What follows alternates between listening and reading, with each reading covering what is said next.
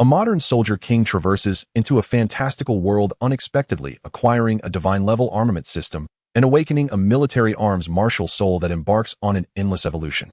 Sniper rifle AK-47, Gatling gun rocket launcher tank. Qingyan City. On the west street of the city, in the damp, dim basement of the Wanlong gambling house, a young man lies sprawled on the ground, his clothes disheveled and a trace of blood clinging to the corner of his mouth. Clearly, he had suffered a brutal beating earlier. Moments later, the young man regains consciousness. His eyes suddenly snap open as he scans his surroundings with wary vigilance. The place appears no less than a cell. Could it be that I didn't die but was captured alive by the enemy? Yi Yang furrows his brow as doubt creeps into his mind.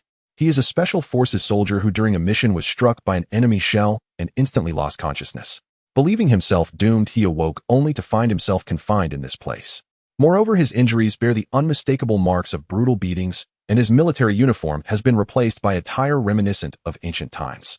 Amidst his confusion, Yi Yang feels his thoughts swirl as unfamiliar memories surge relentlessly. After a few moments, his memories coalesce. In astonishment, Yi Yang is forced to accept the truth: he has transmigrated. From Earth's technological civilization, he has arrived in an ancient martial cultivation world. The body in which he is reborn bears the name Yi Yang. He was notorious as a prodigal son, addicted to gambling and laziness, having squandered his affluent inheritance within just 6 months. Now all he has left is a manor and a maid who has been raised in the Yi household since childhood. Last night, after wildly gambling at the house, he was set up and incurred enormous debts. Not only could he not pay the debts, but when he tried to flee, a few thugs from the gambling house brutally beat him and then confined him in the basement, threatening to sell his maid into a brothel to settle his debts. In a brothel, one can find all sorts of unsavory characters, including depraved sadists. Although his former self was a hopeless gambler, he treated the maid he grew up with as a sister and would never agree to such a fate, even at the cost of his life. Just reborn and already entangled in such troubles, Yi Yang inwardly sighs, feeling that this reincarnation appears to burden him with the misdeeds of his original self. Moreover, without any weapon at hand, escape seems nearly impossible. Ding! The divine-level armament system is initializing. Activated. At that moment, a mechanical voice resounded abruptly in his mind. System. For a moment, Yi Yang is stunned. Driven by curiosity, he silently utters yes. Ding! Divine-level armament system bound successfully, now scanning the rules of this world's framework. Tianyu continent, imbued with the principles of the great Tao, where cultivation centers on martial souls. Ding! Scan complete. Detected initial activation by the host. A starter gift package has been awarded. The starter gift package has been redeemed for martial soul awakening. It has been applied to the host. The instant these words were spoken, Yi Yang's body trembled as an overwhelming surge of energy cascaded through him, like innumerable waterfalls, revitalizing every limb. His body underwent a purification, fortifying his constitution. Within mere moments, all his wounds healed, and his once frail physique transformed into one marked by clearly defined muscles. The transformation did not cease. As the surging energy reinforced his flesh, it surged straight into his abdomen, forging a Qihai Dantian. Soon the energy swiftly condensed into a phantom form, heralding the awakening of his martial soul. In the shock of sudden change, Yi Yang's face lit up with astonishment as he recognized that his martial soul took the form of a handgun reminiscent of a desert eagle. From the vestiges of his past memories, he knew that this world's cultivation system centers on martial souls. Any cultivator who awakens a martial soul can absorb the natural qi of heaven and earth for refinement, truly embarking on the path of martial cultivation. Moreover, martial souls manifest in myriad forms with extraordinary abilities and skills. Conventionally, the martial soul I have awakened should belong to the weapon type category. Contemplatively, Yi Yang remarked in astonishment, but in this world, weapon type martial souls typically manifest as cold weapons like knives, swords, axes, or blades. Why is mine a handgun? The system, seemingly detecting Yi Yang's doubt, promptly stated martial souls evolve as energy forms based on a cultivator's innate talent and will. In the host's past life, the vast majority of his weapons were firearms. Thus, the awakened martial soul is a technological evolution type, uniquely one-io-vacant. At that moment, Yi Yang's mind cleared and he felt a thrill of novelty. In other words, might my handgun martial soul, through further cultivation, evolve into an even more formidable form? Perhaps into a rifle AK-47, a sniper rifle, a machine gun, a Gatling gun. Bang! Just as Yi Yang was lost in thought, the iron door of the basement suddenly swung open. His eyes darkened as he abruptly rose, pressing his back against the wall. He cast a wary glance toward the door and saw 2 men, their faces set in fierce expressions, entering. Both thugs from the gambling house. Kid, have you made up your mind? The bald, burly thug stepped forward mockingly, while Yi Yang remained silent, his gaze as cold and resolute as a battle-hardened wolf. Just a maid. After wealth comes what you really fear lacking. Another buck-toothed man leered lasciviously. Your maid has blossomed beautifully these years. I guarantee that if she ends up in a brothel, she'd undoubtedly become the reigning courtesan. Our boss said that if you sign this contract, your previous gambling debts will be wiped clean. With that, the buck-toothed man produced a paper and pen, extending them toward Yi Yang. Without further words, Yi Yang reached out and took the paper and pen. Tisk, finally showing some clarity, he mused, prompting slim, sinister smiles from the two thugs. It seemed the earlier beatings had finally taken effect. However, Yi Yang made no move to sign, coolly stating, I can settle my gambling debts with my manor, but I will not sign away my maid. Hearing this, the bald thug scoffed angrily. What value does that dump of a house have? We set you up to lose money and incur debts. The real aim was always your maid. Then I'm sorry, but I refuse. With that, Yi Yang tore the contract into shreds in his hands. You little runt, I think you're tired of living. He sneered. Furious, the bald thug advanced menacingly, his robust hand slamming at Yi Yang's head. With a cold gaze, Yi Yang did not retreat. He swiftly thrust his pen forward. Oh! Instantly, a piercing scream erupted as the bald thug's hand was impaled by the pen's tip, blood gushing forth. Yi Yang continued his assault with a forceful palm strike aimed at his opponent's throat. A cracking sound echoed as the thug's laryngeal bones shattered. His eyes widened in terror as he stared at Yi Yang before clutching his throat in agony and collapsing silently to the ground. But it wasn't over yet. Seizing the opportunity, Yi Yang kicked forcefully at his adversary's head. Bang! A horrifying crunch resounded as his skull shattered, his legs flailing wildly as blood spurted from his orifices, sealing his fate. What? The buck-toothed man was utterly stunned by the sudden turn of events, never expecting that this once feeble prodigal son would act with such swift, fierce, and precise lethality. Moreover, with one decisive move, a lethal finishing blow was executed. Whoosh! After dispatching one foe, Yi Yang wasted no time. His feet pounded the ground as he charged directly at the buck-toothed man. Damn it! The buck-toothed man's eyes dilated in terror as a surge of primal energy emanated from him, swiftly coalescing into a black snake covered in scales. A beast-type martial soul rank 1 black-scaled snake. Smack! In that instant, the serpent's long pointed black tail lashed out like a whip. A howling gust tore through the air, violently battering against Yi Yang. Facing his first martial soul assault, Yi Yang quickly halted, raising both arms to block as a layer of primal energy shimmered over his skin. Bang! With a heavy thud, Yi Yang felt as though struck by a boulder. An immense force shoved him back. Fortunately, having preemptively strengthened his defense with a shield of primal energy over his arms, he sustained no harm. The power of the martial soul is truly extraordinary. A glimmer of astonishment flashed in Yi Yang's eyes. It seems that martial souls too have distinct rankings, the innate talent determining each one's potential. For instance, among cultivators of the same realm, those with higher martial soul ranks naturally have a better chance of victory in combat. Furthermore, the realm of martial cultivation is divided into Xuanhuan, Yuanling, Luanhai, and Xingqian. Each realm is further split into early, mid, late, and peak stages denoting relative strength. Cultivators who have just awakened their martial souls typically reside in the Xianhun stage. Meanwhile, the buck-toothed man's black-scaled snake is only a rank 1 martial soul. Its emanated energy was that of an entry-level Xianhun practitioner. This is the perfect opportunity to test the might of my gun soul, Yi Yang thought, as he sank his consciousness into his dantian and summoned his martial soul. In a flash of shimmering light, the desert eagle form of his gun soul materialized in his hand. How can you also have a martial soul? In response, the buck-toothed man stared in astonishment, scrutinizing the gun soul clutched in Yi Yang's hand. Its nature as a weapon soul utterly ambiguous.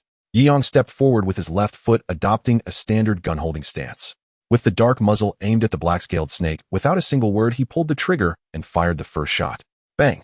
The shot rang out as the bullet, formed entirely of condensed primal energy, burst forth like so astonishingly fast was its speed that before the black-scaled snake could react, its head was impaled instantly. Amidst violent convulsions, it was reduced to mere ashes. In the real world, firearms can effortlessly dispatch any creature. There is no doubt that a martial soul's form wields equivalent power. Ding detected that the host has slain the rank 1 martial soul black-scaled snake. Congratulations on earning 1 military coin value. As the snake soul vanished, a system prompt suddenly resounded in Yi Yang's mind. Military coin value. A slight change in his expression betrayed interest, though he had no time to dwell on it. My martial soul is gone. The buck-toothed man stared in dumb disbelief, unable to fathom the scene before him. Even if you kill me, you won't escape. Perhaps you can take me as a hostage. Upon seeing Yi Yang brandishing that bizarre weapon soul aimed at him, the buck-toothed man trembled violently and scrambled to offer a suggestion. At that, a slight knowing smirk curved on Yi Yang's lips as though the proposal pleased him. But in that very moment, the buck-toothed man suddenly drew a dagger from his waist and launched an attack. Prepared for the move, Yi Yang swiftly pulled the trigger, and in the instant the energy bullet surged forth, he decapitated his opponent. No one is worth sparing. A cold glimmer flashed in Yi Yang's eyes as he fixed his gaze on the tightly closed basement iron door, his gun sole trained on it. Should anyone dare intrude next, he would show no mercy. Yet the soundproofing was so effective that even after a dozen seconds no movement was heard. The tension in Yi Yang's muscles easing slightly, and with his martial soul reabsorbed, he squatted impassively by the two corpses. After a brief search, he retrieved 2 money bags from among them. Now stranded in another world, and having squandered his former fortune, he needed money to survive. Only after finishing did Yi Yang recall the earlier system prompt. System, what is military coin value? He mused and inquired silently. When the host slays enemy martial soul's military coin value is rewarded. The higher the rank of the martial soul, the greater the coin value. Almost immediately the system's synthesized voice responded, military coin value can be used to evolve martial souls or to access the lottery module of the divine level armament system. Soon a luminous data panel materialized in Yi Yang's mind, displaying his current personal profile and host Yi Yang. Realm, early Shinhan. Martial soul handgun, rank 1 weapon type, martial soul capable of evolving upon consuming sufficient soul force. Soul skill, energy bullet shooting, currently only 10 shots at this cultivation level. Talent, martial soul devour. Military coin, reserve 1 coin. Cultivation technique, none. Weapon, none. The information was simple and immediately clear. So once enough energy is devoured, the martial soul can evolve. Yi Yang's gaze swept over the corpse of the bald thug nearby. Compared to the buck-toothed man's plight, this fellow had barely had time to react before being slain.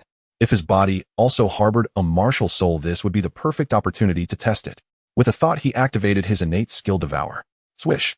In an instant, Yi Yang was astonished to see his hands engulfed in inky black aura, forming a vortex that emanated a disconcerting devouring power. Immediately, he pressed his hand against the corpse, letting his will and the devouring force seep in, soon detecting within the dantian the dwindling remnant of a soul. It was a dagger entirely crimson, a rank 1 weapon type martial soul known as the Fireblade. Without hesitation, the black aura surged down and instantly devoured the fiery blade. Yi Yang distinctly felt a surge of pure fire energy rushing into his body, quickly absorbed by the gun soul residing in his dantian. And the once ethereal soul substance became noticeably more solid. After this trial, Yi Yang nodded, subtly realizing that only when his martial soul is fully replenished can it undergo a transformative evolution. Ding detected that the host has slain the rank 1 weapon type martial soul Fireblade. Congratulations on earning 1 military coin. Friendly reminder, the host now has 2 military coins. Would you like to activate the lottery module? At these words, Yi Yang grew intrigued and said, activate. Swish. In an instant, a circular roulette wheel suddenly materialized. This was the Divine Level Armament System's lottery module, encompassing 6 sectors: military rations, firearms, ammunition, military vehicles, fighter jets, and warships. These encompassed nearly every kind of armament from his past life, covering land, sea, and air, and even included military rations. Staring at the various weapon modules on the lottery wheel, Yi Yang could not help but feel a surge of astonishment. As a special forces soldier in his previous life, all these technological armaments were undeniably of immense practical value to him. However, the lottery itself was divided into tiers. With only 2 military coins at present, he could afford nothing more than a single basic draw. Ding, the lottery module has been activated for the host. The system's voice resounded once again. As this is your first time using it, you are granted 3 consecutive draws. Do you wish to begin? Start the draw. Hearing the system prompt, Yi Yang nodded, slightly anticipation stirring within him. The very next instant, the circular lottery wheel suddenly spun at high speed. Congratulations, host, you have drawn a smoke grenade. Unfortunately, the host has not obtained any prize this time. Congratulations, host, you have drawn 1 piece of military ration canned beef. As the succession of system notifications faded, a storage panel materialized before him, displaying 2 items neatly placed within. Is that all? Yi Yang's expression stiffened for a moment, but he quickly came to terms with it. At the very least, something was better than nothing. At the same time, he had gained a preliminary understanding of the reward rules of this so-called God-tier armament system. This lottery mode was entirely beyond his control. Whatever the random draw yielded, he had to accept. Moreover, there was a 1/3 chance of drawing nothing at all. With a mere flicker of intent, the canned beef appeared in Yi Yang's hand. At the very least, it could serve to replenish his physical strength. After all, this body had been locked up here an entire night, without a single bite of food. If he ended up brawling with the gambling den's thugs later, his stamina might not hold out. Without hesitation, Yi Yang pried open the lid and began to wolf it down. As he tasted it, he found the flavor almost identical to the military-grade canned beef rations of his previous life. Yet in the next instant, Yi Yang felt as though his entire body had been thrust into a blazing furnace, an unbearable heat surging through him. Every muscle upon him seemed to be undergoing a tempering akin to a thousand-fold hammering, beginning a profound metamorphosis. His muscles hardened like steel, his tendons and bones coiling like dragons, his cultivation directly surging to the latest stage, Xianhan realm. So this military canned food actually possesses the effect of strengthening the body. Yi Yang's eyes gleamed as he sensed the turbulent yuan power coursing within him. Its density had grown so substantial that the number of soul bullet shots he could fire had abruptly increased to 15. He then shifted his attention to the smoke grenade. Though it was not a lethal weapon, it still had its uses. After steadying his thoughts, Yi Yang opened the iron door of the basement. Outside lay a narrow corridor with 2 more basements to the side. All was deathly silent within it. Clearly, aside from him, no one else was imprisoned here. Moving forward with utmost vigilance, Yi Yang advanced through the shadowy hallway where only the echo of his footsteps broke the silence. At its end, a slanting stairway came into view, and above it an iron door, clearly the exit, from beyond which faint clamor could be heard. Yi Yang ascended the slanted stairs and gently pushed open the iron door, casting his gaze outside. A large hall entered his sight with over a dozen gambling tables set out, and a dense crowd packed within, the air thick and foul. Big? Bet big. I've staked everything on this round. It has to be big. The thrill of gambling had the gamblers shouting wildly, faces contorted with excitement. The losers' anguish clung to every cry. For at the entrance 8 in the hall. Through the crack of the door, Yi Yang's gaze swept across every corner of the hall, swiftly tallying the number of enforcers the gambling house had stationed. With only his newly awakened handgun martial soul, trying to force his way out alone was simply unrealistic.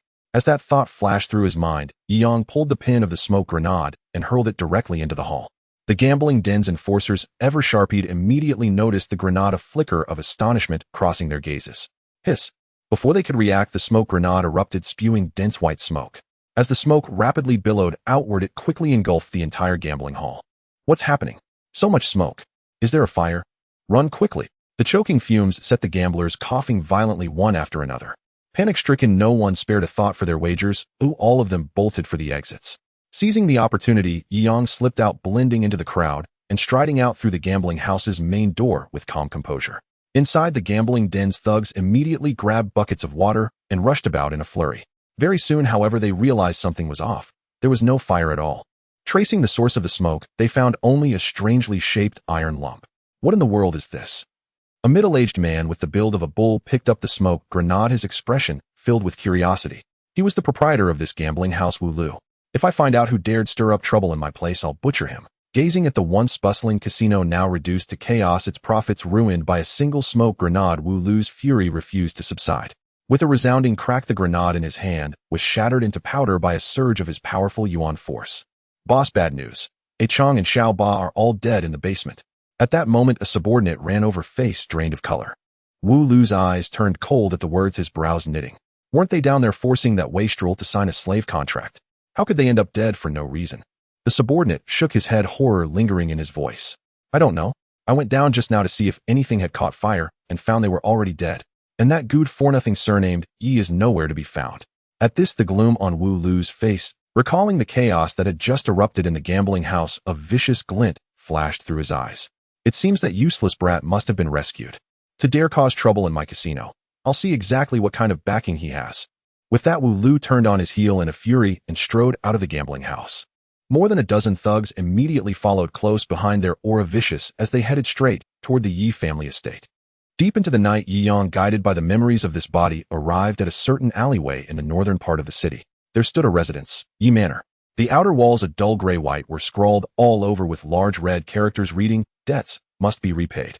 If I want to live well from now on, I must resolve the trouble at hand." Yi Yang shook his head inwardly. He knew the former owner of this body had racked up numerous gambling debts, and after killing and escaping from the gambling den tonight, those people would never let the matter rest once they came to their senses. With that thought, he stepped forward and knocked on the door. "Who is it? Is that young master?" Almost instantly, a soft female voice floated out from within. It belonged to his maid, Lin Weiner. Clearly, the young girl had kept vigil by the door all night, afraid to lock it lest her young master be unable to enter upon his return. "Weiner, it's me," Yi Yang said calmly. Once she confirmed it was her young master, Lin Weiner hurriedly opened the door. A girl in yellow appeared before his eyes, her features exquisitely delicate, skin pale as snow, her eyes like a clear spring as she fixed her gaze on Yi Yang. "Young master, did you go gambling again?" Lin Weiner could not help but ask. "You could say that." Yi Yang nodded lightly. Having merged all of this body's memories, he felt no unfamiliarity toward this mate. If anything, there was a deep affection akin to that between siblings. So I was right after all. Lynn Weiner pursed her rosy lips, a hint of disappointment in her eyes. Though the outside world mocked and belittled Yi Yang, she had never abandoned him, always believing he would one day find his way back. Yet ever since Master and Madam had died in a plague half a year ago, young Master had grown ever more reckless, gambling away most of the family fortune until only this residence remained. If he continued gambling, they might soon lose even this roof over their heads. Kerosene, iron pots, iron wires, sharp knives. Without further explanation, Yi Yang gave crisp level instructions. Anything like that we have at home, hurry and bring it to me. Lynn Weiner blinked in surprise at his words, curiosity edging her voice. Young Master, what are you going to do? Set up traps. Yi Yang replied without concealment. Those bastards from the gambling den tried to force me to sell you to a brothel to pay off the debt. I refused. In a short while they'll likely come knocking, so we need to make good use of the time. As he spoke, Yi Yang strode into the manor, his gaze sweeping the surroundings while his mind began sketching out various trap designs. His handgun Martial Soul, with his current reserves of yuan power, could fire only 15 soul bullets.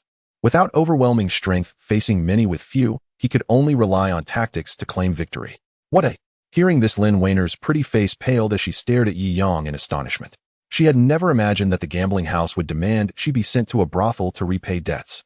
Fortunately, her young master still possessed some conscience. I'll go get the things right away.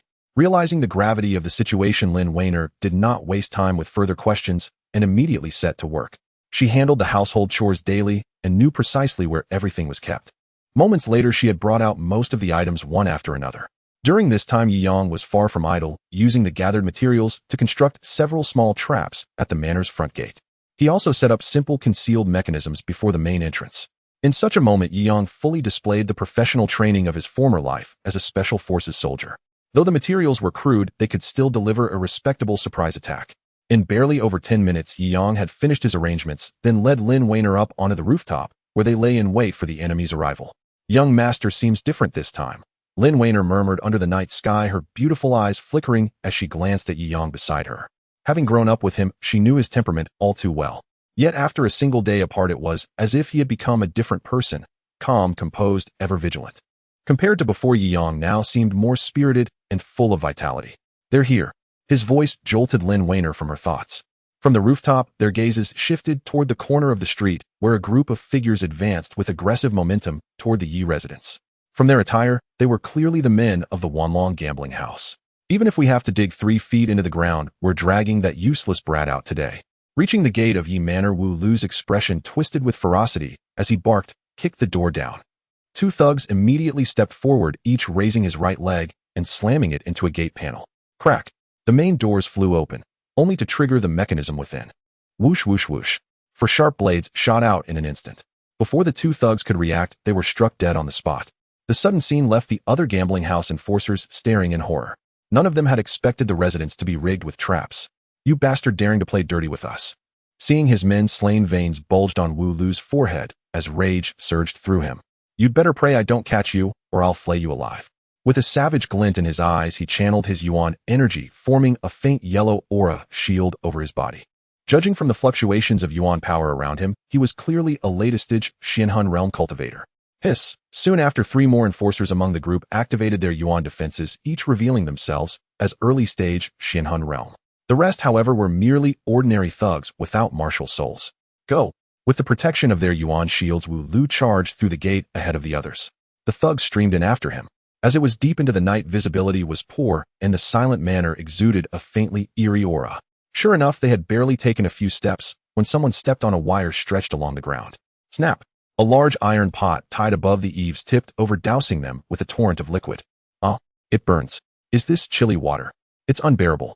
At once the thugs caught beneath the deluge felt their skin seared by a fiery sting. No, there's the smell of kerosene.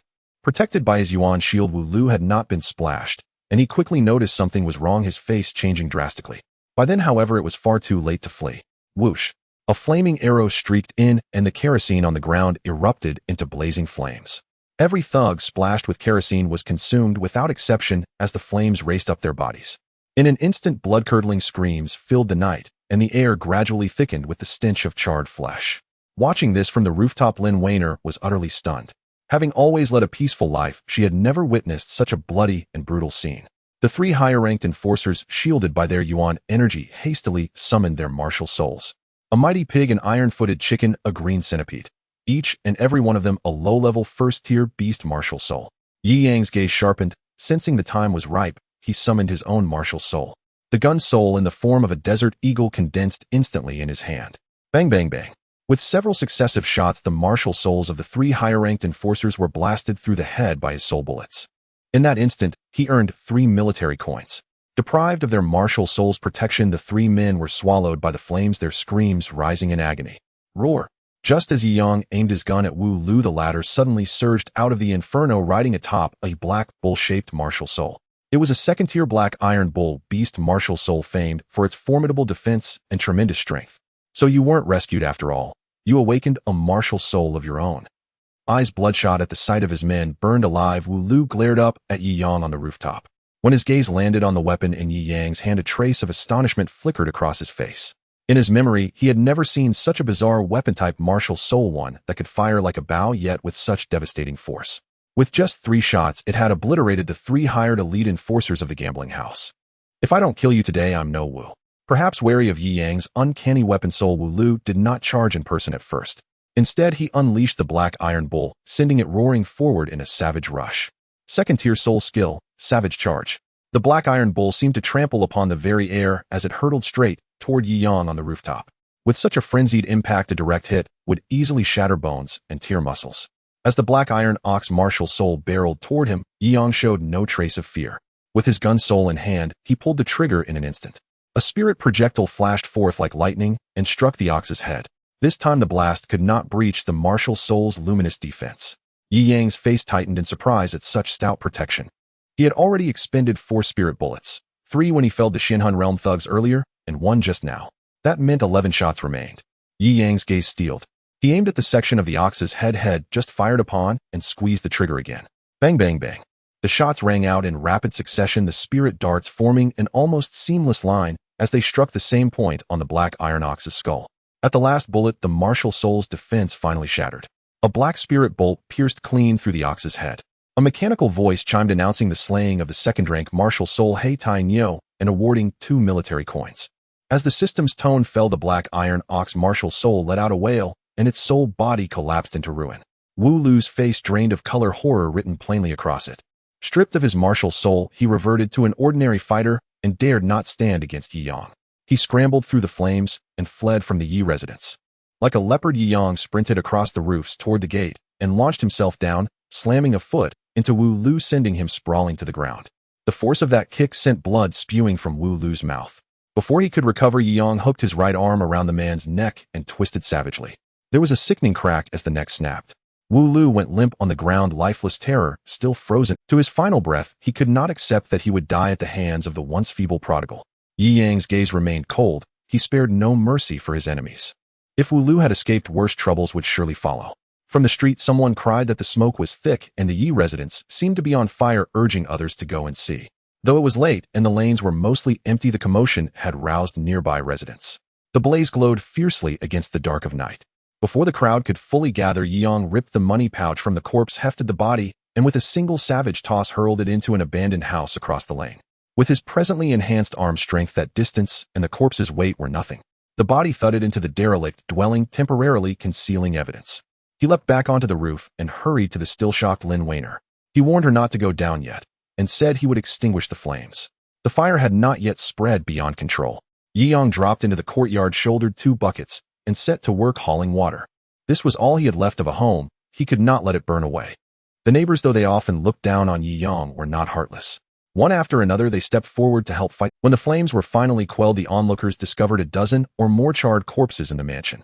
Cries rose up, dead people burned to death, so many bodies. At that moment, the district security guards sluggishly arrived on the scene. Upon seeing so many fatalities within their jurisdiction, the guards' faces tightened with anxiety. They knew that if so many had died in their district, their superiors would surely cast blame and mete out punishment. What happened here? The captain bellowed. And where was that prodigal of the Yi family, ordering him to be brought forth? The crowd dispersed, revealing Yi Yang seated on the cleared patch before the courtyard, sweat-soaked and ignoring the captain's shouts. Beside him, Lin Weiner dabs his soot-darkened face with a handkerchief. The captain, enraged and humiliated, stormed up to scold him for not answering. Yi Yang rose and calmly asked which one of the shouts had actually called his name, his tone level and unruffled. The captain paused, stupefied, staring at Yi Yang in disbelief. This dignified composure was nothing like the cringing prodigal he had known. Perhaps the house fire had unhinged the boy's mind, the captain thought. All the same, he restrained himself and demanded an explanation. How did Yi Yang's house catch fire in the middle of the night, and what of the bodies? He scowled and threatened that without a satisfactory account, he would have Yi Yang arrested and sent to trial. Lin Weiner cried out in a pleading voice that her young master was innocent and must not be taken. The captain's eyes flicked appreciatively to Lin Weiner. Her beauty drew a lascivious glance as he surveyed. I would like to hear how he is innocent, he muttered as he shifted his bulk deliberately closer to her. In the next instant, Yi Yang stepped forward to block him. He declared that the dead were robbers who had broken in at night, and that to protect themselves he had set them ablaze with oil. He turned his accusation on the captain. You are charged with civility here, yet let robbers prey upon citizens. What were you doing at the time? The bodies were so gutted by flame that identity could not be established. There was no easy means in this world, no DNA tests to confirm who they had been. Yi Yang's questions left the captain flummoxed and searching for a reply. The men admitted that since the weather had grown cold, they had gone to a brothel to drink and keep warm, slipping into the company of women to pass the night. They cursed inwardly that the robbers had chosen the worst possible moment to strike. Relieved, the captain muttered that at least the robbers had not hit his own household. The neighbors whispered that Yi Yang had been ruthless yet effective, burning the villains rather than letting them triumph, and many cast pointed looks at the captain. Quickly, the captain rallied, explaining that they had indeed received word of the robbers and had lain in ambush elsewhere. He blamed the robbers' cunning for changing the target, and the men around him secretly admired his improvisation, and faces relaxed into expressions of understanding. The captain's explanation conveniently validated Yi Yang's claim and let responsibility slide away. In the end, the captain praised Yi Yang, saying that since he had fought the robbers in self-defense, the matter would not be With his conscience uneasy, the captain ordered the bodies removed and the unit to stand down. Yi Yang smiled faintly. It seemed the affair had been temporarily papered over. When the crowd had thinned and the two blackened gates of the Yi residence were shut fast, Lin Weiner turned to Yi Yang with admiration for his bravery. She had expected doom when the gambling den men came, yet they had all been slain instead. Even with the security guards present, Yi Yang had emerged unscathed and was praised for it.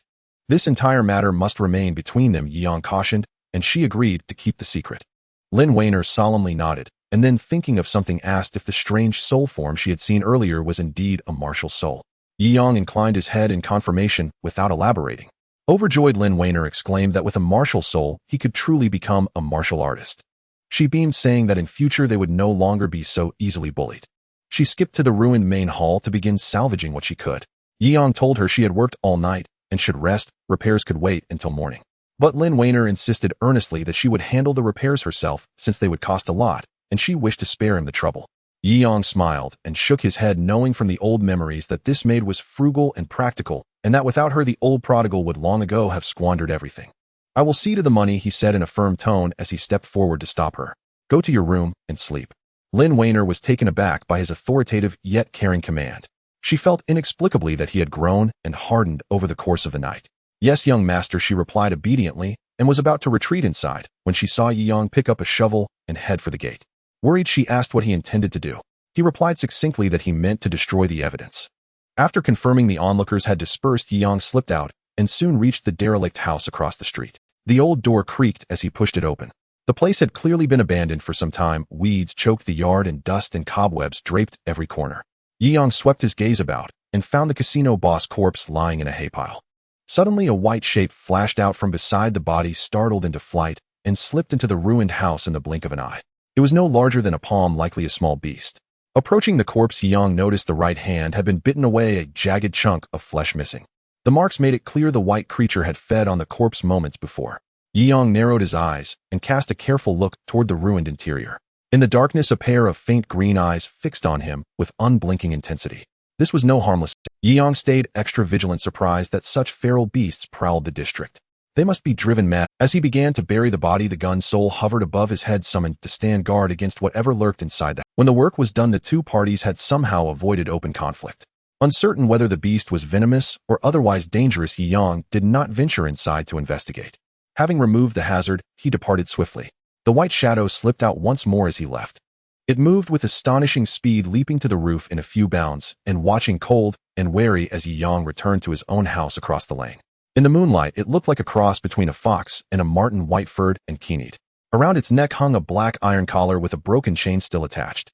Evidently, the little white beast had once been enslaved by humans. Yi returned to his bedchamber, sat cross-legged, and produced the 3 purses he had taken that night. 2 of them came from the thugs he had slain in the gambling den's cellar. 20-odd taels of broken silver would not begin to cover the cost of repairing the burnt main hall.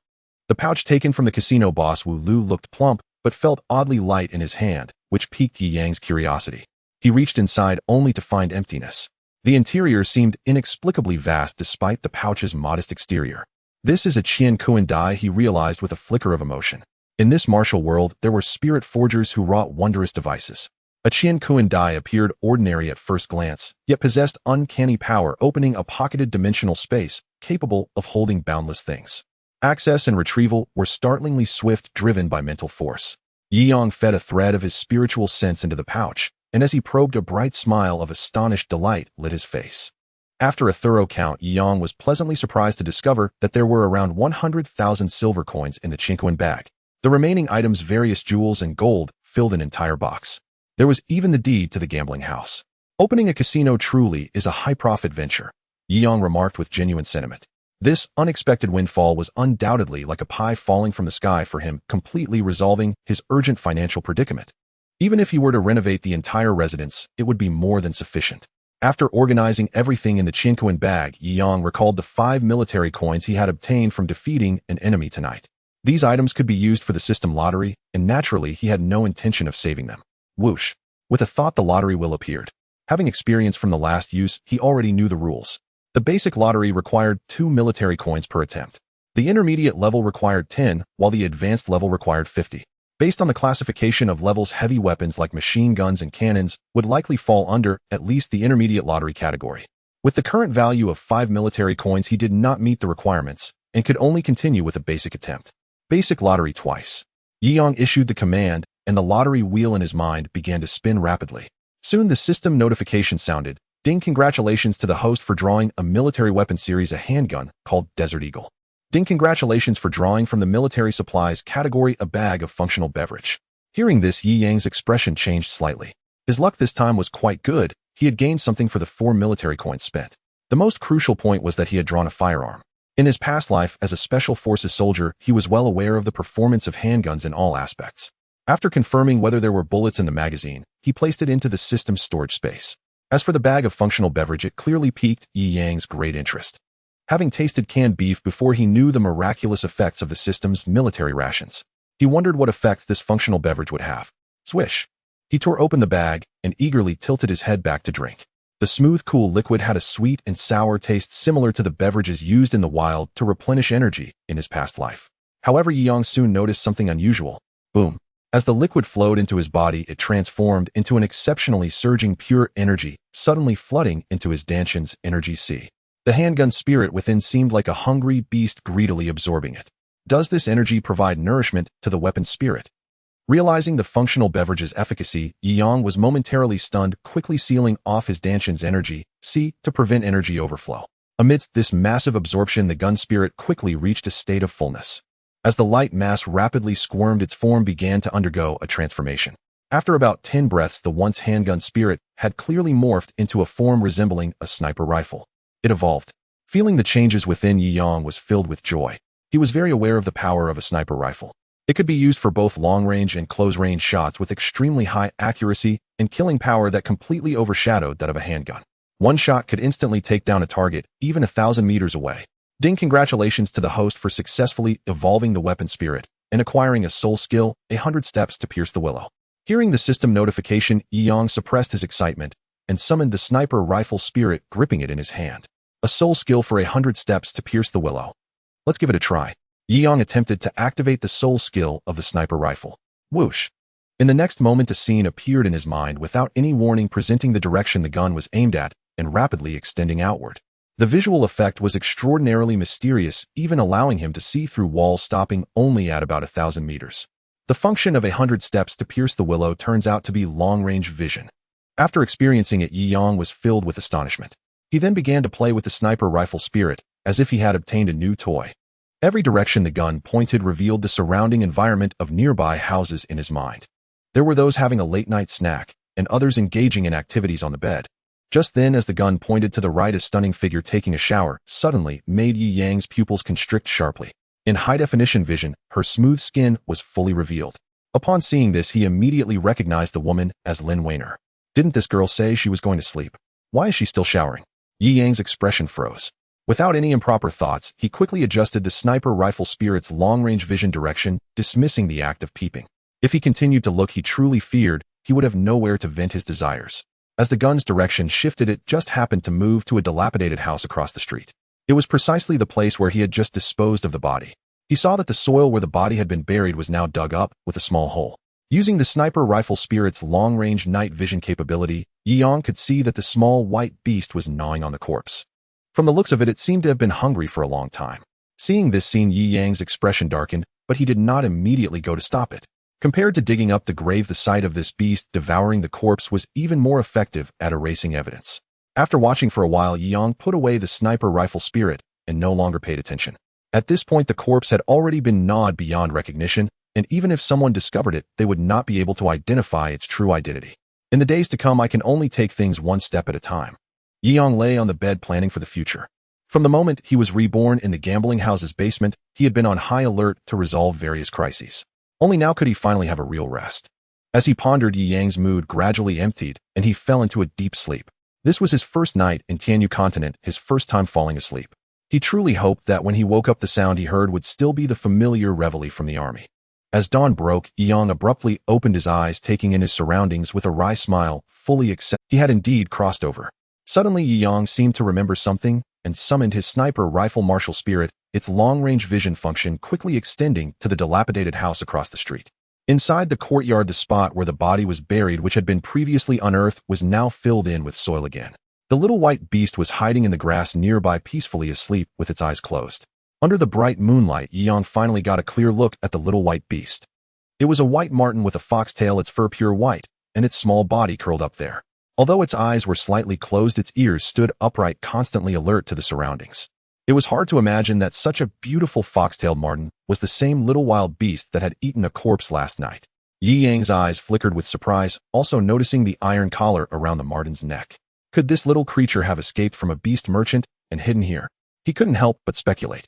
Moreover, after feasting last night, the little white marten had even filled in the dirt covering the buried body, which indicated that it should possess a considerable level of intelligence. A monster beast. Yi Yang's heart stirred slightly at the thought. A monster beast is a supernatural creature distinct from ordinary animals.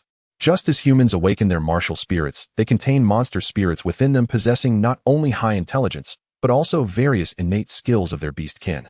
It is precisely because of this that some martial artists dissatisfied with their own martial spirits hunt monster beasts to seize their spirits, and then use certain secret techniques to transform them into martial spirits.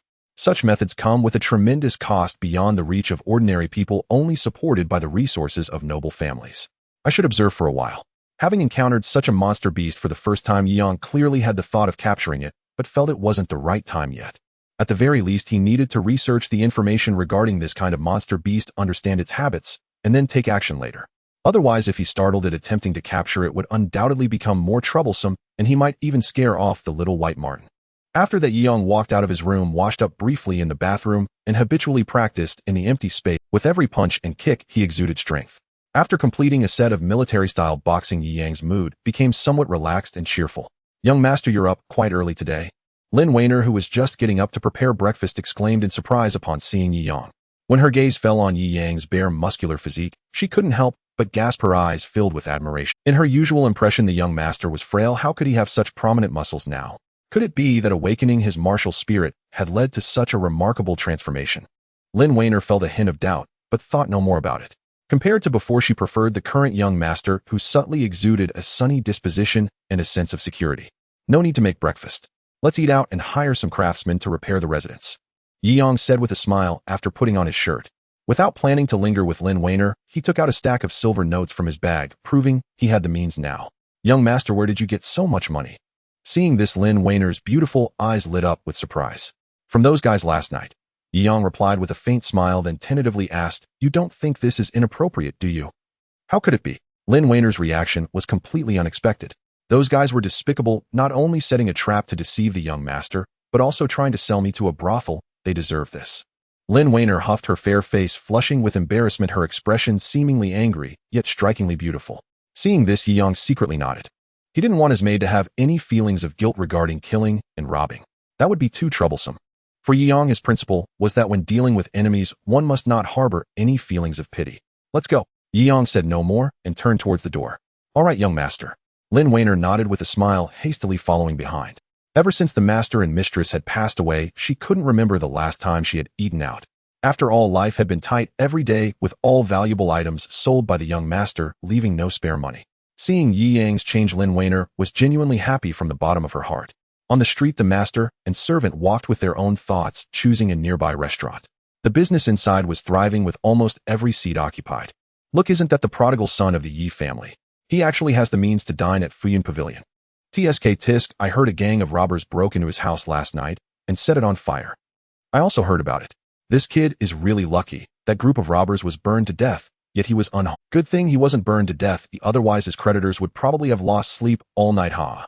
As Yi Yang entered the restaurant, the patrons couldn't help but discuss him, their words dripping with sarcasm. Yi Yang maintained his composure, ignoring the mocking faces around him. Beside him, Lin Weiner was visibly fuming, quite displeased with those who insulted the young master. Last night, she had witnessed firsthand how the young master Yi, it's been a while. Please come inside. The restaurant owner immediately greeted with a courteous attitude, a broad smile on his chubby face. Despite Yi Yang's notorious reputation, he was still a regular here. As long as he dined here, he would receive the service and respect he deserved. That table will do. Yi Yang glanced around and spotted an empty table by the window on the left side of the hall. It was conveniently located by the street, allowing one to enjoy the view while eating, which was quite nice. Seeing Yi Yang and his maid head towards the window table, the restaurant owner hesitated, contemplating whether to stop them. That table was frequently occupied by Li Shan, the elder brother of the Golden Knife Martial Arts Hall. His line of sight was conveniently positioned to see a clothing store across the street. The proprietress inside had been secretly seeing Li Shan. This table was their usual spot for clandestine meeting. The restaurant owner usually reserved this table for Li Shan due to the benefits he received. However, today the business was unusually good, and this was the only available table left. The Golden Knife Martial Arts Hall practices every morning. Li Shan probably won't come this early. The restaurant owner hesitated briefly, then decided against further contemplation and instructed a servant to attend to Yi Yang. With money to be made, he was unwilling to let the opportunity slip by, especially since it was a wasteful young master who spent lavishly. These dishes are all so expensive. Looking at the prices on the menu, Lin Weiner couldn't help but gasp. In front of the counter, Li Shan, with a robust physique like an iron tower, stood there, exuding an overwhelming aura of intimidation. This is troublesome. The shopkeeper's expression changed in a panic. Why did this guy come so early today? Doesn't he need to practice in the morning? He couldn't help but curse his luck inwardly, his eyes inevitably darting towards Yi Yang's table. Manager Chen, our master has lost a pet beast, and since your place has a high foot traffic, we would like to post a notice for it here. As he spoke, Li Shan took out a large sheet of paper from his spatial bag and placed it on the counter. A notice for a lost beast. Hearing this, the shopkeeper was momentarily taken aback and immediately glanced at the paper. Lost beast notice. Anyone who knows the whereabouts of this beast can provide clues at the Golden Blade Martial Hall for a generous reward. Those who hide it or fail to report will bear the consequences. The text was straightforward, and below it was a drawing of the pet beast. It depicted a small white ferret with a fluffy foxtail and sharp claws. Isn't this just an ordinary fox-tailed ferret? The shopkeeper said with a hint of skepticism. Is it really necessary for the Golden Blade Martial Hall to make such a fuss? Li Shan chuckled softly. There's no harm in telling you. This fox-tailed ferret has mutated and awakened as a demon spirit. The shopkeeper was slightly astonished. Has it turned into a demon beast? No wonder the head of the Golden Blade Martial Hall sent his disciples to issue a notice for the lost beast this time. Generally, mutated demon beasts possess greater potential compared to ordinary ones, and may even have multiple evolution possibilities. Once mutated, it essentially surpasses all known classifications of beasts, making any changes unpredictable. Since you are usually a regular patron of this small shop, consider this notice a free service for you from the Golden Blade Martial Hall. The shopkeeper nodded with a smile, taking this opportunity to repay the favor. Shao Si put this notice in the most prominent position in our shop. He then called over a young servant who started bustling about. This commotion quickly attracted the attention of many diners present, with curious gazes turning towards them. Thanks. Li Shan smiled, quite satisfied with the shopkeeper's willingness to curry favor. Young master, look, there's a notice for a lost beast over there.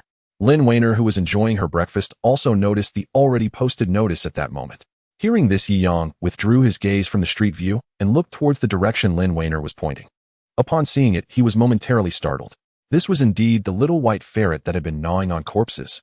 Yet Yang did not make a fuss, continuing to enjoy his meal. Unbeknownst to him, Li Shan's gaze had already turned towards his location. Manager Chen, did I not make it clear that that table is reserved for me only? Seeing that his usual table was occupied, Li Shan frowned, displeasure etched on his face as he glared at the shopkeeper and questioned in a low voice. The shopkeeper, feeling guilty, quickly smiled and explained, I didn't intend for this to happen, but that guy, you should know, he insisted on sitting by the window because of some family inheritance, and I had no choice. Not daring to offend Li Shan, he shifted the blame onto Yi Yang. Upon hearing this, Li Shan's eyes darkened as he turned back to the table by the window, his fierce gaze falling on Yi Yang and sizing him up. So it's that wastrel from the Yi family. Li Shan scoffed disdainfully, already recognizing Yi Yang. Tell him that Li Shan is here, and he should vacate the seat immediately.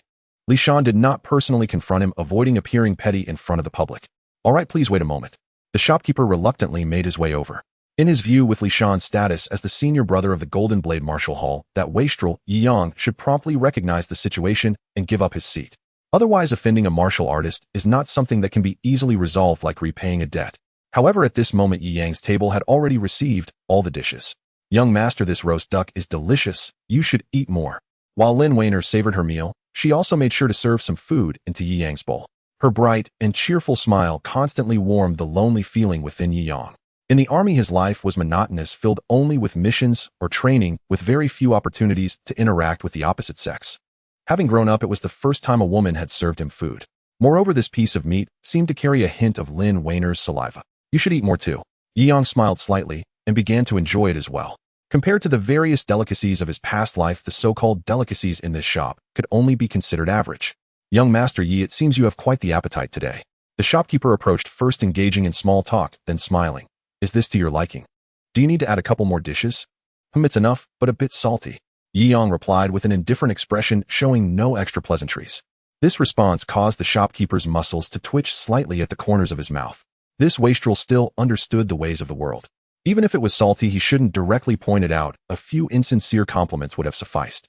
Young Master Yi, the situation is like this. This table was originally reserved for another guest. You were allowed to sit here due to the lack of available seats earlier.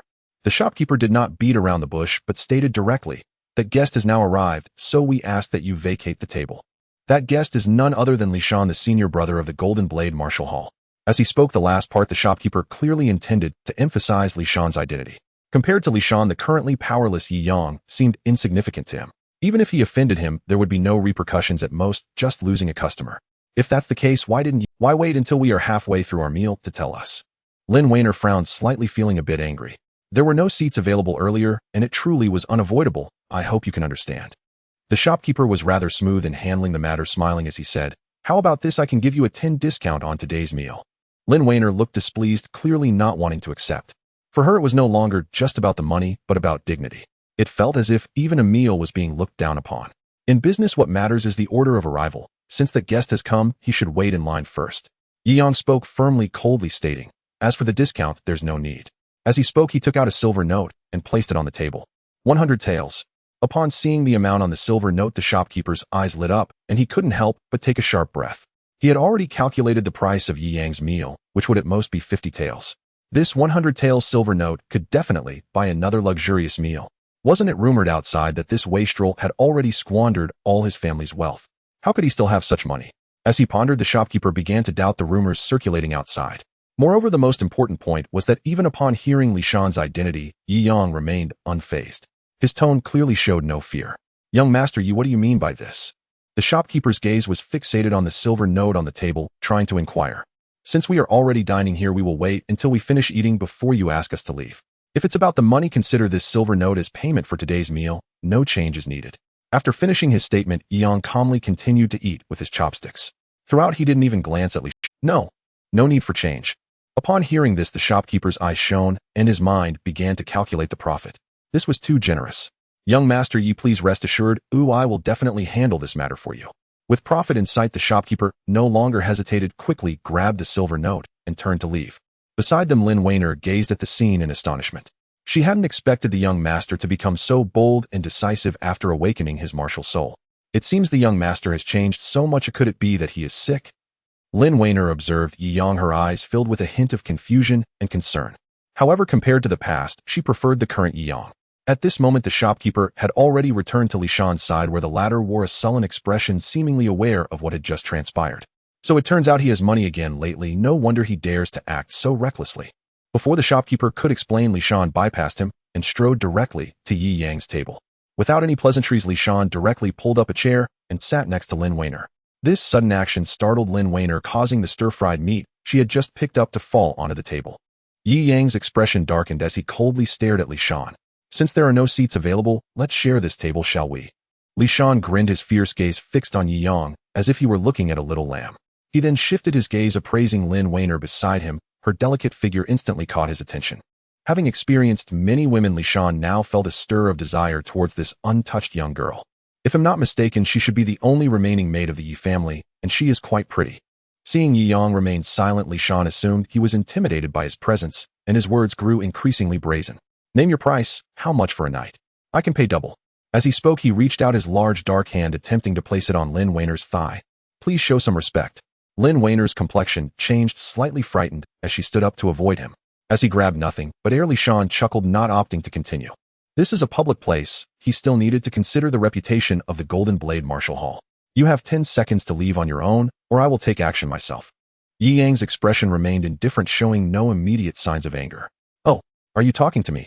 Li Shan's expression showed a hint of surprise as he looked at Yi Yang in disbelief. In his memory, this wastrel was quite weak. How could he suddenly be so bold today? I want to see how you will act. Li Shan wore a mocking expression, completely dismissing Yi Yang. In response, Yi Yang chose not to say more and took out the handgun Desert Eagle from his spatial bag. Click. He loaded a bullet, pointing the gun directly at Li Shan. What is this thing? Li Shan's face froze slightly. Although he had never seen such technological firearms as the gun was aimed at him, he inexplicably felt a sense of danger. This feeling was extremely unsettling, and he desperately wanted to avoid the direction of the gun's muzzle. Could it be a hidden weapon? Li Shan's heart trembled as he hurriedly summoned his internal energy, forming a protective barrier around him. That energy fluctuation was comparable to a latest-stage mystic soul realm, especially since he was the senior brother of the Golden Blade Martial Hall. This shows that the Golden Blade Martial Hall's strength was merely a bluff in the city. Noticing the commotion, the surrounding diners began to observe with keen interest. Was that dull iron piece really considered a hidden weapon? Impossible. Yi Yang wasted no time in conversation and directly pulled the trigger. Bang! The deafening gunshot erupted suddenly. The bullet, too fast for the naked eye to catch, instantly zipped past the side of Li Shan's head. The powerful explosive force immediately tore a hole in his protective energy shield. The bullet then struck the wooden pillar behind, which, although not thick, was directly penetrated by the bullet. The sudden shocking noise caused the pupils of the diners present to tremble. The terrifying power of the handgun completely exceeded their expectations. Li Shan's face changed dramatically, and he stood there dumbfounded, his eyes filled with shock. You have 4. At that moment, as Yi Yang's indifferent voice echoed, Li Shan instantly regained his senses and hurriedly stepped back, bracing himself for a fight.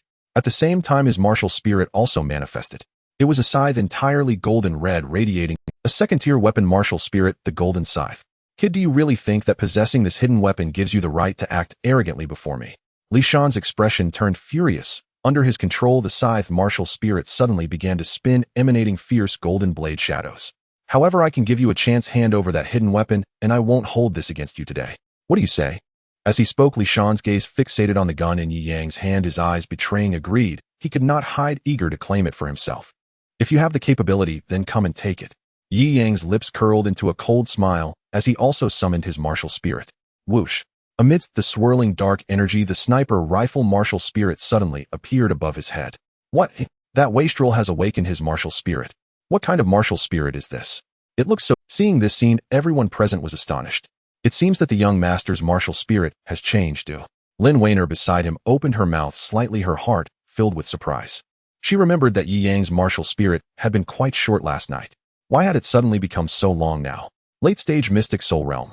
Li Shan's expression darkened, clearly showing more solemnity. From the fluctuations of internal energy emanating from Yi Yang, he could roughly guess the latter's martial cultivation level. However, he could not discern anything about the sniper rifle martial spirit. The unknown often evokes a profound instinctive dread, a mystic fear rooted deep in the human psyche. Just moments ago, Yi Yang's firearm had been utterly unprecedented, yet its terrifying lethality was undeniable. Even the most advanced crossbows in this world could not rival it. At once, Li Shan's earlier arrogance vanished. After all, both were cultivators of the Xianhun realm's late stage, and Yi Yang possessed that mysterious concealed weapon. In an actual confrontation, Li Shan held not the slightest advantage. "Bravo, young man. You've got guts." Li Shan's expression flickered with rage and calculation before he hurled the threat over his shoulder and strode away. Yi Yang remained seated at the table utterly unruffled, leaving the onlookers exchanging stunned, speechless glances. For the Yi Yang before them now bore little resemblance to the wastrel they had known for years. Calm, composed, and radiating a chilling, unyielding ferocity. Not even Li Shan, let alone the crowd, could withstand the sheer weight of his presence. "Pack up whatever remains." Having lost all appetite to dine here further, he summoned a waiter from and add another roasted duck. As if recalling something, Yi Yang added the request. "Yi's young master Yi right away." The waiter hastened off without delay. "Young sir, may I ask you a question?" Just as Yi Yang prepared to depart, a middle-aged man in brocaded robes approached without warning. Yi Yang lifted his gaze. The man wore a neatly trimmed mustache and carried himself with scholarly grace, an aura unmistakably refined, far from ordinary. "May I inquire, the concealed weapon you wielded just now, what is it called?" The man's eyes gleamed with keen curiosity. "A firearm," Yi Yang replied, plainly offering no pretense. "A firearm. No blade, no point. How could such a thing be classified as a spear or lance?" The man clearly misinterpreted the term, his brow furrowing in genuine bewilderment. "Might I examine it even briefly?" He extended the request without hesitation. Yet Yi Yang remained silent, offering no assent. Qin Gu, chief steward of the Tyson Trading House. At the mention of his name, most diners instantly recognized the man who had stepped forward. The Tyson Trading House was the largest mercantile conglomerate in the Chuyang dynasty, its enterprises spanning every conceivable domain. To maximize profit, it even maintained dedicated workshops, a spirit-forging pavilion, and an alchemy chamber. Qin Gu himself, prior to ascending to stewardship, had been a master appraiser, renowned for his razor-sharp discernment and frequent travels across the realm in search of rare and wondrous artifacts. Clearly, Yi Yang's firearm had captivated him. "Young sir, I only wish to hold it for a moment. I beg your indulgence." Seeing Yi Yang unmoved, Qin Gu repeated his plea, his gaze burning with ravenous fascination. "Rest assured, I shall not damage it. Should any harm occur, this stack of banknotes shall serve as full record." As if sensing his words lacked credibility, Qin Gu withdrew a thick wad of silver notes from his spatial pouch and placed it squarely upon the table. A collective gasp rippled through the crowd. That single stack amounted to no less than 10,000 taels. Truly, the chief steward of the Tyson Trading House commanded staggering wealth. Observing such earnestness and such palpable hunger, Yi Yang allowed a faint, knowing smile to touch his lips before producing the Desert Eagle. Still cautious, he first removed all cartridges from the magazine before handing the weapon to Qin Gu. The moment it touched Qin Ji's palms, his eyes lit with childlike wonder and an unmistakable feverish excitement. Forged entirely of metal, exquisitely wrought, deceptively seamless, yet composed of countless interlocking components. A masterpiece of celestial craftsmanship. Qin Gu, whose scholarly expertise spanned multiple disciplines, murmured in awe, his praise flowing unrestrained. The deeper he examined it, the more profoundly shaken he became, his composure crumbling visibly. How could such seemingly mundane metal produce lethality, far surpassing even the mightiest crossbow? If mass-produced for military use, this weapon would not merely ignite war, it would unleash wholesale slaughter. "Young sir, pray tell which master spirit forger crafted this firearm." Qin Gu drew a slow, steadying breath, then lifted his eyes to Yi Yang, brimming with anticipation. "I don't know. I found it." Yi Yang offered a casual, dismissive reply. "Found it." Qin Gu froze, suddenly struck by the sensation of a vital thread snapping clean away, leaving behind hollow disappointment. "Then might I purchase it from you? Name your price." Clutching the firearm with reluctant reverence, Qin Gu envisioned his house's spirit forgers reverse engineering it. He was certain if this weapon could be replicated, it would generate incalculable wealth for the Tyson Trading House. "I'm sorry, this weapon is not for sale." Yi Yang shook his head coolly, then extended his hand, signaling its return. 5,000 taels, no, 10,000. What say you? Undeterred, Qin Gu immediately escalated his offer to a sum so staggering that the onlookers exchanged hushed, wide-eyed astonishment. 10,000 taels. This mere object commands a price exceeding mortal-tier arms, rivaling even earth-tier weapons. In that instant, every pair of eyes blazed with covetous intensity upon the Desert Eagle.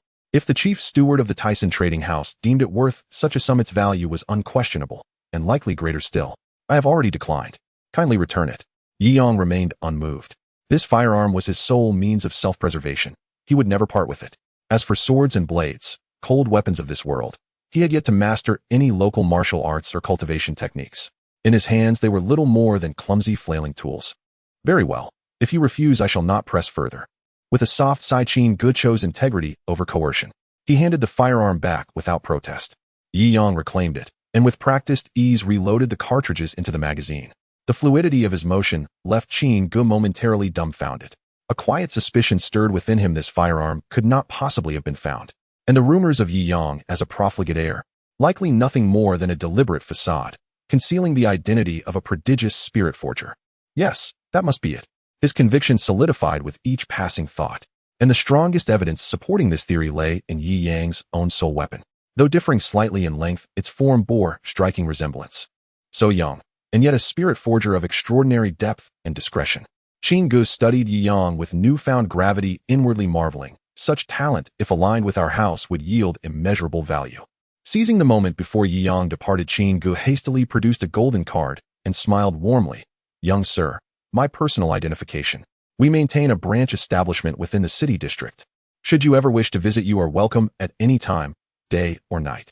Touched by the unexpected sincerity of the invitation, Yi Yang responded with a calm, appreciative nod and accepted the card, unaware that within Qin Ji's mind he had already been elevated to the rank of a peerless, enigmatic master spirit forger.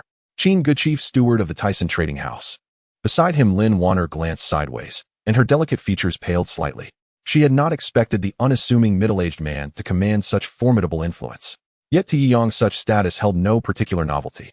He simply instructed Lin Wanner to carry the packed meal, and walked calmly out of the tavern. His serene, unhurried bearing only intensified Qin Ji's fervent desire to recruit him. This youth is truly exceptional. Young master, wait for me.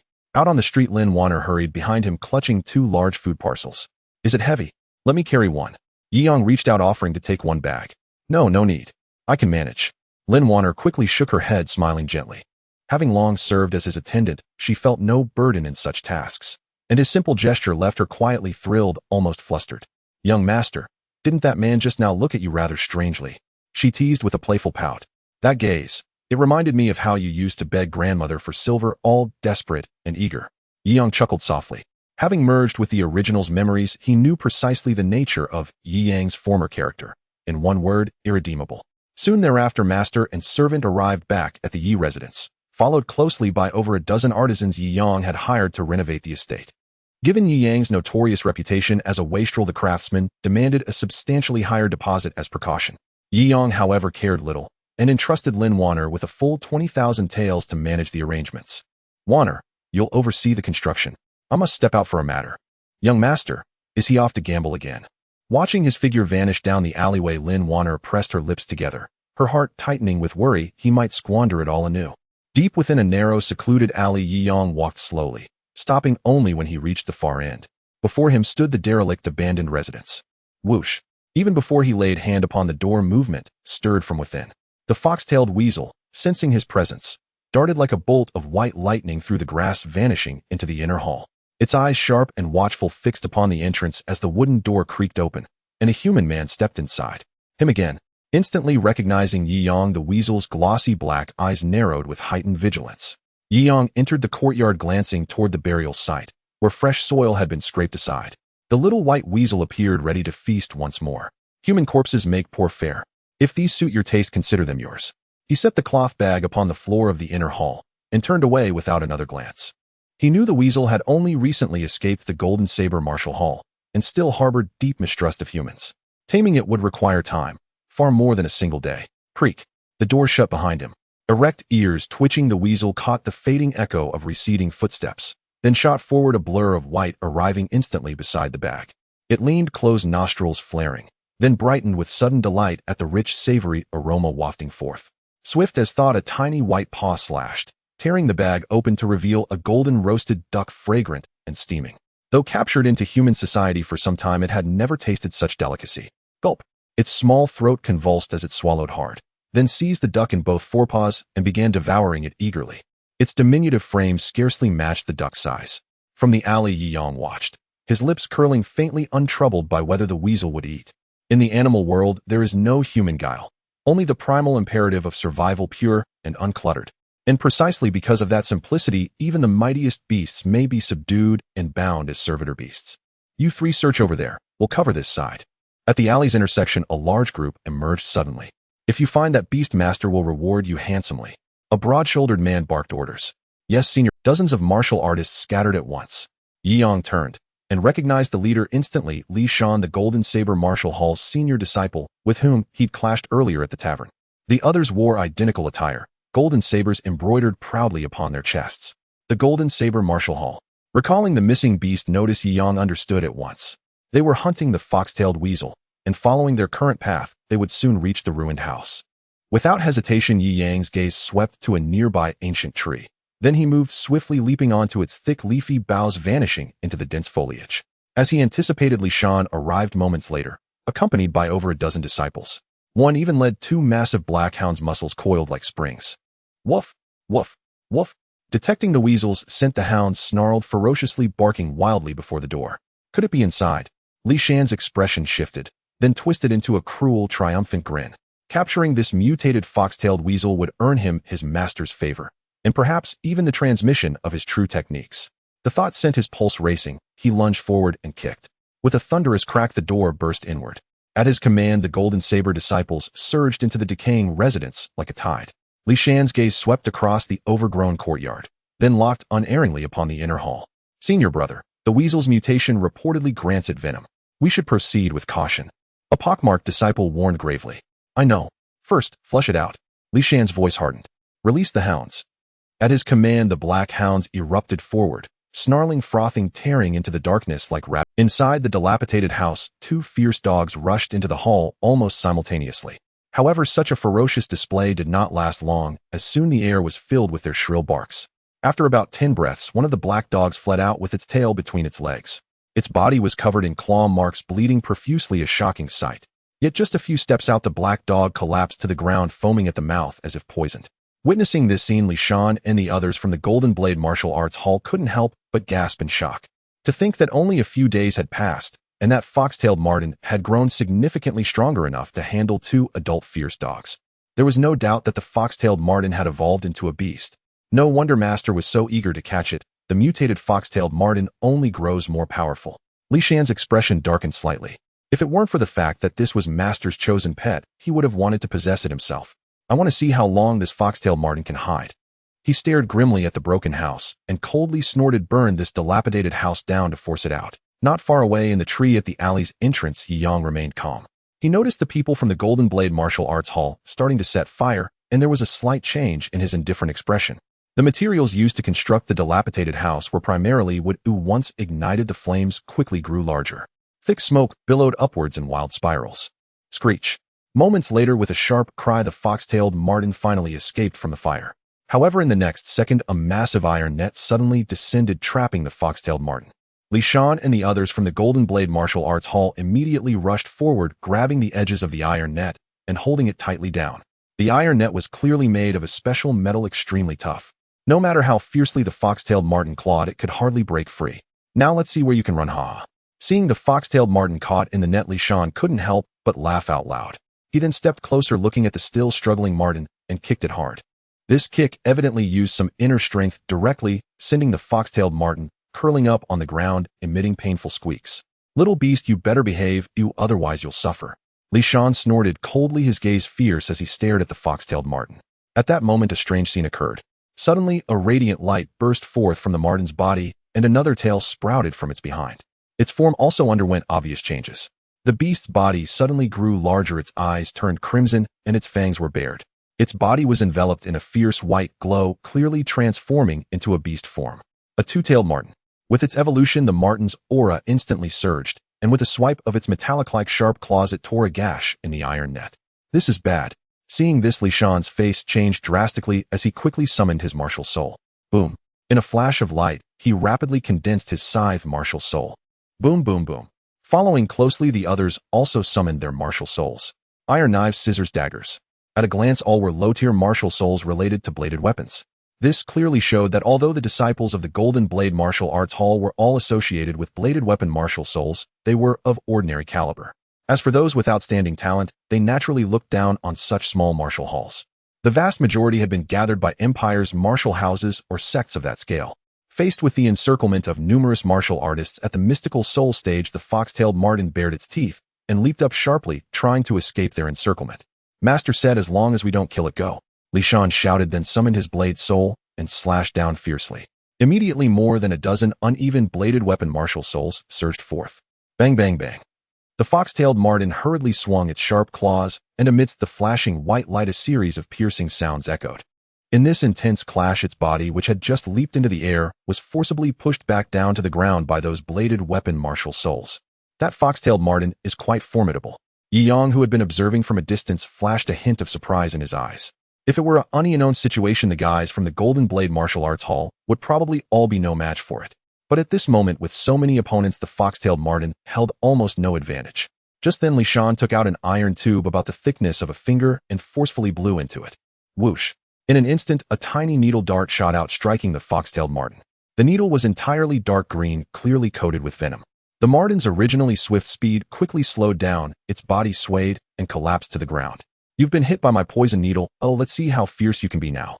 Li Shan sneered, his face full of triumph. Big brother, if it dies from the poison, we won't be able to report back. Don't worry, this poison won't kill it within 2 hours.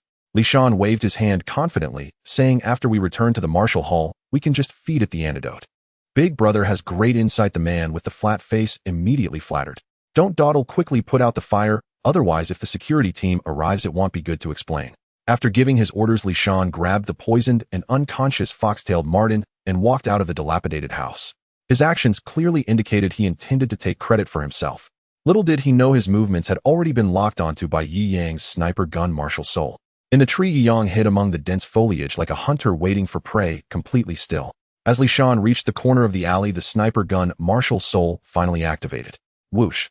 The sniper gun equipped with a silencer instantly tore through the air, shooting towards Li Shan.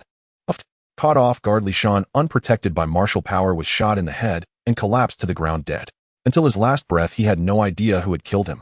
In the tree, Yi Yang suddenly leaped down, quickly running over to search Li Shan's belongings, then pressed his palm onto him to activate his martial soul talent. Devour. Ding detected that the host has killed a second-tier weapon martial soul scythe, earning 2 military coins. As dark energy enveloped his right palm, the system prompt sounded. At the same time, the sniper gun martial soul within Yi Yang absorbed the soul power and became more solidified. After completing everything, he finally took away the poisoned and unconscious fox-tailed marten. The entire process was smooth and flawless, leaving no trace behind. Since the craftsmen in front of the mansion were busy with many people around, Yi Yang did not enter through the front door, but instead circled around to the back door and scaled the wall into the estate. In his quarters, Yi Yang looked at the poison needle on the fox-tailed marten and directly pulled it out. That person should have brought an antidote. Muttering to himself, Yi Yang reached into his bag of holding. Everything he had looted from Li Shan was laid out on the table. He scanned the items briefly and locked onto a small jade vial. Opening it revealed a dozen small pills inside. Let's give it a try. Yi Yang poured out 2 pills and fed them to the fox-tailed marten. Even though it was poison, the fox-tailed marten still had some awareness, its partially closed eyes locked onto Yi Yang without resisting. It seemed to understand that this human was different from the previous bad people it had encountered. At the very least, when it was hungry, he had thrown a corpse for it to eat and provided that delicious roast duck, and in the end, he had even come to its rescue. All these actions left a good impression on the fox-tailed marten. As the pills were swallowed, although its bodily functions had not fully recovered, the pain on its face noticeably lessened. It seems this antidote was the right choice. Seeing this, a smile appeared on Yi Yang's lips as he placed the fox-tailed marten on the bed. Don't worry, I won't hurt you, but you must behave, otherwise those bad people will come looking for you at any moment. As he spoke, Yi Yang reached out and gently tried to stroke the fox-tailed marten's head. Its furry coat felt very comfortable to the touch. The fox-tailed marten, highly intelligent, even nodded in understanding, then closed its eyes, without any guards starting to expel the toxins from its body. Yi Yang said no more, turned around, and left the bedroom, then firmly closed the door. This mutated beast had an immeasurable potential. If he could tame it as a pet, it would be quite beneficial. Having just earned 2 military coins, I can draw again. In the corridor, Yi Yang's thoughts stirred, and he summoned the lot. He was somewhat hopeful that he might draw something related to military arms. Ding, the lottery mode for the host has been activated. Would you like to proceed with the draw? Yes. As the system command was issued, the lottery will begin to spin rapidly. Ding, you have drawn 1 military ration level beef can. Ding, this draw received a double reward critical hit. Congratulations to the host for obtaining 2 cans of beef. Hearing this, Yi Yang's eyes sparkled. He hadn't expected the lottery to have a double critical hit. Unfortunately, he hadn't drawn any military arms, only military rations in the form of beef cans. Remembering that the last beef can had a strengthening effect, Yi Yang immediately took out 1 can and swallowed it whole. Instantly, a surge of energy flowed through his limbs and bones, cleansing his entire body and strengthening his flesh. However, this level of enhancement was not as significant as the first time he had eaten a beef can. Could it be that this effect diminishes over time? Yiyang murmured, having roughly understood. At this moment, he had already arrived at the front yard of the estate. He had to admit that the craftsmen hired this time, although their wages were high, had exceptional skills. In just a short time, they had managed to achieve noticeable results. Lin Weiner, who was supervising, was also busy rushing around. She appeared flushed, beads of white sweat forming on her face, seemingly exhausted, panting heavily. After all, the materials for construction were all weighty work, and with Lin Weiner's delicate frame, it was hard for her to cope. "Oh, young master, when did you return?" Seeing Yiyang appear, Lin Weiner's beautiful eyes flashed with surprise. "You were busy earlier, so you probably didn't notice." Yiyang smiled slightly, not explaining too much. "Here, eat this, it can nourish your body." As he spoke, he reached into his bag of holding and took out the last can of beef. "Young master, what is this? Can it be eaten?" Looking at the beef can in Yiyang's hand, Lin Weiner was puzzled. It was clearly just an iron box, but the craftsmanship and sealing were quite good. "It contains cooked beef that is ready to eat." Yiyang smiled gently and directly opened the can. Instantly, a rich, meaty aroma wafted out. Seeing this, Lin Weiner looked intrigued. She hadn't expected that such a sealed iron box would contain so much meat, and it smelled quite fragrant. She then took the can and tried a piece of beef. The meat was tender and juicy, filled with a rich sauce flavor that instantly filled her mouth. "Wow, so delicious." Lin Weiner covered her mouth, unable to suppress a soft moan. As the beef was swallowed, a wave of pure energy erupted within her body, rapidly refining her muscles and flesh. In almost an instant, the fatigue she felt earlier vanished completely. "Young master, this beef is amazing." Feeling the changes in her body, Lin Weiner's face flushed, her eyes full of joy. "If you eat all of these, your physique will greatly improve." Yiyang smiled, lightly, showing no significant reaction to this expected outcome. "Okay, young master." Hearing this, Lin Weiner obediently nodded and began to gorge herself, completely unaware that her physique was strengthening with each bite, beginning to emit faint waves of spiritual energy. The surrounding atmospheric spiritual energy also stirred slightly under her influence and began to converge towards Lin Weiner's body. Noticing this sign, Yiyang was slightly surprised. Was this a sign of martial soul awakening? He recalled the time in the underground gambling den when he had awakened his martial soul. Similar signs had occurred. With this thought, Yiyang immediately called away the craftsman to avoid drawing too much attention, then tightly closed the mansion's main door. At this moment, the spiritual energy in this area seemed to be influenced by Lin Weiner, becoming increasingly agitated and was continuously pouring into her body at an astonishing speed. The dense spiritual energy formed a tangible light swirl around her body, roaring wildly. Crack! Then, with a sound like fabric tearing, Lin Weiner's clothing suddenly disintegrated in the light swirl. Her fair, smooth skin shimmered, faintly visible within the swirling light. "This?" Yiyang's pupils constricted slightly as he gazed at the naked figure before him, utterly astonished.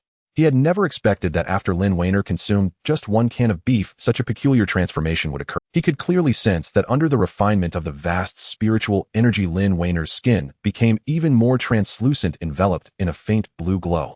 Yiyang struggled to shift his gaze from her alluring figure to Lin Weiner's face. He saw that her eyes were slightly closed, her consciousness seemingly plunged into tranquility, unaware that she was now without any clothing. Boom! Moments later, the swirling spiritual energy around Lin Weiner suddenly condensed into a beam of light shooting into the sky, dazzling and brilliant, even overshadowing the sun above. This beam of light instantly transformed above the Yi residence into a massive vortex, bursting forth with radiant ice blue light. Seeing this scene, Yiyang's heart raced. Such a strong celestial phenomenon would surely shock the entire Qingyun city. Boom, boom, boom. A massive vortex of primordial energy hovered in the void above the city. The tumultuous clouds churned, emitting a series of thunderous sounds. Such commotion instantly shocked the people of Qingyun city, who rushed out into the streets. In no time, every street in the city was filled with crowds, all gazing up at the sky in astonishment. What is that? Could someone have awakened a powerful martial spirit? Such an omen is unprecedented. I wonder which prodigy has stirred such an astonishing phenomenon in the world. Indeed, within that vortex lies boundless fortune, and the martial spirit born from it is beyond imagination. Although Qingyun City is a small place, there are often powerful outsiders who travel here. They clearly have extensive experience, and as they gazed at the celestial anomaly above, they began to discuss it in shock. Soon another phenomenon occurred. A blue snow lotus proudly bloomed, suspended in the vortex, gently swaying and exuding an immortal elegance. The snow lotus was crystal clear, radiating a chilling blue light. Each lotus leaf shimmered with runes, as if containing boundless Tao rhythms and spiritual mechanisms suppressing the ages. Saint-level martial spirit, the eternal snow lotus. Upon seeing the gigantic snow lotus standing in the heavens, the martial artists of Qingyun City erupted in excitement. My heavens! The eternal snow lotus, it truly is a saint-level martial spirit, the eternal snow lotus. I never expected that in our little Qingyun City there would be someone who awakened such a powerful martial spirit. It is indeed a divine omen. Legend has it that the Empress of the Seven Xian Sacred Land once possessed this kind of eternal snow lotus martial spirit. It seems a new empress is about to be born. Just as the crowd was in shock, the illusory snow lotus in the void did not last long before abruptly dissipating. What? Did it disappear so quickly? We still don't even know who it was. That direction should be the northern region of the city. Let's hurry over to take a look. As the phenomenon vanished, the crowd suddenly snapped back to reality. In an instant, the streets were bustling with people, all hastening towards the northern direction of the city. Inside the Yi residence, at the very moment the phenomenon disappeared, Lin Weiner trembled and fainted to the ground. At this moment, Yi Yang, unable to contain his astonishment, rushed over to pick up Lin Weiner. Holding the beauty in his arms, especially in her naked state, even with Yi Yang's strong resolve, he couldn't help but feel a surge of blood rushing to his head. Yi Yang took a deep breath, suppressing the burning desire within him. He carried Lin Weiner into the bedroom, covered her with a blanket, and then quickly walked to the front door. He could hear the chaos outside caused by Lin Weiner awakening her martial spirit, as the streets were already in an uncontrollable state of excitement. Almost everyone was searching for the peerless prodigy who had given birth to the saint-level martial spirit. However, the northern region of the city was vast, covering a population of over tens of thousands, making it far from easy to find anyone. At this moment, with Lin Weiner in a state of unconsciousness, Yi Yang naturally wouldn't easily reveal the fact that she had awakened her martial spirit. To avoid raising suspicions among the crowd outside, he opened the door and pretended to curiously look around. Listening to the discussions of passers-by, Yi Yang finally learned that the martial spirit Lin Weiner had awakened was the saint-level plant martial spirit, Eternal Snow Lotus, with astonishing talent. It is well known that there are many types of martial spirits, including plant martial spirits, weapon martial spirits, food martial spirits, elemental martial spirits, and beast martial spirits. Martial spirits are also ranked in terms of levels. Lin Weiner's Eternal Snow Lotus martial spirit could be said to be at the pinnacle of plant martial spirits. Such a powerful martial spirit is almost invincible among martial artists of the same realm and can even challenge stronger opponents. 1,000 years ago, the Empress of the Seven Xian Sacred Land possessed the Eternal Snow Lotus martial spirit, and with her absolute strength, she swept through all martial arts experts in the Sacred Land, eventually establishing herself as an empress. At the front door, Yi Yang was astonished, unable to suppress a gulp of saliva. Clearly, he hadn't expected that his maid would possess such potential. If this were to be exposed later, wouldn't it mean that he as the young master would have to rely on her to rise to power? He thought to himself and chuckled self-deprecatingly, not dwelling too much on it. Afterward, he pretended to stroll around the street as a cover, then quickly returned to the residence. In the courtyard, Yi Yang sat quietly at the stone table, looking at the two bedrooms on either side. One contained a maid who had the potential to become an empress. The other was home to a mutated beast, the fox-tailed marten. One person and one beast both had immense potential. For this, Yi Yang was undoubtedly pleased. At least those around him could be considered promising prospects. Until evening, a sudden scream came from the room where Lin Weiner was staying. Yi Yang, who was waiting outside, heard the commotion and immediately pushed open the door. He saw Lin Weiner sitting up on the bed, tightly wrapping herself in a blanket, her face filled with panic. After all, during this time, Yi Yang had not dressed her again, and she remained completely naked. Upon waking, she found herself completely bare, naturally frightened, thinking she had been violated. "Young master, what did you do to me?" Upon seeing Yi Yang enter the room, Lin Weiner breathed a sigh of relief, but couldn't help but express her anger. As her anger flared, a faint ripple of primordial energy emanated from her body. "Rest assured I didn't do it." Yi Yang shrugged and said directly, "Other than not wearing clothes, you should be able to feel your own body." Upon hearing this, Lin Weiner was taken aback, her face flushed, and tears glimmered in her eyes. Still a maiden, she had never experienced such matters and had no idea what it would feel like after such an event.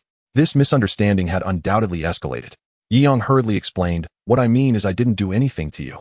The reason you are not dressed is that the overwhelming primordial energy awakened by your martial spirit shattered your clothes." Upon hearing this, Lin Weiner appeared astonished. "I awakened a martial spirit. What's going on?" Clearly, she had no recollection of the martial spirit awakening. Yi Yang knew that Lin Weiner had fallen unconscious during her awakening, so he patiently explained to her. After hearing what Yi Yang said, Lin Weiner was instantly filled with joy. "I never expected that my little maid would also possess a martial spirit. Young master, is it because of that box of beef you gave me? That should be the case. By enhancing your constitution, it indirectly activated the latent abilities within you. Great. Now both young master and I have martial spirits, so we won't have to worry about being bullied anymore." Lin Weiner's delicate face radiated joy. Her thoughts were quite simple. After all, not long ago, due to Yi Yang's gambling issues, creditors frequently came knocking, even deliberately raising interest rates, emptying the family's valuables. That kind of humiliation was something Lin Weiner would never forget. But now both she and the young master had the chance to become martial artists, finally able to hold their heads high. "Young master, what is my martial spirit?" Lin Weiner asked curiously. "The eternal snow lotus, a saint-level plant martial spirit," Yi Yang replied with a smile. Saint level. Upon hearing this, Lin Weiner was instantly stunned. She thought that awakening a second or third level martial spirit would be quite good. Unexpectedly, it turned out to be the legendary saint level. In her daze, Lin Weiner did not notice that her hands, which were clutching the blanket, had inadvertently loosened, causing the blanket to slowly slide down completely, exposing her upper body to Yi Yang's view. Her figure was well proportioned, neither too fat nor too thin, with skin as white and translucent as jade, undoubtedly belonging to an exquisite physique. That enchanting scene caused Yi Yang's eyes to widen instantly. "Oh." Lin Weiner quickly reacted, and with a scream, she hurriedly grabbed the blanket again to cover her delicate body. At this moment, her face was flushed, and her whole body felt numb, wishing to find a mouse hole to burrow into. "You should get dressed, I'll wait for you outside." Yi Yang also regained his composure, awkwardly smiling, then turned and stepped out of the room. Moments later, Lin Weiner came out dressed neatly. She wore a somewhat faded blue dress, which, despite lacking any embellishments, exuded an indescribable quality when worn by her. Beautiful people can make anything look good. "Young master, I'm sorry for being a bit harsh just now," Lin Weiner said, her face slightly lowered, her rosy cheeks looking incredibly beautiful. "It's fine, after all, I was able to enjoy the view," Yi Yang replied with a calm smile teasingly. "Umph, pervert." Upon hearing this, Lin Weiner took a deep breath and playfully scolded. Then she chuckled and did not take it too seriously. As long as she wasn't taken advantage of by anyone else, that was fine. According to the traditional values instilled in her since childhood, a maid must wholeheartedly serve her master. No matter what request the young master made, it must be obeyed, even if it was the most precious virtue. "Weiner, can you sense the martial spirit within you now?" "Young master, how do I sense it?" To Yi Yang's surprise, Lin Weiner asked back with a puzzled expression. She had never been exposed to any knowledge about martial practitioners. The only thing she knew was what common folks talked about regarding martial spirits. The martial spirit is located in our Qi Si Dan Tian, which is in the lower abdomen. You can sense it using your consciousness. Yi Yang patiently explained, relying on his past memories. In addition to the martial spirit, there exists another type of energy in the Dantian cavity, known as primordial power. This primordial power is absorbed from the spiritual energy of heaven and earth and refined into your body. Upon hearing this, Lin Weiner nodded, seemingly understanding, then asked, "Young master, since both primordial power and martial spirit are in the Dantian, what is the relationship between them?" Yi Yang pondered for a moment before saying, "The martial spirit is the foundation of cultivation. Only with its existence can one draw in the primordial energy of heaven and earth and refine it into primordial power. And primordial power represents the realm of martial practitioners.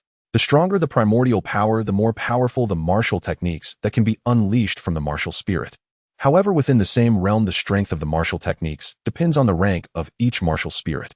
Lin Weiner's ability to awaken a saint-level martial spirit indicated her extraordinary talent in martial arts, and she understood it quickly. Now that you have just awakened your martial spirit, your primordial power realm should be at the initial stage of the Xian Soul realm. To ensure Lin Weiner had a clear understanding of the classifications of martial cultivation realms, Yi Yang continued, "The primordial power of the Xian Soul realm is like a cloud layer surrounding the martial spirit. The size of the primordial energy layer is further divided into 4 minor realms: initial stage, middle stage, late stage, and peak stage. Now concentrate and follow my intent to sink into the Dantian cavity and take a look." After speaking, Yi Yang extended his right hand and placed it on Lin Weiner's fragrant shoulder. At this intimate physical contact, Lin Weiner's body trembled slightly, but showed no signs of resistance. She was already fully immersed in the mysterious world of martial cultivation. At that moment, Lin Weiner closed her eyes and attempted to concentrate her mental energy. Soon a wisp of intent coalesced, and following Yi Yang's spiritual sense, it traveled along her body's meridians to the Dantian cavity. "Wow, is this my Qi Si Dantian? How marvelous, it feels like entering another space." Feeling her Dantian for the first time, Lin Weiner was quite curious and filled with excitement. Then she finally saw her martial spirit. A completely ice-blue snow lotus floated in the cavity. Its radiant glow emitted a chilling energy wave that was heart-stirring. Surrounding the eternal snow lotus was a vast primordial energy layer, and its richness reached the peak level of the Xian Soul realm. As Yi Yang's consciousness entered, he also noticed the scene within, feeling somewhat astonished. When he awakened his martial spirit, he was only at the initial stage of the Xian Soul realm. However, Lin Weiner's awakened realm was entirely different as if she had soared to the peak level in one leap. Just one step away from breaking into the Yuan spirit realm. Indeed, those with saint-level martial spirits are exceptional. Even their starting point is several times faster than ordinary martial artists, Yang thought to himself.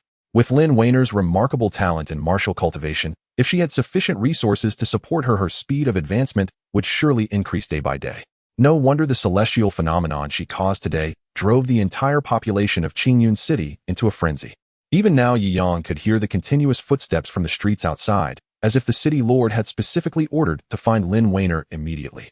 After all, at such a time, all the forces of the Chuyang dynasty had already received word, and no one wanted to miss out on a once in a thousand years martial arts prodigy.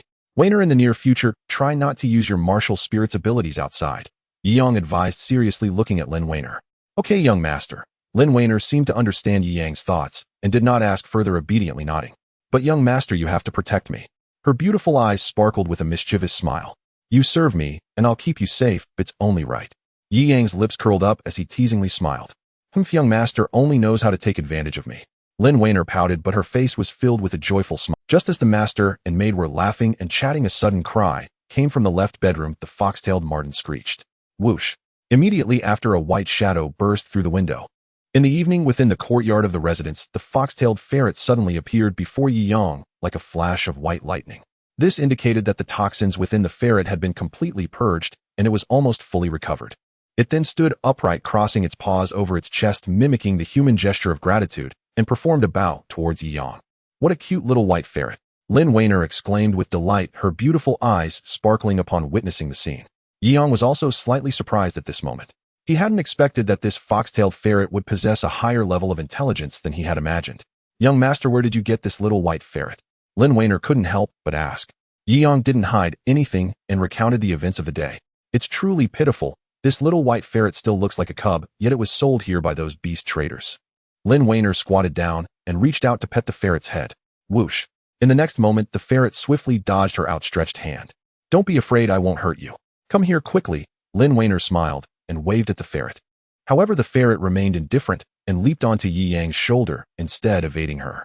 Having endured the torment from the beast traders and the people from the Golden Knife Martial Arts School, it now harbored a strong sense of vigilance towards everyone except Yang.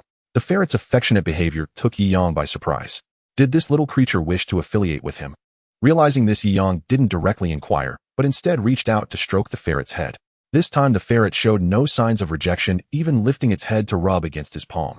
The mutual understanding between the human and the beast was established. This little one certainly knows how to pick its person. I will let you grow fond of me gradually. Lin Weiner seemed a bit jealous as she pouted. The first step is to conquer your little belly. After saying this, she walked towards the kitchen with a tinkling laugh, preparing to cook dinner for the young master and the ferret. In the courtyard, Yang sat beside a stone table waiting for dinner. After a day of guarding, he was indeed feeling. A moment later, Lin Weiner brought out steaming dishes. As the front hall was still under renovation, they could only dine outdoors in the courtyard. Although the atmosphere was not lively, it felt warm. Squeak, squeak. The ferret excitedly devoured the food, and after this meal, the relationship between them had notably improved. It had not experienced such good treatment since being captured by the beast traders. Eat slowly, there's plenty more, Lin Weiner chuckled as she watched the ferret gobbling down the food. However, at that moment, the ferret suddenly stopped eating, raising its head sharply to gaze warily at the night sky. Huh. Yang looked up and noticed a black eagle circling overhead, having appeared there without his knowledge. Its sharp eyes glinted with a cold ferocity, occasionally casting glances down at them. The eagle was remarkably robust, with entirely black feathers and claws like iron hooks, shining coldly. Was it a demon beast? At a glance, Yang immediately recognized that the black eagle soaring above was clearly extraordinary. Relying on his memory from the compendium of demon beasts he had read in his previous life, Yang learned about this beast. It was a level 2 demon beast, the iron feather eagle. This was a type of intelligent flying demon beast commonly raised by various powers or armies for intelligence gathering or hunting. Could it be searching for Lin Weiner? Yang frowned slightly, sensing a bad premonition. Squeak. The ferret seemed to recognize the iron feather eagle and appeared quite tense, baring its teeth at the sky. Seeing this, Yang immediately understood. Is that eagle looking for you? He asked the ferret. The ferret nodded, its glossy black eyes fixed intently on the sky. The anger in its gaze seemed to suggest that it had been bullied by the iron feather eagle before. Yo! At that moment, the iron feather eagle had evidently locked onto the ferret, suddenly diving down from the sky. Its sharp claws extended rapidly. If captured, it would likely pierce through flesh. Young master, that eagle seems to want to attack us.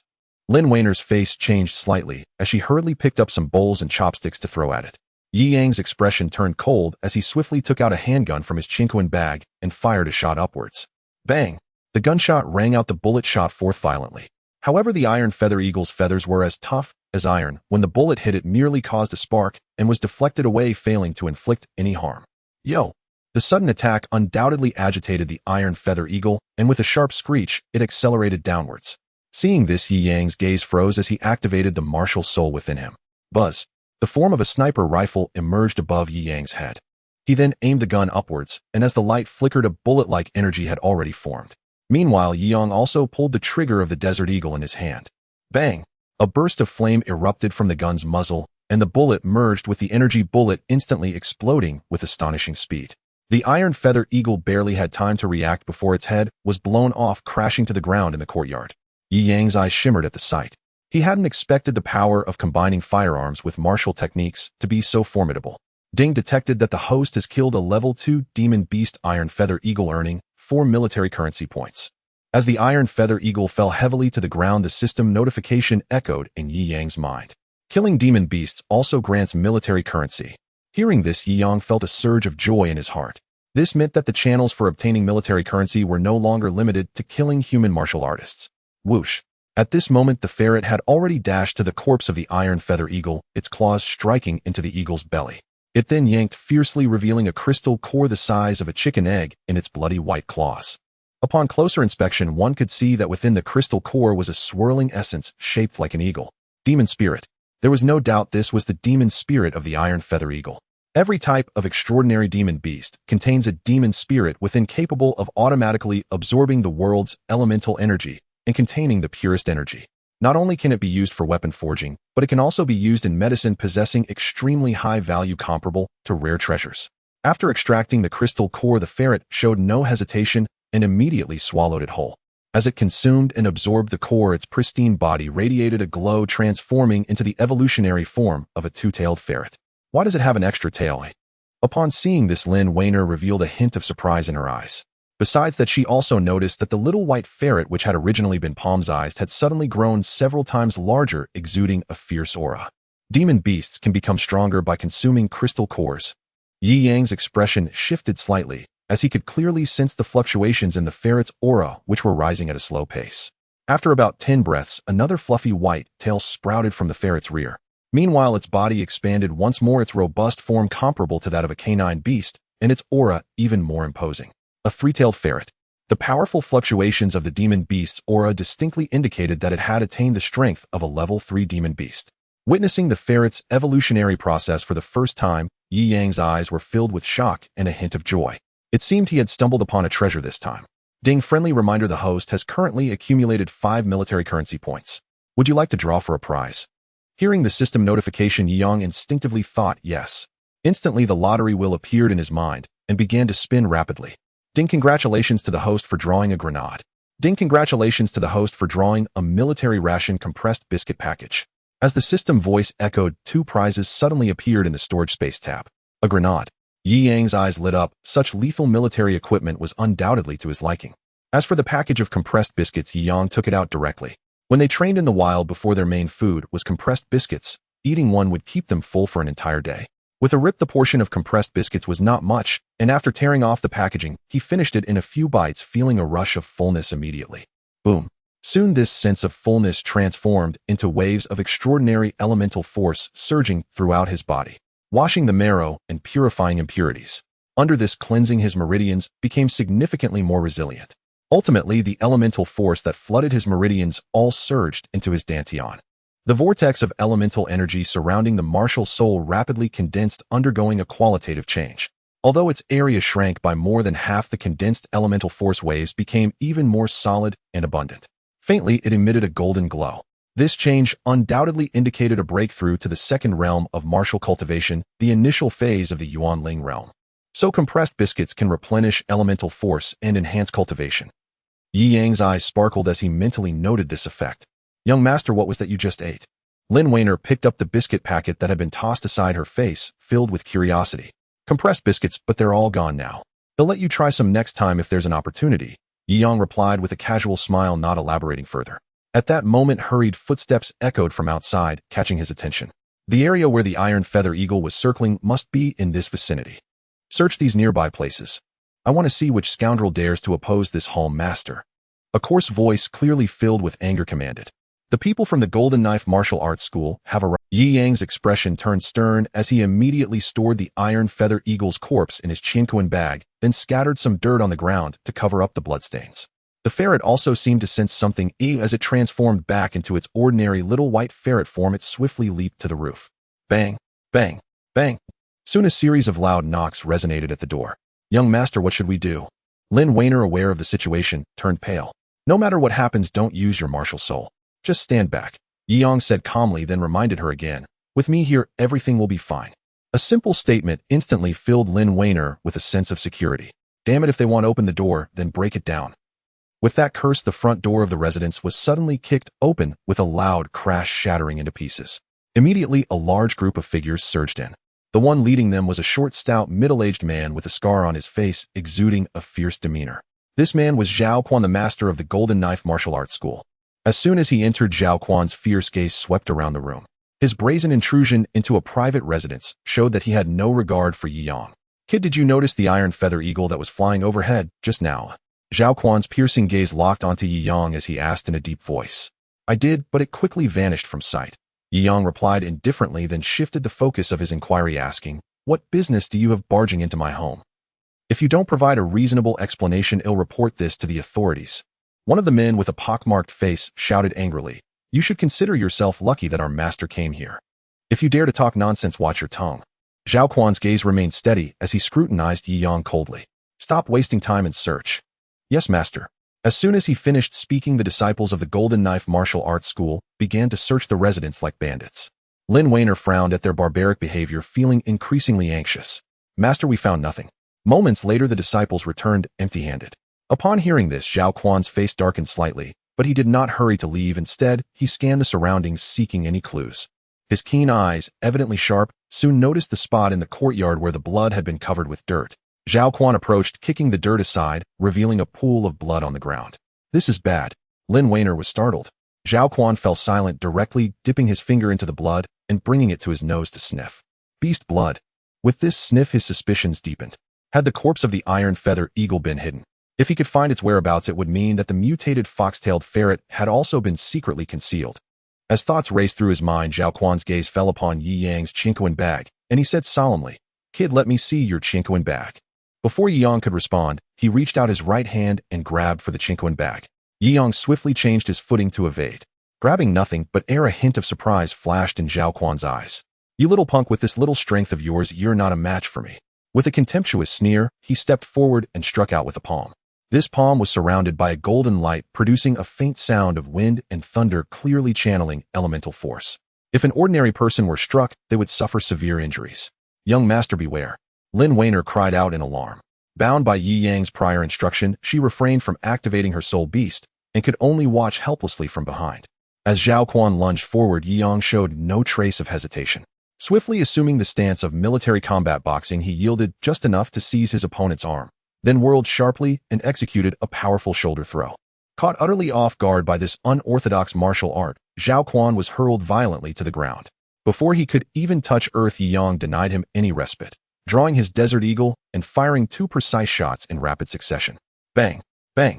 The thunderous gunshots reverberated through the air. Zhao Quan, rising in shock and fury, suddenly recoiled in searing agony. His abdomen pierced by two crimson wounds, his tunic swiftly darkening with spreading blood. Master! At the sight, dozens of Golden Blade martial arts hall disciples froze in stunned disbelief, utterly unprepared for their master to be gravely wounded in so brief an exchange. The entire confrontation had unfolded faster than even a soul beast could be summoned. A terrifying hidden weapon. Their eyes locked onto Yi Yang's firearm wide with horrified awe. Such a bizarre device wielded unimaginable lethality. Damn it! Clutching his wound with his right hand, Zhao Quan's face drained of all color. Sensing the twin bullets lodged within his body, he urgently channeled his primordial energy to expel them by sheer force. So, you still refuse to die? Yi Yang's expression flickered faintly at the sight. Clearly, without a truly fatal blow, cultivators like Zhao Quan, ranked at the primordial spirit realm, would merely suffer grievous injury, not death. "You useless fools, what are you waiting for? Kill him." In that moment, Zhao Quan became certain the fox-tailed weasel had been concealed by Yi Yang. Even the earlier iron-feathered eagle had perished beneath this strange black instrument of death. At Zhao Quan's furious command, the disciples snapped back to awareness, drawing golden short swords from their belts and charging forward with snarling ferocity. Bang, bang, bang. Without pause, Yi Yang emptied the Desert Eagle's magazine in rapid, relentless fire. Every disciple struck crumpled to the ground, screaming in agony. Yi Yang retreated swiftly, evading encirclement, while his sniper rifle soul beast materialized in shimmering clarity. Though the Golden Blade disciples each possessed soul beasts, theirs were low-tier weapon spirits. Mere blades, even hoes used for farming. Their soul techniques carried negligible destructive power. Bang! With a single shot, the hoe soul shattered instantly into glittering fragments. Squeak, squeak. Sensing Yi Yang's peril, the fox-tailed weasel abandoned concealment, leaping down from the rooftop in its three-tailed form with lightning speed. Its blinding velocity sliced through the crowd as it tore and bit with savage precision. A three-tailed fox weasel. Indeed, it has evolved once more. Zhao Quan's expression shifted rapidly, a fierce burning hunger ignited in his eyes. Perhaps due to personal predilection, he had always revered beast-type soul beasts. His own third-rank weapon soul, the Golden Blade, held little appeal for him. This mutated evolution class, demonic spirit, the fox-tailed weasel, was precisely the power he had long coveted. If he could seize its essence, and with the aid of a master alchemist implanted, as a second soul beast, the Golden Blade Hall's influence would surge exponentially. An insatiable greed surged through him, overriding even his grievous wounds, as he forcibly activated his soul beast. Boom! A tumtor-long greatsword erupted into being, its golden blade back, pulsing with radiant light and radiating a chilling razor-sharp aura. The third-rank weapon soul, golden-backed blade.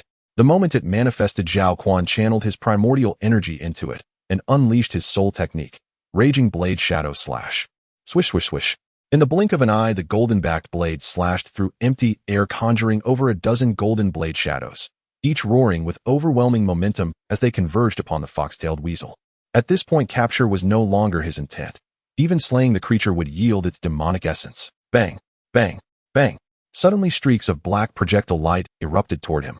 Under their impact, the golden blade shadows fractured like fragile glass, shattering one after another. Him again.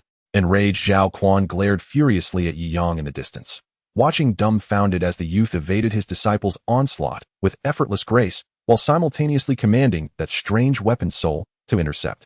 Moreover, Yi Yang's martial techniques were profoundly unusual, each movement brutally direct, each strike ruthlessly lethal. Unbeknownst to them, these were modern combat disciplines Yi Yang had mastered in his former life within the military. On the battlefield, no ornate martial art could rival a single decisive killing technique. These Golden Blade disciples, though outwardly appearing as cultivators, had never engaged in true combat, let alone taken a life. Ordinarily, they merely relied on their hall's reputation to intimidate others. In actual battle, they proved nothing more than feeble amateurs. The fox-tailed weasel severed a disciple's throat, then, eyes blazing with murderous intent, launched itself straight at Zhao Quan. Zhao Quan's pupils contracted violently. He staggered backward in terror. Wounded, and with his soul beast already engaged against Yi Yang, he possessed no means to withstand the weasel's assault. Roar! With a guttural snarl, the weasel's powerful white form blurred forward, knocking Zhao Quan flat before sinking its fangs deep into his throat. Shink! Its gleaming fangs wrenched sideways with brutal force. Zhao Quan shrieked in excruciating agony as a chunk of flesh vanished from his neck, blood gushing forth in torrents.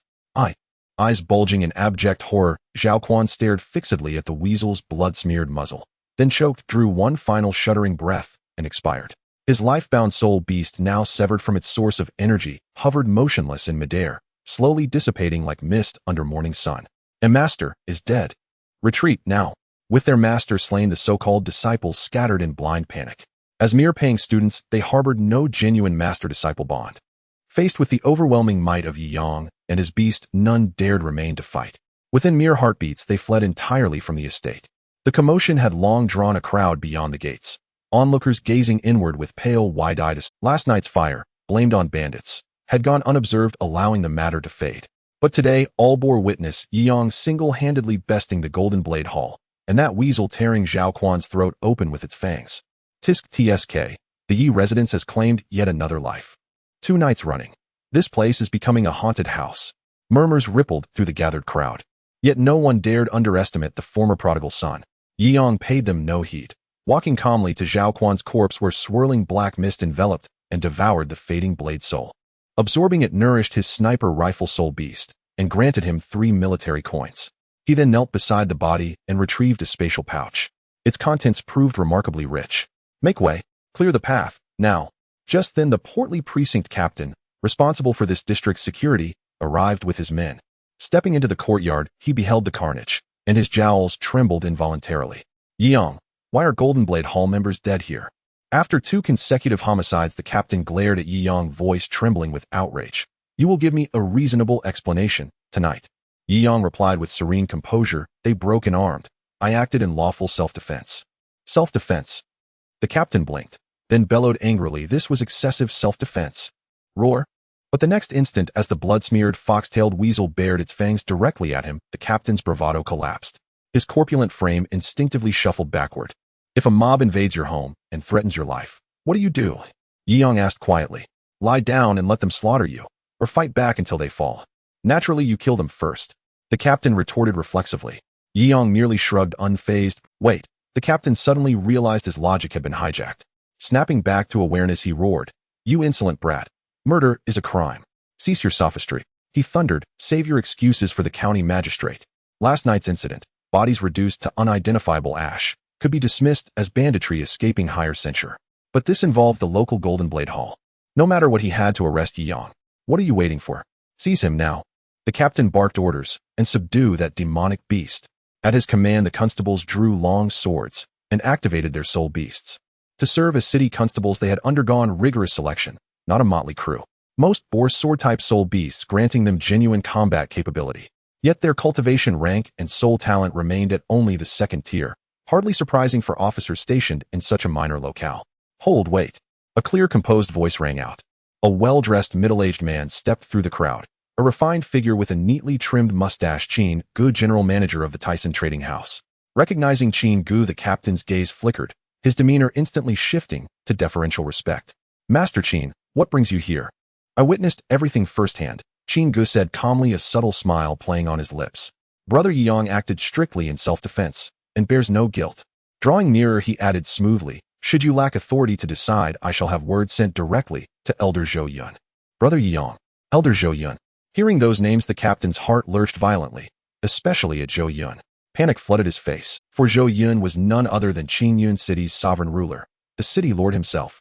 Even the county magistrate prostrated himself before him. Had anyone else invoked the city lord's name, he might have doubted it. But from Qin Ji's lips, the connection was unquestionably profound. After all, with the Tyson Trading House's immense wealth, its influence extended far beyond this modest city, even reaching the imperial capital backed by formidable networks. Realizing this, cold sweat began beating on the captain's forehead. Master Qin, please. This is far too grave a matter to trouble his lordship. He hastily added, bowing deeply. Upon reflection, your assessment is correct. Brother Yi Yang acted solely in self-defense. Those Golden Blade thugs broke unarmed. Death was their due. Turning to Yi Yang, he offered a strained, apologetic smile. Young Master Yi Yang, this was purely a misunderstanding. We beg your forgiveness. Yi Yang's eyes flickered with quiet surprise. Unanticipated this intervention from Qin Gu, a man he'd met but once. No harm done, but kindly remove the bodies. He smiled faintly, offering no further comment. Of course. Nodding vigorously, the captain gestured frantically to his men, who scrambled to comply, departing the estate swiftly. Brother Qin, my sincere thanks. Yi Yang clasped his fists in formal salute. Had Qin Gu not intervened, he knew the coming days would have brought relentless complications. A trifling favor, hardly worth mentioning. Qin Gu laughed heartily. Though deeply intrigued by Yi Yang's firearm, he made no demands or conditions. As they spoke, Qin Ji's gaze lingered thoughtfully on Yi Yang, observing how effortlessly he had countered the Golden Blade disciples' assault, utterly unruffled by danger. That commanding presence, combined with such decisive, ruthless efficiency, reminded Qin Gu only of seasoned generals he'd encountered in his travels. Who would have guessed that this humble city, Qingyun, harbored such hidden depths? Not only had someone awakened the saint-tier soul beast, the eternal snow lotus, but also a peerless talent like Yi Yang who chose obscurity over glory, living as a so-called prodigal. Yet even carp aspire to leap the dragon gate and become dragons. Qin Gu sighed, inwardly sensing that Yi Yang's journey would soon transcend Qingyun City's narrow horizons. Brother Yi, I depart for the capital tomorrow. I hope our paths cross again someday. With that, Qin Gu turned. Wait! Yi Yang called out, and handed Qin Gu the Desert Eagle with a gentle smile. Keep this. It's unloaded. Please don't mind. Hand it to me. Qin Gu stood frozen. This marvelously crafted, devastating weapon, gifted freely. Stunned, he felt the weight of the gesture settle heavily upon him. Yet within Yi Yang's heart, there was no hesitation. An unloaded firearm was little more than scrap metal. Since Qin Gu had shown keen interest, this was simply a gesture of reciprocity. Yi Yang then explained the pistol's ammunition mechanics and operational principles, leaving it to the Tyson Trading House's artisans whether they could replicate it. Such invaluable metallurgical knowledge moved Qin Gu deeply. Before departing, he presented Yi Yang with a VIP card from the Tyson Trading House and left his heart full of quiet reverence. Night deep and profound. In the courtyard under the moonlight, Lin Weiner carried a bucket washing away the bloodstains on the ground. Throughout the process, she remained silent, her mood seemingly not good. Although she felt that she had awakened a powerful martial soul, she felt completely helpless in the face of, "If only I could be stronger, I could protect the young master." Looking at the wreckage of the residence, Lin Weiner sighed deeply in her heart, feeling for the first time the weakness of her own power. That desire for immense power began to take root and sprout in her heart like a seed. Not far away, Yi Yang sat cross-legged on a relatively clean patch of ground, rummaging through the spoils he had looted from Zhao Quan. In terms of wealth, it was not as substantial as that of the gambling den owner. Most of the items were related to martial cultivation. Especially, there were about a dozen types of martial arts manuals. Fist techniques, palm techniques, sword forms, knife techniques. The varieties were diverse, yet they were mostly mediocre martial arts that, even if successfully cultivated, could not complement her martial soul. The only one that caught his eye was a low-tier martial art, the purple chi gathering method, and it was a handwritten copy. Experiencing martial arts in this new world for the first time, Yi Yang felt quite curious as he opened the first page. It bore 2 lines of text. Lingxian Martial Sect, entry-level martial art. Perseverance will surely lead to success in the path of martial cultivation. Looking at this kind of chicken soup-style introduction, Yi Yang's lips curled into a faint smile. This martial art was clearly not a commercial commodity, but originated from the formal martial cultivation venue of the Lingxian Martial Sect. Zhao Quan from the Golden Blade Martial Hall must have paid a significant price to obtain the martial arts of the Lingxian Martial Sect. Or perhaps there were certain connections at the Lingxian Martial Sect. Otherwise, given the strict regulations of the martial sect, no martial art could be privately disseminated. From the memories of his original self, Yi Yang understood the power structure of this world. As the saying goes, 100-year dynasty, 1,000-year martial sect, and a 10th ascend-year sacred ground. Each level of power has a rigorous classification, thus occupying various resources. In a small place like Qinyun City, resources were extremely scarce. For martial artists to obtain more cultivation resources besides plundering, the only option was to join larger power organizations. Otherwise, no matter how outstanding one's talent, without substantial resource support, progress would be nearly impossible. In the courtyard, Yi Yang lit a lamp, and in the flickering light, he began to study the purple chi gathering method with great interest. This set of martial arts was not about combat techniques, but was an internal cultivation method used to refine one's inner force and enhance one's cultivation level. The content was not extensive, divided into 12 detailed pages. Each page had a human figure illustration showing the circulation path of the inner force within the meridians. As long as one followed these steps to complete the operation, one could cultivate the purple chi gathering method, thereby attracting a trace of purple chi from the heavens and earth into the body for refinement. However, this purple chi must be absorbed every morning for the best results. At sunrise, the purple chi comes from the east. Yi Yang muttered to himself, feeling a sudden clarity in his heart. Ding, detecting that the host is reading a low-tier martial art, the purple chi gathering method. Would you like to absorb the martial knowledge? The low-tier martial art requires 5 military currency units. Hearing the system notification, Yi Yang immediately became interested. This system could use military currency to purchase knowledge. He then checked the current accumulation of military currency. After the fight with the Golden Blade Martial Hall tonight, he had accumulated a total of 16 military currency units. After consuming 5, he still had quite a few left. With this thought, Yi Yang attempted to silently say, "Absorb." Ding, the martial knowledge absorption function has been activated for the host. At the moment the words were spoken, Yi Yang felt as if a strange energy surged into his body from the martial arts manual in his hand, rushing straight into his mind. Boom. Like a divine enlightenment, a series of images depicting the circulation paths of human meridians suddenly flashed in Yi Yang's mind. The key techniques of the purple chi gathering method were instantly comprehended. That feeling was as if he possessed decades of cultivation experience, instantly reaching a masterful level. Has it been achieved? Yi Yang felt a surge of joy, then began to mobilize the inner force in his dantian, which quickly formed a steady rhythm along the meridians.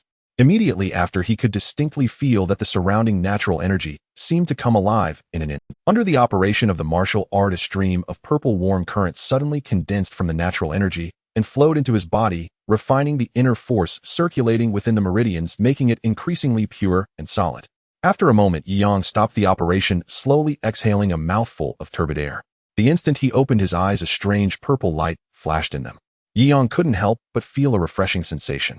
No wonder when I played online games before, some people always... Regarding this, Yang sighed in his heart. This function of the system was almost indistinguishable from hacking. What others worked so hard for over many years to achieve, he could master entirely just by spending a little military currency.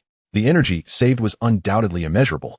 Sometimes, even with diligent cultivation, one might not be able to comprehend the secrets within martial arts. Then Yi Yang's thoughts deepened as he continued to rummage through the items in the Chinquan bag, removing the useless ones and transferring valuable ones to his original storage bag.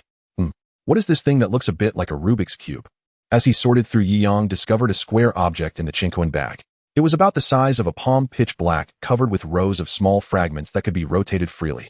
On the surface of these fragments were engraved mysterious dark golden runes. The Rubik's Cube was clearly scrambled, and unless the structure was rearranged, it was impossible to discern what these totems were. Out of curiosity, Yi Yang lost all sense of sleepiness and began to turn it with great interest. Time passed by second by second. Utilizing his previous experience with Rubik's Cubes, Yi Yang continually changed the positions of the fragments. However, the combination of this Rubik's Cube was evidently much more complex than the ones from his past life. It was not easy to completely rearrange it in a short time. "Young master, what is that black thing in your hand?" Lin Weiner, who had finished her tasks, noticed Yi Yang's actions and couldn't help but ask curiously. "Just a toy," Yi Yang replied, his gaze never leaving the Rubik's Cube, focused and intent. Seeing this, Lin Weiner lightly exclaimed and turned to head towards the bathroom, no longer paying attention to the young master. After a moment, Yi Yang's movements finally stopped. Done. Looking at the completed Rubik's Cube in his hand, Yi Yang's lips curved upwards. However, the runic totems on it were obscure and mysterious. Even after restoring the Rubik's Cube, he still could not understand what they were. After observing for a while, Yi Yang mobilized a bit of spiritual sense to probe the internal structure of the Rubik's Cube. Boom. However, the moment his spiritual sense touched it, it seemed to trigger an internal mechanism, causing the runes on the surface of the Rubik's Cube to bizarrely writhe and emit a wave of energy. This wave of energy contained an extremely terrifying devouring power, forcibly absorbing the inner force from Yi Yang's body through his spiritual sense as a bridge. Faced with this sudden change, Yi Yang's expression changed drastically, and he hurriedly cut off his spiritual sense and threw the Rubik's Cube to the ground. However, even then, this situation could not be stopped. That wave of energy continued to devour his inner force from across the void. What the hell? Yi Yang was horrified. If it continued to absorb, his body would likely be hollowed out. Squeak. Nearby, the fox-tailed weasel sensed something and suddenly pounced over, wanting to bite the Rubik's Cube. Buzz. However, in the next instant, the Rubik's Cube suddenly erupted with a strong wave of energy, directly knocking the fox-tailed weasel back. Fortunately, just when his inner force was about to be exhausted, this phenomenon finally ceased. Crack. Then, with a soft sound, Yi Yang was astonished to find that the fragments of the Rubik's Cube rapidly split apart like a mechanical body. Inside, a sphere of energy was surprisingly suspended. Upon closer inspection, there existed a formation pattern within the light sphere. These patterns were extremely strange, half crimson, like fire, and half dark blue, like ice. Hiss. One cold and one hot, the two extreme energies spun rapidly within the formation, creating a chilling energy wave through their friction, dazzling in brilliance. What a peculiar formation. Looking at the ice and fire formation patterns, Yi Yang's eyes flickered, and he couldn't help but reach out and lightly poke at it. Swish. The moment he made contact, that strange formation pattern suddenly burst forth with light, drilling into Yi Yang's fingertips and rushing straight into his dantian. Along the way, the blood vessels of the meridians were violently twisted by the two extreme energies of ice and fire, causing a tearing pain. In the blink of an eye, the ice and fire formation pattern appeared in the chi si of the dantian, then aggressively charged toward the sniper rifle martial soul. The sniper rifle martial soul was clearly taken aback. It was a manifestation of Yi Yang's will, possessing a hint of consciousness, and sensing the crisis, it instinctively launched a counterattack. Bang, bang, bang. A series of bullet beams shot out. The ice and fire formation faced such fierce shooting directly and was immediately forced back. Buzz. In the face of the strong counterattack from the gun's soul, the strange formation seemed to be enraged, and the ice and fire light patterns trembled violently. A surge of scorching flames and icy blue cold air continuously erupted, instantly enveloping the entire dantian, as if wanting to erode the gun's soul. At the same time, Yi Yang felt an extreme cold and heat in his body, experiencing a sensation of being in two extremes. "If you want to mess with my martial soul, first you must be swallowed." Yi Yang felt both alarmed and furious, suddenly activating the martial soul's innate skill devour. Boom. In an instant, the gun soul's black light surged, forming a black vortex that erupted with a terrifying devouring power.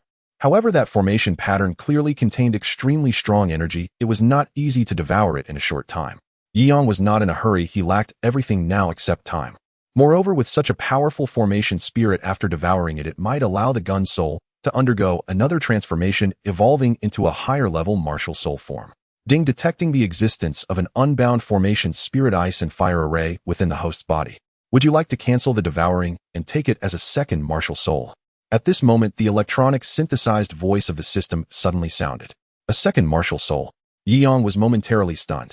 Wouldn't that mean he would have two martial souls?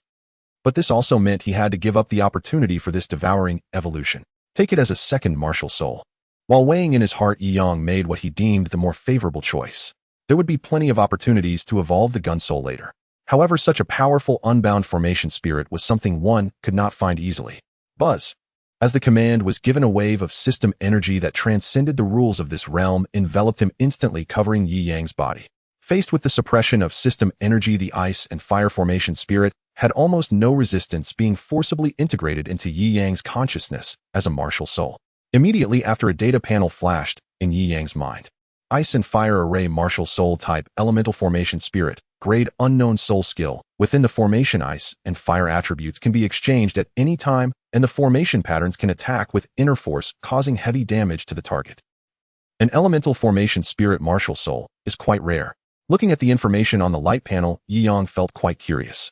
Elemental martial souls are extremely rare in the martial cultivation world of Tianyu continent. Their characteristic is primarily to control the natural elements of the world, calling forth winds and rains, thunders and lightning, earthquakes, volcanic eruptions. With a slight thought of formation spirit manifested in Yi Yang's palm. As it slowly rotated, it radiated light of two different colors, ice and fire. He looked around, planning to find a target to test it out. Little weasel, do you want to give it a try, eh? Yi Yang raised his eyebrow and said with a grin. The fox-tailed weasel, the savior, did not refuse the request, nodding its head. Yi Yang directly activated the inner force within his body, pouring it into the formation spirit. Swish! The formation spirit suddenly flew out, rapidly expanding, and in the blink of an eye it formed a vast formation that enveloped the fox-tailed weasel. As the ice and fire formation patterns slowly wriggled, they emitted two waves of scorching and icy energy fluctuations. To avoid harming the fox-tailed weasel, Yi Yang only mobilized a small portion of his inner force to unleash the soul skill. Ice! Boom! In an instant, the left side of the formation pattern burst into dazzling blue light, and the surrounding temperature dropped sharply, enveloping the area, invisible white, cold air extremely thick. Yi Yang sensed that this cold air could be manipulated according to his thoughts for attacks. Immediately, he focused his mind and imagined a dragon beast form. Roar! In the next moment, a fierce beast roar erupted, and the cold air within the formation quickly rolled, condensing into a nearly tangible ice dragon, vividly lifelike. The ice dragon then locked onto its target and charged toward the fox-tailed weasel with a roar.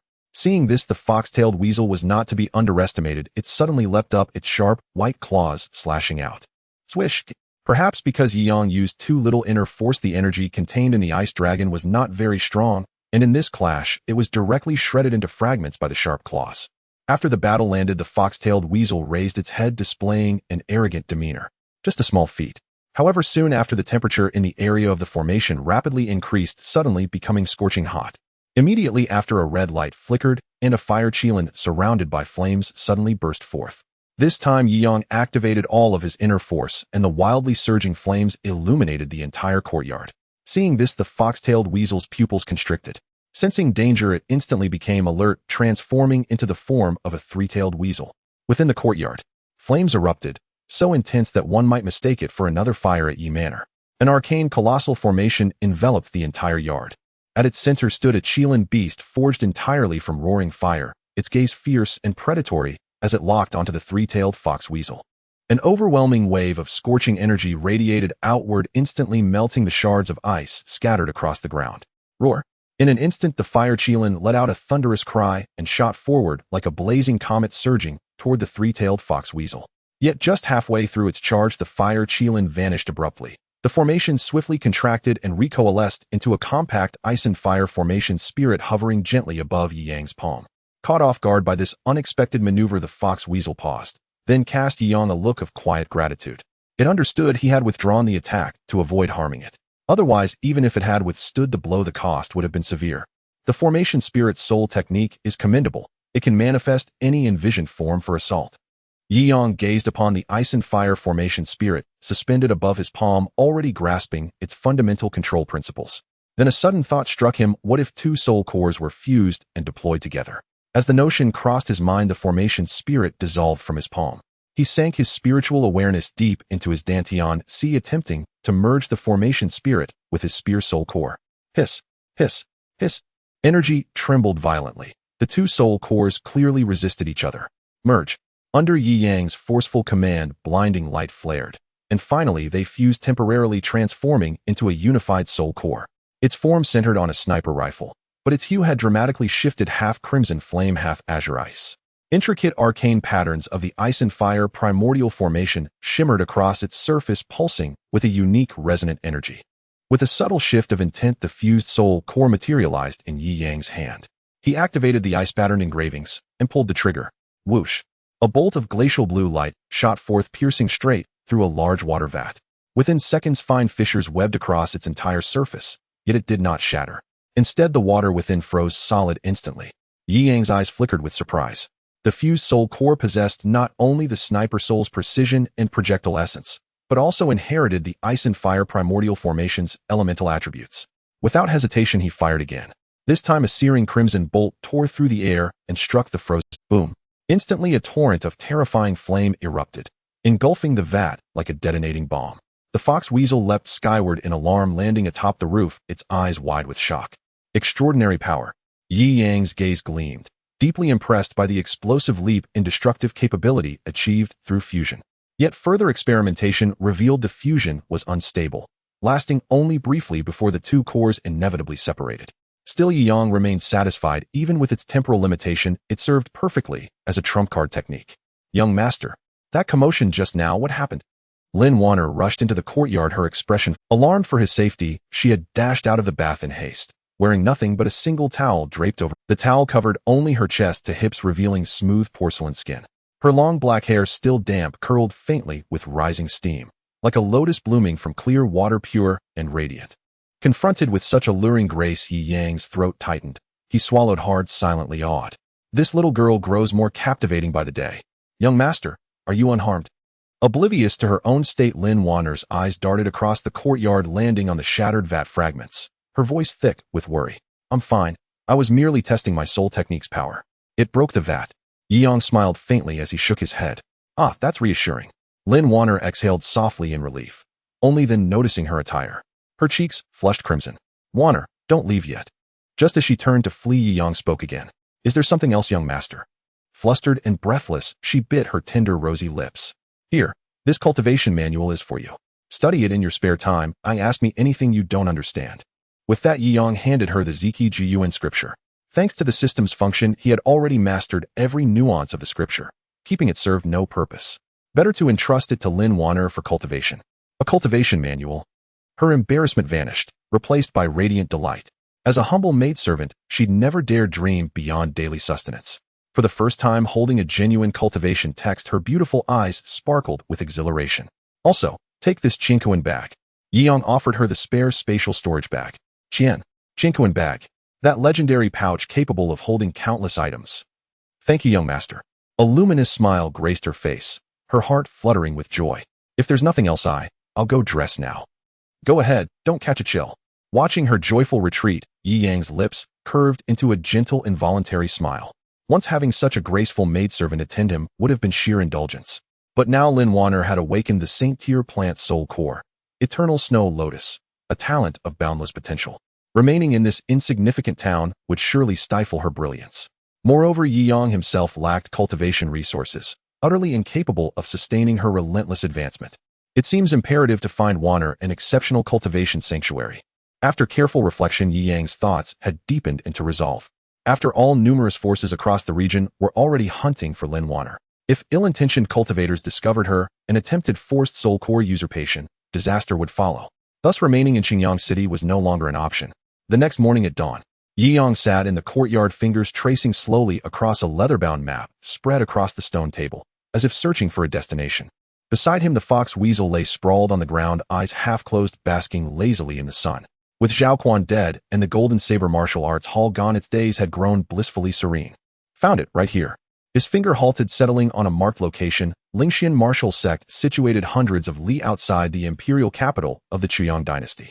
Yesterday, when Lin Wanner awakened her soul core, the entire city of Qingyun had stirred. From passers-by's chatter, Yang learned that a former empress of the Seven Mysteries Holy Land had once borne the same soul core. Sending Lin Wanner there for cultivation was unquestionably ideal. Yet such a sacred martial realm lay distant and veiled in mystery. Its location omitted even from maps, its gates barred to outsiders. Though Lin Wanner's talent once revealed could bypass these barriers, Yang harbored grave reservations. What if those claiming to represent the Seven Mysteries Holy Land were imposters, luring her away with deceit? The consequences would be unimaginable. Human hearts are treacherous. Yang could not afford to overlook this danger.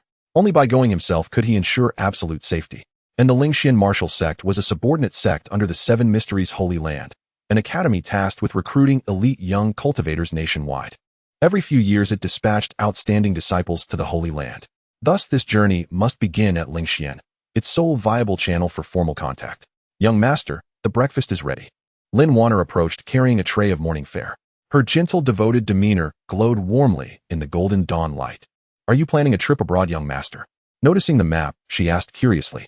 Indeed, I propose we travel to the imperial capital. What do you think? Yi Yang smiled faintly and rolled up the map. That sounds wonderful. Her eyes brightened. When shall we? Having lived in Qingyun City for over a decade, she had never truly journeyed afar, her heart brimming with longing for the wider world. Within a few days, once preparations are complete, we'll set out. Then, shifting tone, Yi Yang added, our true destination lies at Lingxian martial sect. Lin Wanner tilted her head, puzzled. Why are we going there? Are you intending to cultivate at Lingxian martial sect, young master? She studied him, bewildered. Yi Yang paused thoughtfully, then answered honestly.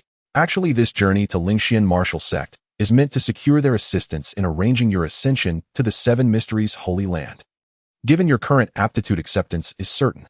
At these words, Lin Wanner's delicate face paled slightly. Then she shook her head fiercely. I won't go to the Seven Mysteries Holy Land. I'll stay beside you, young master, always. Young master, you mustn't abandon me. Her voice trembled, faintly edged with tears. Foolish child, you're so dutiful and wise, how could I ever cast you aside? Yi Yang smiled, reaching out to gently ruffle her hair. When you become a peerless martial sovereign, who'll protect me then, eh? Those words resonated deep within her heart. Staring at Yi Yang, she recalled the recent perils that had threatened. Yes, if I grow strong, I can protect young master and our home. In that moment, Lin Wanner found her martial conviction, her eyes reigniting with fierce, luminous purpose. Young master, I'll follow your every word. She nodded obediently, a joyful smile blooming across her face. Yi Yang said no more and began eating his breakfast. Though modest in portion, the meal was flavorful and vanished quickly from his plate. Just then, two youths in brocaded robes strode through the manor's main gate. This dilapidated place dares call itself Yi Manor. It disgraces the entire Yi clan's honor. Their disdainful gazes swept over the charred buildings. We planned to rest here briefly. Forget it. Let's go to an inn instead. Agreed. Such a wretched estate likely has nothing worthy of serving us. After their scornful appraisal, their eyes fell upon Yi Yang and Lin Wanner in the courtyard.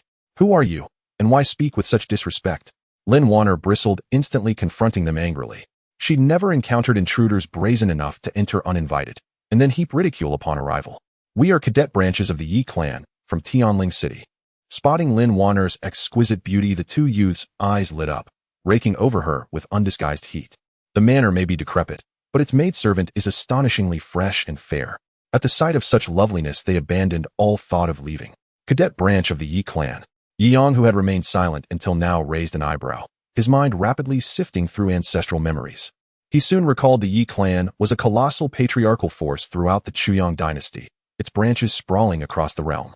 Countless cadet lines, large and small, were scattered throughout the empire.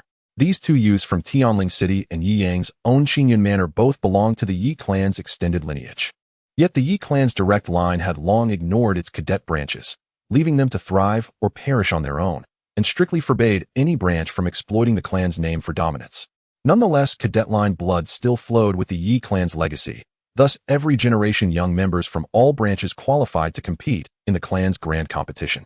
Top performers earn lavish rewards. Calculating the timing, the grand competition would commence next month. The Yi clan's central residence lies in the imperial capital, Traveling to Lingxian martial sect will allow us to witness the event as well. A spark of anticipation kindled in Yi Yang's heart. Young master, they claim to be Yi clan cadets from Tianling City. Hearing their identity, Lin Wanner faltered, immediately turning to Yi Yang, uncertain what to do. After all, she was merely a maidservant and owed deference to kin sharing the same ancestral bloodline. Pay them no mind. Take the dishes inside to wash.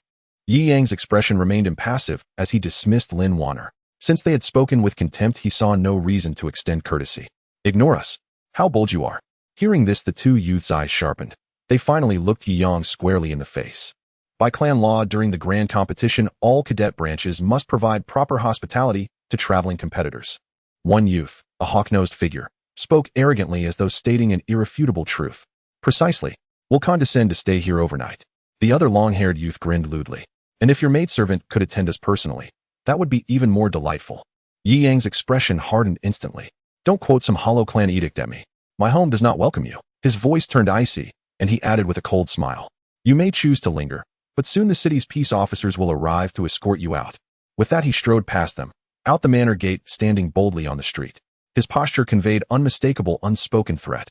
As Yi Yang stepped onto the street, two young disciples from the Yi clan's branch family stood frozen. Along their journey, they had lodged with other branch families across various cities. Yet never before had they witnessed such a brazen expulsion of guests utterly devoid of courtesy or propriety. Moreover, among all the Yi clan's branch families, Qingyun cities was likely the most impoverished. Were it not for the charming young maid, they would have refused to stay here at all. You have 10 seconds. Otherwise, my shout will summon the patrol guards within moments. Yi Yang's expression remained impassive as his gaze settled coldly upon the two men inside the courtyard.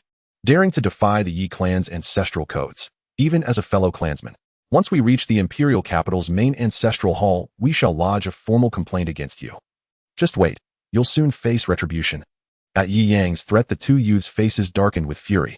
And pray you don't cross paths with us during the clan tournament. Else you'll be carried back to this crumbling manor on a stretcher.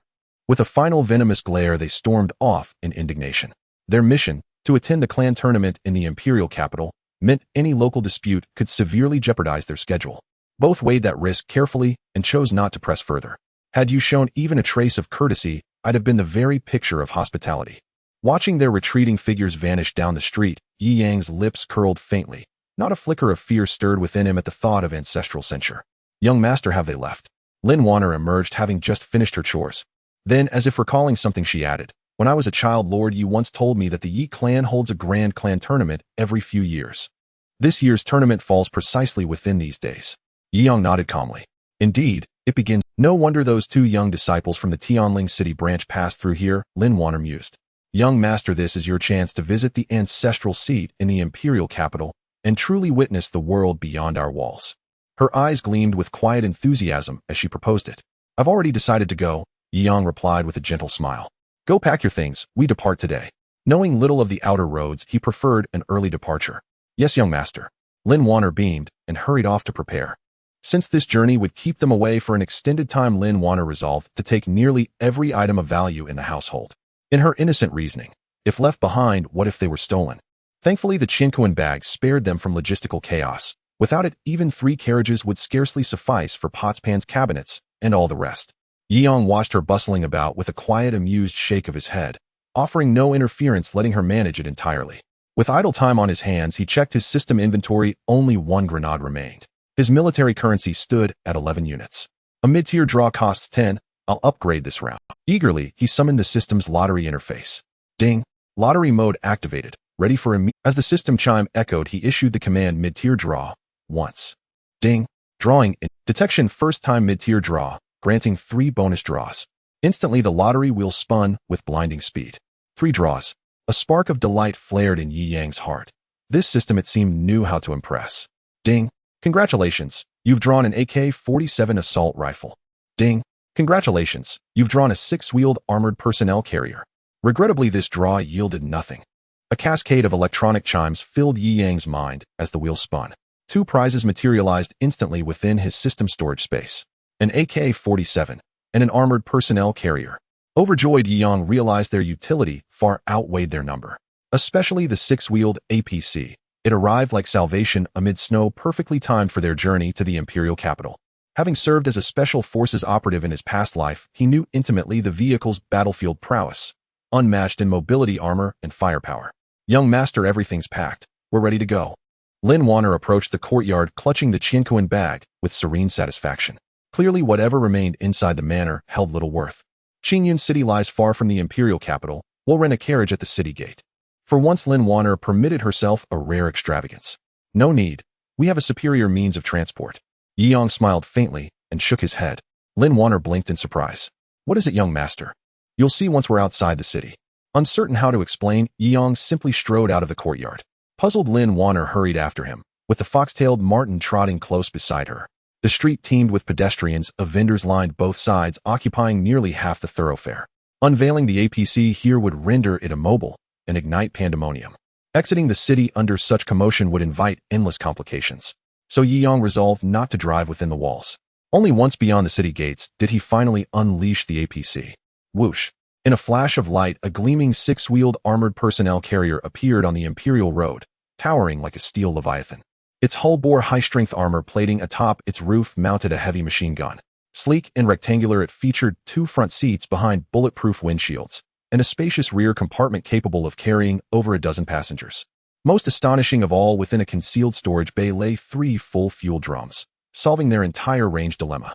And it's the latest model, absolutely exhilarating. Yi Yang reached out, tracing the cold, unyielding metal with reverent fingers, his eyes blazing with fierce anticipation. Young master, this is that transport you mentioned? Lin Wanner stared dumbfounded at the armored beast before her. 6 black wheel-like structures anchored its base, but no horse drew it. How then could it move? Look, over there. A massive iron block. How bizarrely shaped. What on earth is it? Passers-by exiting the city also noticed the APC halting at a distance to gawk in wary fascination, none daring to approach. Climb aboard. I promise it'll exceed your wildest expectations. Yi Yang's lips lifted as he swung open the driver's door. Ah, it opens from here. Wow, the interior's enormous. So many seats, and so comfortable. Young master, why is there a small wheel? And what are these raised granular protrusions? Seated inside, Lin Wanner felt as though stepping into a new realm. Every object sparked wonder save the seats themselves. The fox-tailed marten, however, remained unperturbed, calmly curled upon her lap. This small wheel is the steering wheel. Like reins guiding a horse, it controls direction. These granules are buttons, fuel gauge, speedometer. Seated in the driver's seat, Yi Yang patiently explained each component to Lin Wanner. Yet his words left her utterly bewildered, as if deciphering esoteric cultivation manuals. Enough! Without further delay, Yi Yang engaged the gear lever and pressed the accelerator. Roar! A deep, throaty growl erupted. The chassis shuddered violently. Lin Wanner jolted upright, fists clenching instinctively. What was that sound? It's alive? That iron block, it's a demonic beast. Those 2 men earlier, they must have been startled by the sudden engine roar. The onlookers paled and recoiled en masse, panic etching every face. Yi Yang merely smirked, then floored the accelerator, surging forward in a cloud of dust. It is a demonic beast. Thank heavens we kept our distance. As the steel leviathan vanished into the distance, the crowd exhaled in shared relief, eyes wide with lingering terror. Why, young master, it's so fast. Too fast. Lin Wanner's cheeks flushed crimson, her heartbeat hammered against her ribs, threatening to leap into her throat. At this weight, sustaining 130 kilometers per hour, impressive performance. Yi Yang nodded inwardly. This wheeled APC surpassed tracked variants in speed, agility, and maneuverability. Particularly its suspension system. No matter how treacherous the terrain, the ride remained smooth. He eased the throttle, allowing Lin Wanner's racing pulse to gradually settle. For her, this first taste of high-speed travel was sheer, overwhelming exhilaration. Young master, this transport is miraculous. Where did it come from? Her gaze shimmered with awe as the landscape blurred past the window. A secret, Yi Yang replied with a gentle, evasive smile, unwilling to reveal the system's existence. After all, even he didn't know its origin. Fine, keep your secret. Lin Wanner pouted playfully, then shifted focus. It is fast, but the air feels stiflingly simple enough. With that, Yi Yang activated the cabin's air conditioning. Whoosh! Cool air streamed evenly from every vent. Within mere seconds, the oppressive heat vanished, replaced by crisp, refreshing coolness. Lin Wanner marveled anew at this impossible magic. Study the map and guide our route. Yi Yang steered with his left hand while handing her a scroll with his right. At once, young master. Lin Wanner beamed, certain this journey with him would be endlessly fascinating. Follow this Imperial Road straight for 500 kilometers, then pass through the White Mist Valley Gorge, and continue onward. She traced the path with careful precision. At our current pace, we should reach the imperial capital by tomorrow evening. Hearing this, Yi Yang's expression subtly shifted. So they would spend tonight beneath the open sky. Night fell. Moonlight bathed the valley in spectral silver, swirling thick with dense white mist. A lavish carriage rolled slowly onto the valley's entrance road. 6 mounted guards rode ahead, keen-eyed vigilant scanning every shadow and whisper of wind. This is White Mist Valley, a place of uncanny climate perpetually veiled in fog, especially at night when visibility crumbles to near zero. The lead guard, a broad-shouldered, stern-faced man, spoke low and grave. Precisely because of this, the valley has long harbored a bandit syndicate, known for ambushes, murder, and plunder. Stay sharp. Our duty is to protect Chief Qin. We rest only once clear of this valley. The 5 younger guards nodded solemnly, hands never straying from their sword hilts. Inside the carriage, Qin Gu sat pensively, turning a sleek black handgun over in his palms, softening his features. Truly masterful craftsmanship. Replicating this alloy alone, or even its rust-resistant black lacquer, would demand extraordinary effort. Muttering softly, he followed Yi Yang's instructions, removing the magazine. Its intricate internal architecture left him breathless. Suddenly, the carriage jolted to a halt. Qin Gu snapped from his reverie. What's happened? The coachman replied promptly, Chief Qin, the road ahead is blocked by a motionless figure. Master Yang and the others are moving in to investigate. Qin Ji's brow lifted in mild surprise. Where exactly are we now? White Mist Valley. At the name, Qin Ji's expression hardened, his gaze sharpening with wary gravity.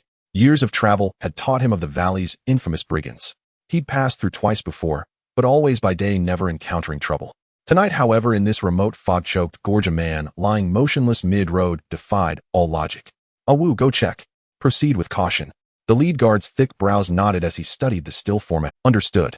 One young guard dismounted instantly, sword hand steady, senses taut as he advanced. Up close, he saw a powerfully built man clad in gray robes, face down, utterly inert. Alive? Dead? Impossible to tell. The guard nudged him sharply with his boot. Hey you, what are you doing here? The man didn't stir, not even a breath escaped his lips. Dead? The guard's eyes narrowed.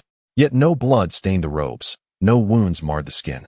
Crouching, he extended his right hand toward the man's neck, seeking the pulse at his carotid artery. In that instant, chaos erupted. Whoosh! A concealed arrow erupted without warning from the thicket to the side.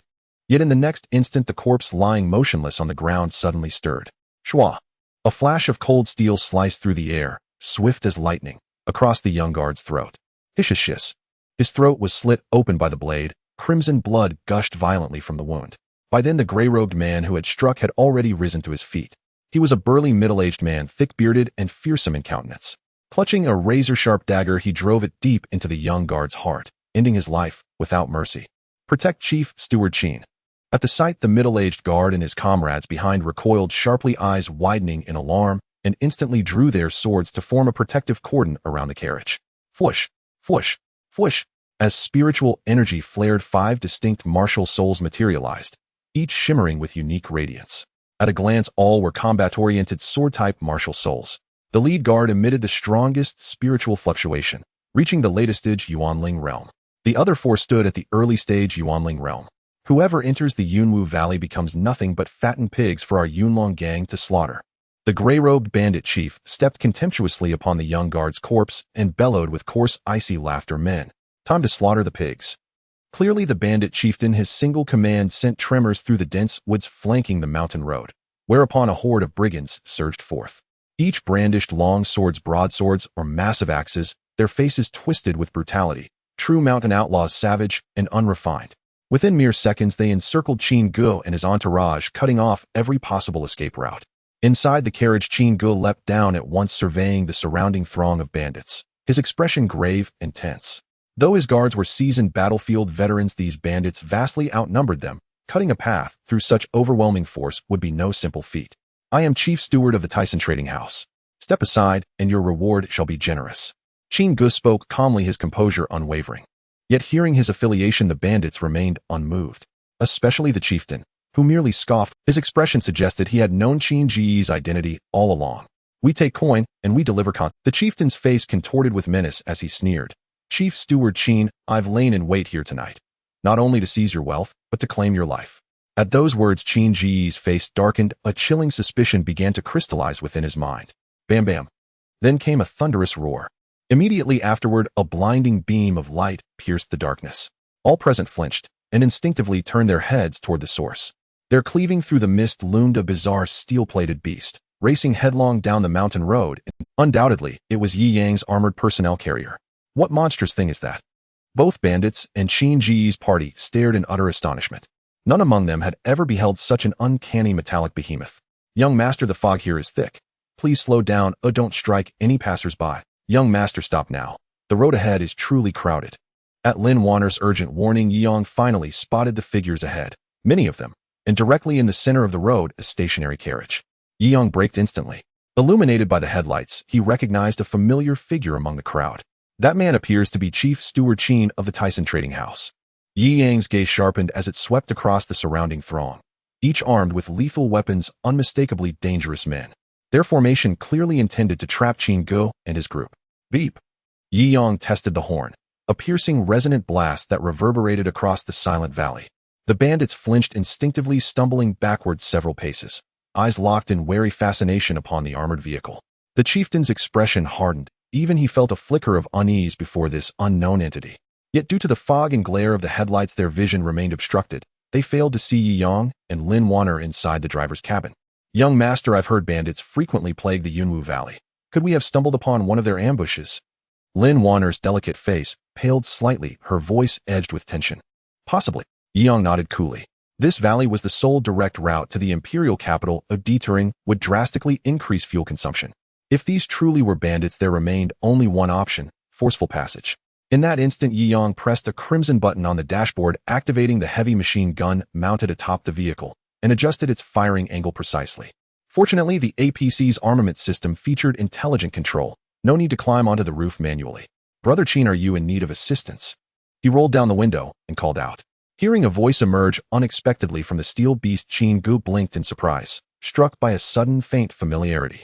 Was that Yi Yang, the young master of the Yi family in Qingyun City? Could this metallic monstrosity truly belong to him? At once hope flared in Qin Ji's eyes. Without hesitation, he strode swiftly toward the APC. You won't escape. The chieftain snarled, immediately summoning his martial soul. Crimson light swirled, coalescing above his head into the spectral form of a crossbow. The crossbow glowed with writhing flames, radiating waves of searing heat. Flame-blazing crossbow, a third-tier weapon-type martial soul fireline famed for its long-range lethality. Simultaneously, the chieftain channeled his yuan energy to unleash a soul technique. Fwoosh, fwoosh, fwoosh. In an instant, the crossbow locked onto Qin Ge and unleashed a barrage of fiery arrows. The 5 guards tensed, leaping forward as one, their swords blazing with sword sowls, unleashing torrents of razor-edged sword chi.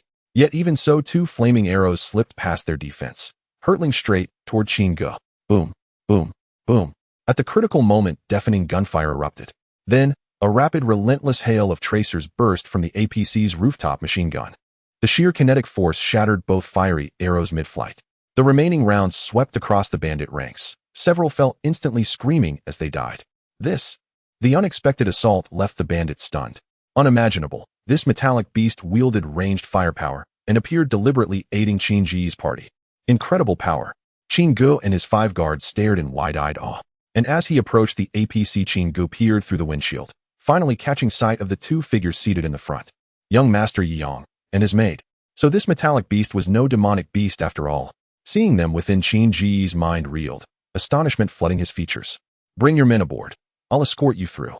Recalling Qin Ji's prior kindness, Yi Yang opened the gazing into the spacious interior. With over a dozen dedicated seats, Qin Ge drew a deep, steadying breath. This marvel lay far beyond anything his imagination could conceive. Yet danger pressed close. There was no time for hesitation. He swiftly ushered his 5 guards and the carriage driver inside the APC. Snap! The hatch sealed shut, the engine roared anew. Brace yourselves. A faint, confident smile touched Yi Yang's lips as he stomped hard on the accelerator. Roar! Instantly, the armored personnel carrier surged forward with a guttural howl, charging headlong. With a thunderous crunch, the carriage blocking the path was violently rammed aside. Then, undeterred, the APC accelerated toward the bandit ranks, its high beam lights blazing like twin suns. No matter what abomination it is, attack together. Destroy it. Enraged and alarmed to see Qin Ji's group vanish inside the APC, the chieftain snatched a colossal metal crossbow from his storage pouch. He merged his crossbow martial soul with the weapon itself, igniting a furnace of roaring flame. At once, every bandit possessing a martial soul followed suit, summoning theirs in unison. Let us see if your beast can withstand this arrow. The chieftain's gaze burned with vicious intent. As Yuan energy flooded the crossbow, the massive metal bolt ignited, flames coalescing, gathering devastating power. The overwhelming surge of Yuan energy marked him as a peak-stage Yuanling realm cultivator. Whoosh! Then, the bowstring released. The blazing bolt shot forth like a comet of fire. Yi Yang's eyes narrowed. He retrieved the hand grenade drawn from his last lottery, extended his left arm out the window, and hurled it forward with full force. Even at his early-stage Yuanling realm strength, hurling it over 100 meters posed no challenge. Midair, the grenade collided with the flaming bolt. Boom! An ear-splitting detonation shook the valley. Amidst the explosive conflagration, the metal bolt veered wildly off course, clattering to the ground near. The chieftain's pupils contracted violently. He could scarcely believe that tiny iron sphere held such terrifying destructive force. Yi Yang kept his foot planted firmly on the accelerator and slammed the machine gun activation button again. Pang! Pang! Pang! Instantly, the rooftop gun spat fire, bullets raining down like a merciless storm. In the next second, chaos erupted. Over 100 bandits screamed, bodies collapsing one after another. Even with martial souls shielding them, their low cultivation levels rendered them helpless against such military-grade weaponry. Their flesh and blood bodies simply could not withstand it. Their outer Yuan energy barriers held for only moments, before shattering under the machine gun's furious barrage, leaving their bodies riddled with gaping wounds. Those few bandits spared by the bullets fled in blind panic, urinating and defecating in terror. Especially the chieftain. He outran them all. His earlier arrogance utterly vanished. Thick fog obscured Yi Yang's aim, letting them escape. Only when the ammunition ran dry did the machine gun fall silent, its red-hot barrel exhaling thin wisps of white smoke. Inside the rear compartment, Qin Ge and his companions watched, hearts pounding, utterly dumbfounded. Lit by the headlights, they gazed in horror through the windshield, witnessing a scene straight from hell. Not a single intact body remained. Limbs, severed flesh pulped the air thick with the coppery stench. Beside Yi Yang, Lin Wanner's face had turned ashen. She covered her eyes tightly with both hands, unable to bear the sight. Xiao Jiao, go down. Yi Yang glanced at the fox-tailed weasel, which instantly understood, and darted out the window. Moments later, it returned, dragging over a dozen blood-stained spatial bags in its jaws. Not bad. Yi Yang inspected the spoils, nodding in quiet satisfaction. Then, easing his foot on the accelerator, he guided the APC forward, crushing corpses beneath its treads. In his past life, he had been a soldier, having faced death countless times on the battlefield. Such carnage stirred not a ripple in Yi Yang's spirit. For him, the rule was absolute: if the enemy lives, you die. Harsh, yet the iron law of survival in war. Young Master Yi, thank you for saving us. Qin Ge exhaled deeply, steadied his emotions, and spoke with heartfelt gratitude. Young Master Yi, we owe you our lives. The 5 guards, now recovered, bowed deeply with clasped fists, deep respect etched upon their faces. They knew full well, if not for Yi Yang, their fate would have been grim indeed. No need for thanks. I was merely passing through. Yi Yang smiled faintly. Young Master Yi, where are you bound? Qin Ge asked curiously, unconsciously adding honorifics to his address. The imperial capital. Yi Yang replied. I recall you mentioned yesterday you were also headed there. Since our paths align, I'll give you a ride. Wonderful. Delighted, Qin Ge nodded eagerly. With this metallic titan beside them, the remainder of their journey promised far greater safety. The 5 guards exchanged knowing glances, sharing the same thought. Just moments ago, this very force had routed the bandits with astonishing ease. Such prowess would daunt even a Luanhai realm expert. Though unbeknownst to them, the APC's machine gun had exhausted its ammunition. Should another bandit wave appear, retreat would be their only option. Thus Yi Yang drove without pause, only stopping once they'd cleared the valley, choosing a wide open plain for a brief halt. Checking the near-empty fuel gauge, Yi Yang retrieved a canister of gasoline from the reserve compartment and refueled with practiced efficiency. Young Master Yi, is this metallic beast also something you found? After alighting, Qin Ge circled the APC in awe and couldn't resist asking. One might say so, Yi Yang replied with a noncommittal nod. Qin Ge froze, utterly bewildered. Found again? Could such outrageous luck truly exist? Deep down, he refused to believe it, convinced instead that Yi Yang was concealing his true identity as a master artifact forger. Night, deep and profound. Beside the armored transport vehicle, a pile of bonfire burns slowly. 5 guards stand around in various positions, taking turns to keep watch. The group of bandits they encountered in the valley earlier clearly had a purpose, and they didn't dare to be the slightest bit careless.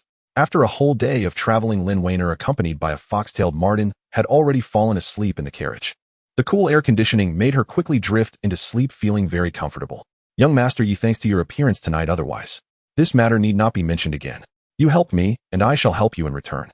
Qin Ge was about to express his gratitude when he was directly interrupted by Yi Yang. Hearing this, Qin Gu's heart paused slightly. He could tell that Yi Yang did not want to continue on this topic, or perhaps did not care about the earlier assistance. That feeling was akin to encountering a stumbling stone on the road, and then casually kicking it away insignificant. The more indifferent Yi Yang appeared, the more respect Qin Gu felt in his heart. After all, as the manager of Tyson Trading Company, he usually had many people currying favor, eager to build good relationships, even exhausting their brains to owe favors to each other, hoping to gain more benefits later. However, the Yi Yang before him made Qin Gu, who was well-versed in worldly affairs, feel no hint of greed or ulterior motives. Such a person could only be befriended with sincerity, otherwise it would be counterproductive. I heard that the clan competition of the Yi family is approaching.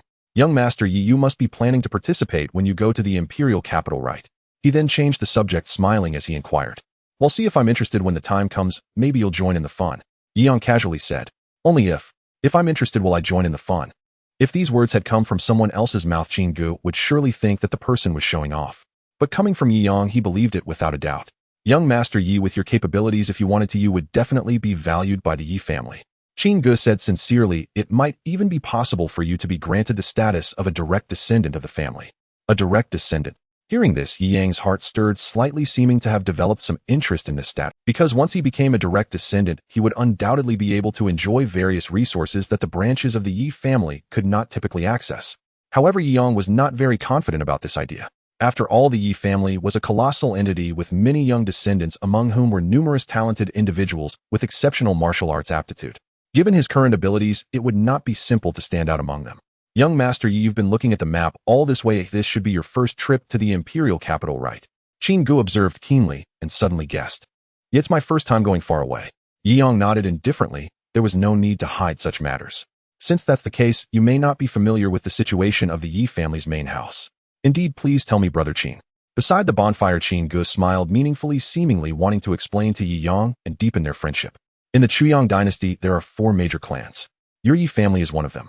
He immediately began to narrate. The other 3 are the Tang Han and Jiang families. Like the Yi family's main house, the core powers of these families are all concentrated in the imperial capital. Moreover, the big boss of our Tyson Trading Company is also from the Tang family, which has been on friendly terms with the Yi family for generations, often engaging in business dealings. As he said this, Qin Gu could not help but glance at Yi Yang. He believed that when he returned to the imperial capital and informed them of Yi Yang's act of saving him, the Yi family's main house would surely praise Yi Yang greatly. Because the business chain of the Tang and Yi families was usually handled by Qin Gu alone. If anything happened to him, it would undoubtedly cause great losses to the businesses of both families. And Yi Yang's timely act of saving him was undoubtedly a significant contribution in disguise. As thoughts turned in his mind, Qin Gu continued. The Yi family has established its clan through martial power for over 800 years, placing great importance on martial talent. Therefore, every few years they hold a clan competition to select the family members with great potential in martial. Due to their resource advantage, each clan competition is typically won by the direct descendants of the Yi family, dominating the branches from various places. Of course, there have been instances in previous years where direct descendants from the branches emerged as dark horses, but the probability is extremely low, at most barely making it into the top 10. However, I believe that with young Master Yi's abilities, if you participate in this clan competition, you will surely achieve a good ranking. Hearing this, Yi Yang smiled lightly and shook his head. Well, see when the time comes. By the way, do you know the exact location of the Lingxian martial sect? Without intelligent navigation, relying solely on a paper map, Yi Yang felt somewhat unaccustomed while driving. I know, I tried to take the assessments there a few times in my youth. Qin Gu nodded and smiled wryly. Although I failed repeatedly, I still remember the route. Suddenly, with young Master Yi asking about this, could it be that he was interested in the Lingxian martial sect and wanted to cultivate there? Alright, let's talk more tomorrow. I'm a bit tired, and we'll go rest now. However, just as he was curious, Yi Yang had no intention of saying more. After speaking, he stood up and walked towards the armored transport vehicle. Click. Once inside the vehicle, Yi Yang locked all the doors. Then he reclined the driver's seat, lying flat, looking out at the night sky, pondering the schedule for tomorrow. From the conversation with Qin Gu earlier, he had gathered some information about the imperial capital. Various forces were intertwined and complicated to attach themselves to power. Nearly all forces were engaged in open and covert struggles. One could easily find themselves unaware of how they died if they were not careful. Just like Qin Gu tonight, who was suffering from the retaliation of the opposing forces of Tyson Trading Company. Where there is power, there are often disputes. The Yi family was no exception. The water within was undoubtedly deep. As thoughts turned, Yi Yang had already made a decision. He planned to take Lin Weiner to the Lingxian martial sect before arriving at the imperial capital.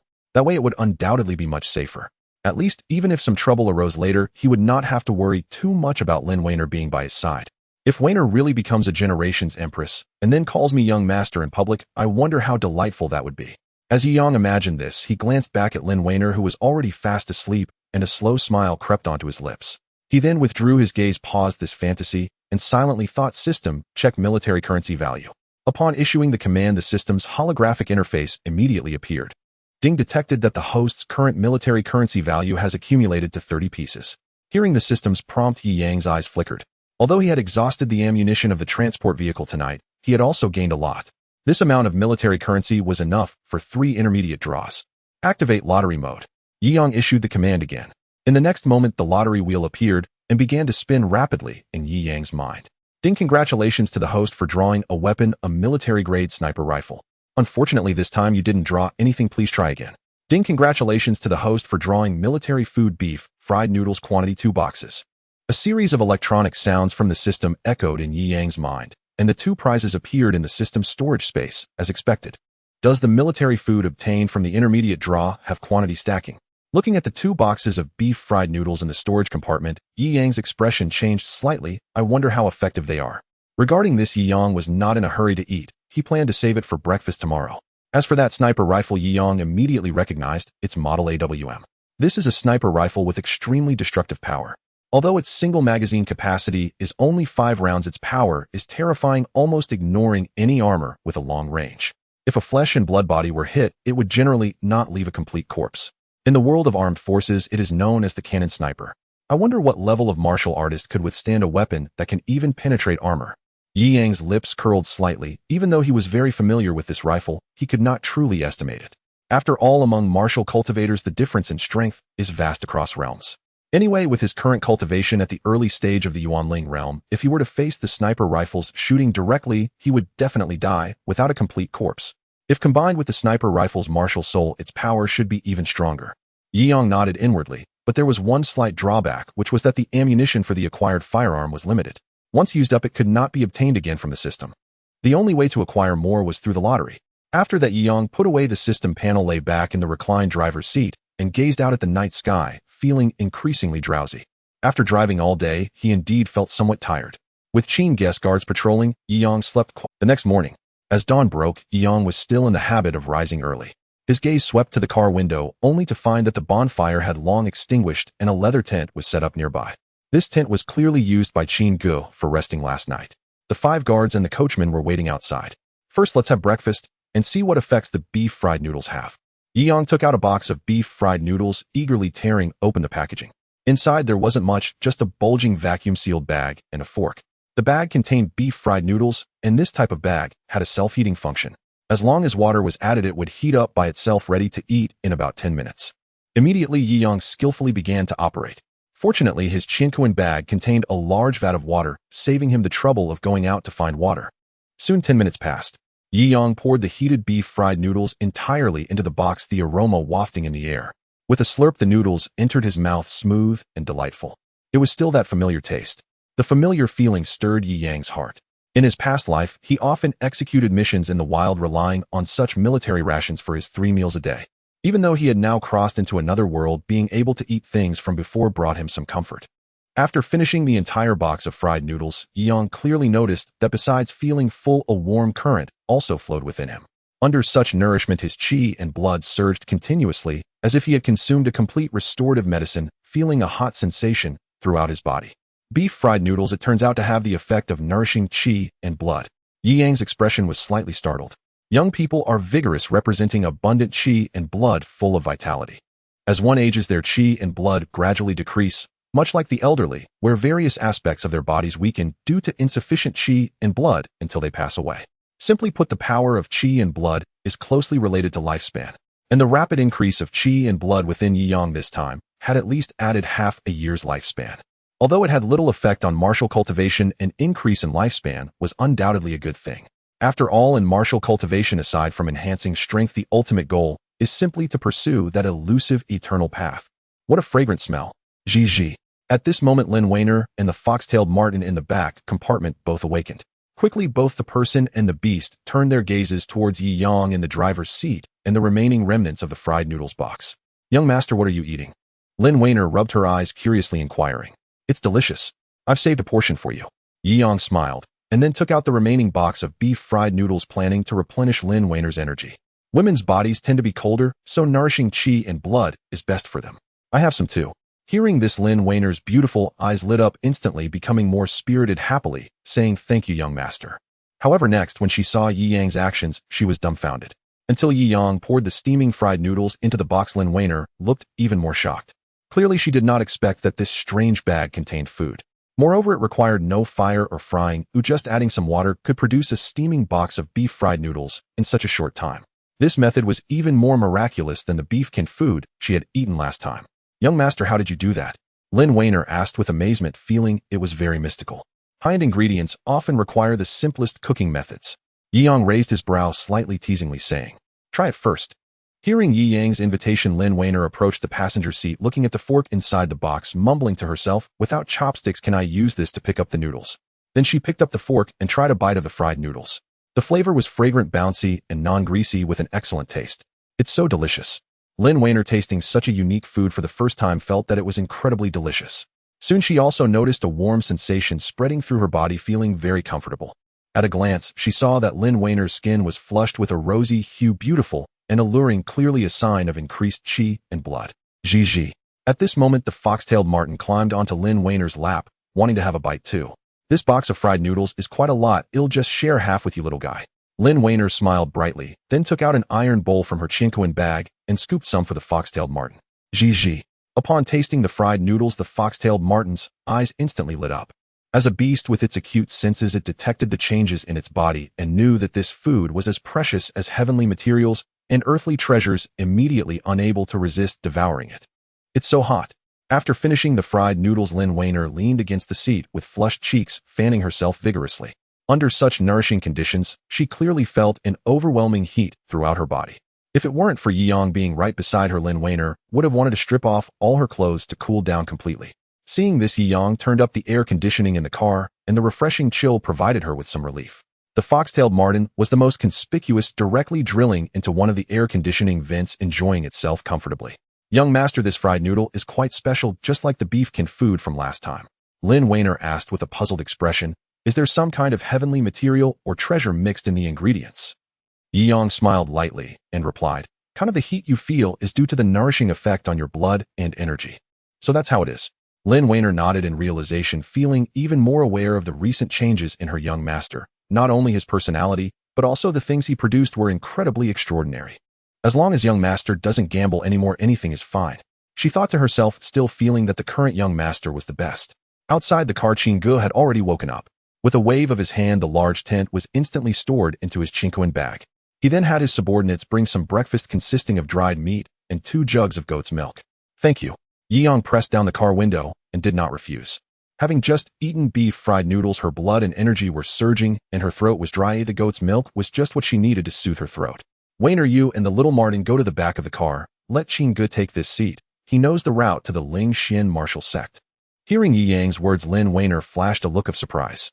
Originally, she planned to go to the imperial city with her young master, but unexpectedly the first stop was to head straight to the Ling Xian martial sect. "Okay, young master." Lin Weiner obediently nodded to Yi Yang's arrangements, and then silently walked to the back seat of the car.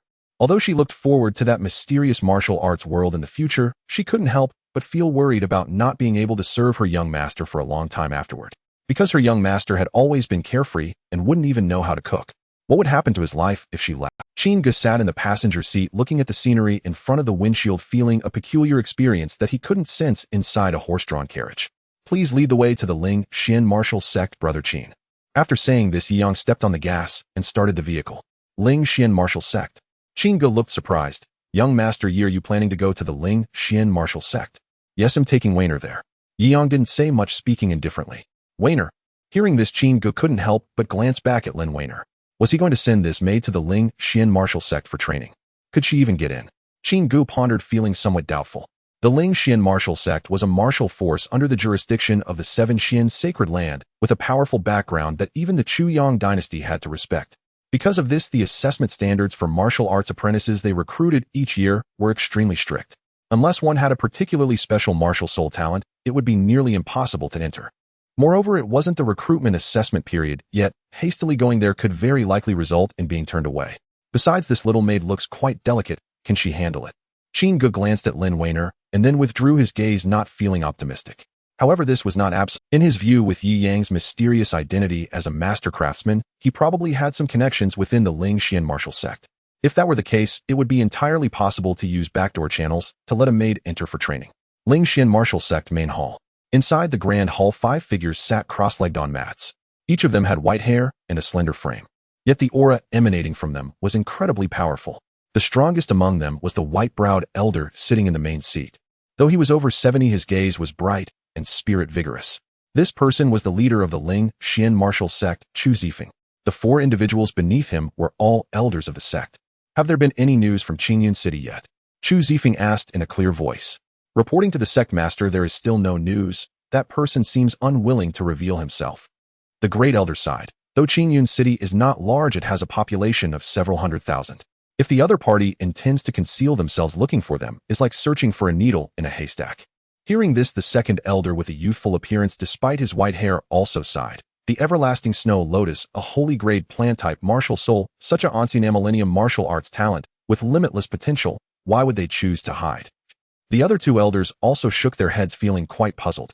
The Holy Land Messenger has already issued orders. We must find that martial arts talent as soon as possible, otherwise our resource allocation for this year will be halved. Chu Zifeng glanced at the 4 elders of the sect, his expression grave and low as he said, "If we can't find them today, you 4 will have to make a trip yourselves." Hearing this, the 4 elders did not dare to be negligent, and all respectfully nodded. Understood, sect master. Unbeknownst to them, Yi Yang was already on his way to the Ling Xian martial sect with the martial arts talent they were desperately searching for. Along the way, following the shortcut pointed out by Qin Ge, the journey was shortened by more than half. Around noon, Yi Yang drove the armored transport vehicle, finally entering the territory where the Ling Xian martial sect was located. In the forward view, there was a stunning mountain peak that pierced the clouds. Looking out, one could faintly see many buildings standing within the mountains surrounding the entire mountain body, complemented by the surrounding clouds and mist exuding an otherworldly aura. At the foot of the mountain, there was a 3-meter-wide path. At the end of the road stood a gigantic gate, ancient and heavy, subtly emanating a bronze-like sheen engraved with densely packed mysterious patterns resembling a formation. At the top of the gate, a massive stone floated, shimmering with 4 golden characters, imposing and magnificent. Ling Xian martial sect. We've arrived.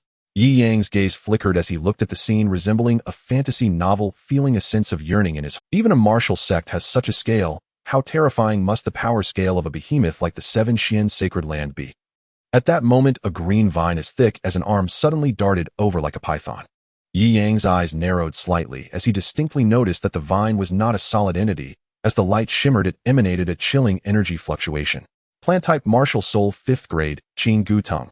Qin Ge's pupil shrank as he quickly said, "Young master Yi, hurry and stop the car.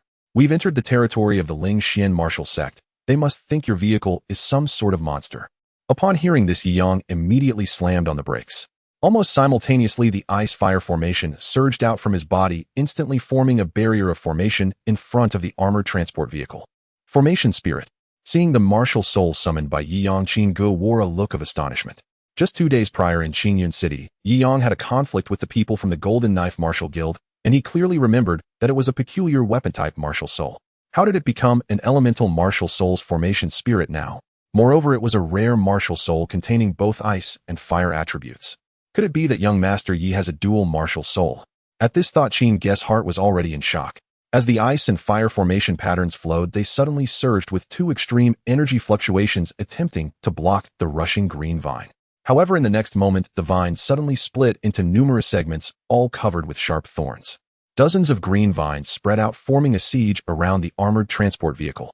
How strange, this metallic monster actually has a martial soul.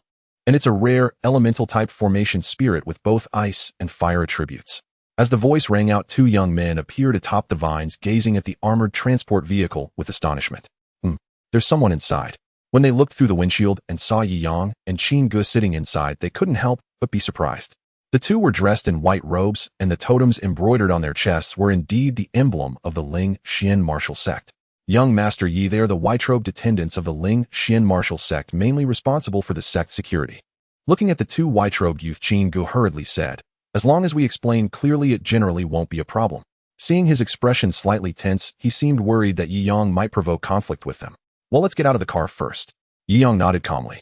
At the same time, the ice fire formation outside the car suddenly retracted, condensing in his palm, ready to respond to any sudden situation. Bang! As the car door opened, the expressions of the two white-robed attendants shifted slightly, becoming. However, as they noticed that this metallic monster was actually letting out 9 figures one after another, the astonishment in their eyes grew even stronger. Earlier, they had only seen Yi Yang and Qin Gu in the front seat. Beyond that, they hadn't expected there would be others inside, and quite a number of them. Is this metallic monster not a demon beast? With this thought, the two white-robed attendants felt quite puzzled. This is the Ling Xian martial sect. What brings you here? One of the long-haired youths coldly questioned. I am Yi Yang from Qingyun City. Yi Yang smiled politely. I would like to see your sect master. Please pass on my request. Yi. Upon hearing this, the long-haired youth was taken aback for a moment. However, upon hearing Yi Yang's place of origin, he quickly realized that he was not from the direct lineage of the Yi clan, just a minor branch descendant with the same surname. Our sect master is not someone you can meet at will. If the clan leader from your Yi family were to come, there might be some weight to it. He then disdainfully sneered, completely disregarding Yi Yang's branch family. Next to him, Qin Gu's expression instantly turned to one of shock. He understood that Yi Yang did not have any connections within the Ling Xian martial sect. Bringing this maid here was purely a gamble. Moreover, to ask to meet the sect master right off the bat. Such a person of transcendent status is not someone you can just meet at will. Even their boss at the Tyson Trading Company didn't have such a high status. While speculating in his heart, Qin Gu couldn't help but feel somewhat awkward. However, Yi Yang, unfazed by this contemptuous attitude, remained indifferent, feeling no need to continue the conversation. Weiner, activate your martial soul. He looked at Lin Weiner beside him and said directly, Yes, young master. Lin Weiner nodded softly, seeming a bit nervous. However, to regain her young master's face, she showed no signs of fear. She immersed her thoughts into her Qi and directly activated that Snow Lotus soul body. Boom. Almost in an instant, an extremely powerful soul force erupted from her body, transforming into a beam of light shooting straight into the sky. As the ice blue light blossomed, a gigantic Snow Lotus martial soul suddenly materialized in the void, with the lotus leaves swirling with symbols exuding a chilling aura. Seeing this scene, the two white-robed attendants were immediately stunned. They could even distinctly feel that the Qin Gu tongue, which was also a plant-type martial soul, seemed to be suppressed in the face of the proudly blooming, everlasting Snow Lotus, showing signs of wilting. Meanwhile, Qin Gu and the others were also wide-eyed in shock. They didn't expect that this maid who had been traveling with them all along was actually the martial arts talent that had caused an anomaly in Qingyun City a few days ago, the awakener of a holy grade martial soul. At the same time, in the main hall of the Ling Xian martial sect, Chu Zifeng and the 4 elders who were discussing changed their expressions dramatically upon sensing the energy aura from outside and stood up abruptly. Such strong soul power. Could it be that one of our disciples has awakened a second martial soul? This level of soul power fluctuation is at least 9th grade, or even higher. Holy grade. As they speculated in their hearts, the 5 martial sect leaders became impatient and immediately vanished from the main hall almost simultaneously. When they reappeared, 5 figures were already floating in the void at the foot of the mountain. Everlasting Snow Lotus. Indeed, this is the Everlasting Snow Lotus. Watching the martial soul's phantom materialize in front of them, Chu Zifeng and the others' pupils trembled violently as they immediately recognized it.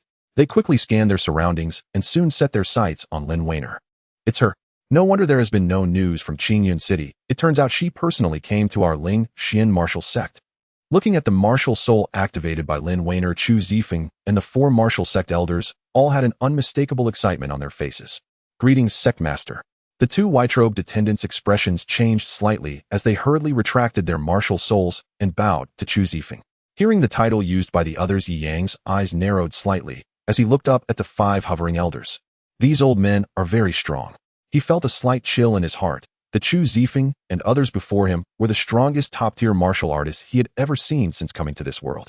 Such overwhelming aura. Even if he used all his trump cards, he would probably face a swift defeat. Then Chu Zifeng descended and approached Lin Weiner, smiling kindly as he asked, Little girl, may I ask your name? My name is Lin Weiner, and this is my young master Yi Yang. Lin Weiner seemed to have a deeply rooted sense of hierarchy. While introducing herself, she also mentioned Yi Yang. Your young master. Hearing this, Chu Zifeng's eyes darkened slightly as he turned his gaze towards Yi Yang. You must be from the Yi family's branch in Qingyun City, right?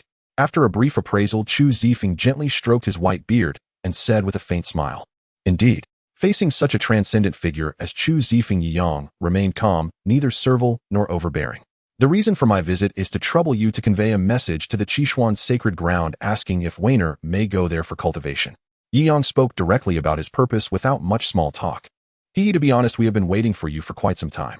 Chu Zifeng smiled and said, I am glad you could escort Weiner here. This is your reward for that. He finished speaking, flipped his palm, and took out a round money pouch. Upon opening it, there were dozens of stones inside. Each stone was about the size of a thumb, pure green, and translucent, radiating a wave of pure spiritual energy. Spirit crystals. This is a special type of mineral that contains extremely pure spiritual power and is highly practical. It can be used not only for martial artist cultivation, but is also a common currency in the martial cultivation world. High-quality spirit crystals are worth as much as 10,000 taels of silver in the secular world. The spirit crystals in Yi Yang's hand were smooth, clear, and obviously of top quality. Dozens of them equate to hundreds of thousands. Qin Ge couldn't help but glance at them, secretly astonished. The leader of the Lingxian martial sect was indeed extraordinary. Simply giving such a reward is enough for an ordinary person to live without worry for over a decade. Weiner is a member of the Yi family. Bringing her here is my duty, so you can keep these rewards. Yi Yang showed no signs of greed and intended to return the pouch of spirit crystals. Upon hearing this, Lin Weiner felt warm inside and gazed at Yi Yang with sparkling eyes. This was the first time she saw her young master refuse such a large sum of wealth. However, in Chu Zifeng's eyes, this action took on a different meaning. He thought Yi Yang was dissatisfied with the amount given. Yet compared to awakening a sacred-level martial soul, a mere few dozen spirit crystals was indeed a small reward.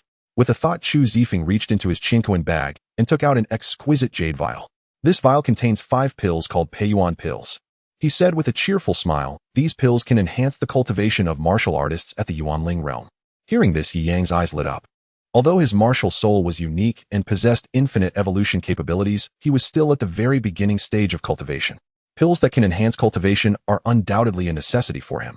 Young man, this pouch of spirit crystals along with the 5 Peiyuan pills, if you accept them, Weiner will no longer be a servant of the Yi family. Chu Zifeng's offer was evidently intentional, aiming to redeem Lin Weiner. After all, having such a talented young woman remain as a servant of the Yi family was quite inappropriate. Upon hearing this, Yi Yang's expression darkened slightly, and he shook his head saying, although Weiner is my servant, she cannot be measured by money, or should she wish to, she can regain her freedom at any time. I appreciate your goodwill, Master Chu. After speaking, Yi Yang smiled slightly and did not accept the so-called young master. Lin Weiner was momentarily stunned, staring at Yi Yang with deep feelings. She never expected to hold such a high status in his heart. Chu Zifeng also looked at Yi Yang with some surprise. Was this young man truly so noble? Or was he still not satisfied? Well, the old man would have to invest a bit more. In order to secure Lin Weiner's future status, Chu Zifeng took out another exquisite jade box. Upon opening it, there lay a round pill radiating a golden hue with faint pill patterns. The 9 transmutation pill. Its effects can remedy impure spiritual roots, refine the innate spiritual roots of the flesh, temper the physique, and enhance cultivation. Just this single 9 transmutation pill is equivalent to the effect of 10 Peiyuan pills. Upon seeing this, Qin Ge couldn't help but take a deep breath. The total value of these rewards was beyond what he had accumulated over the past few years. The 5 accompanying guards looked at the pills with fiery eyes filled with envy. As warriors, they understood the importance of pills, which could greatly accelerate progress in martial cultivation. Just as they worked at the Tyson Trading Company, their purpose was simply to earn more silver to purchase the resources needed for martial cultivation. Yet Yi Yang was merely escorting a servant here, casually obtaining the coveted spiritual pills, which was truly enviable. Thank you, Master Chu. Before Yi Yang could respond, Lin Weiner hurriedly collected all the items and placed them in Yi Yang's hands. Young master, just accept them. With sparkling eyes, she winked at Yi Yang and said with a smile, I know you treat Weiner very well. No matter what happens in the future, you will always be my young master. Hearing this, Yi Yang felt a chord within him resonate, and he smiled without further words. Since Lin Weiner had taken the initiative to accept the gifts, he naturally would not be polite. I can only take you this far. Once you reach the Qishuan sacred ground, take care of yourself. Young master, I will miss you. Upon hearing they were parting, Lin Weiner's beautiful eyes filled with tears, and she directly hugged Yi Yang.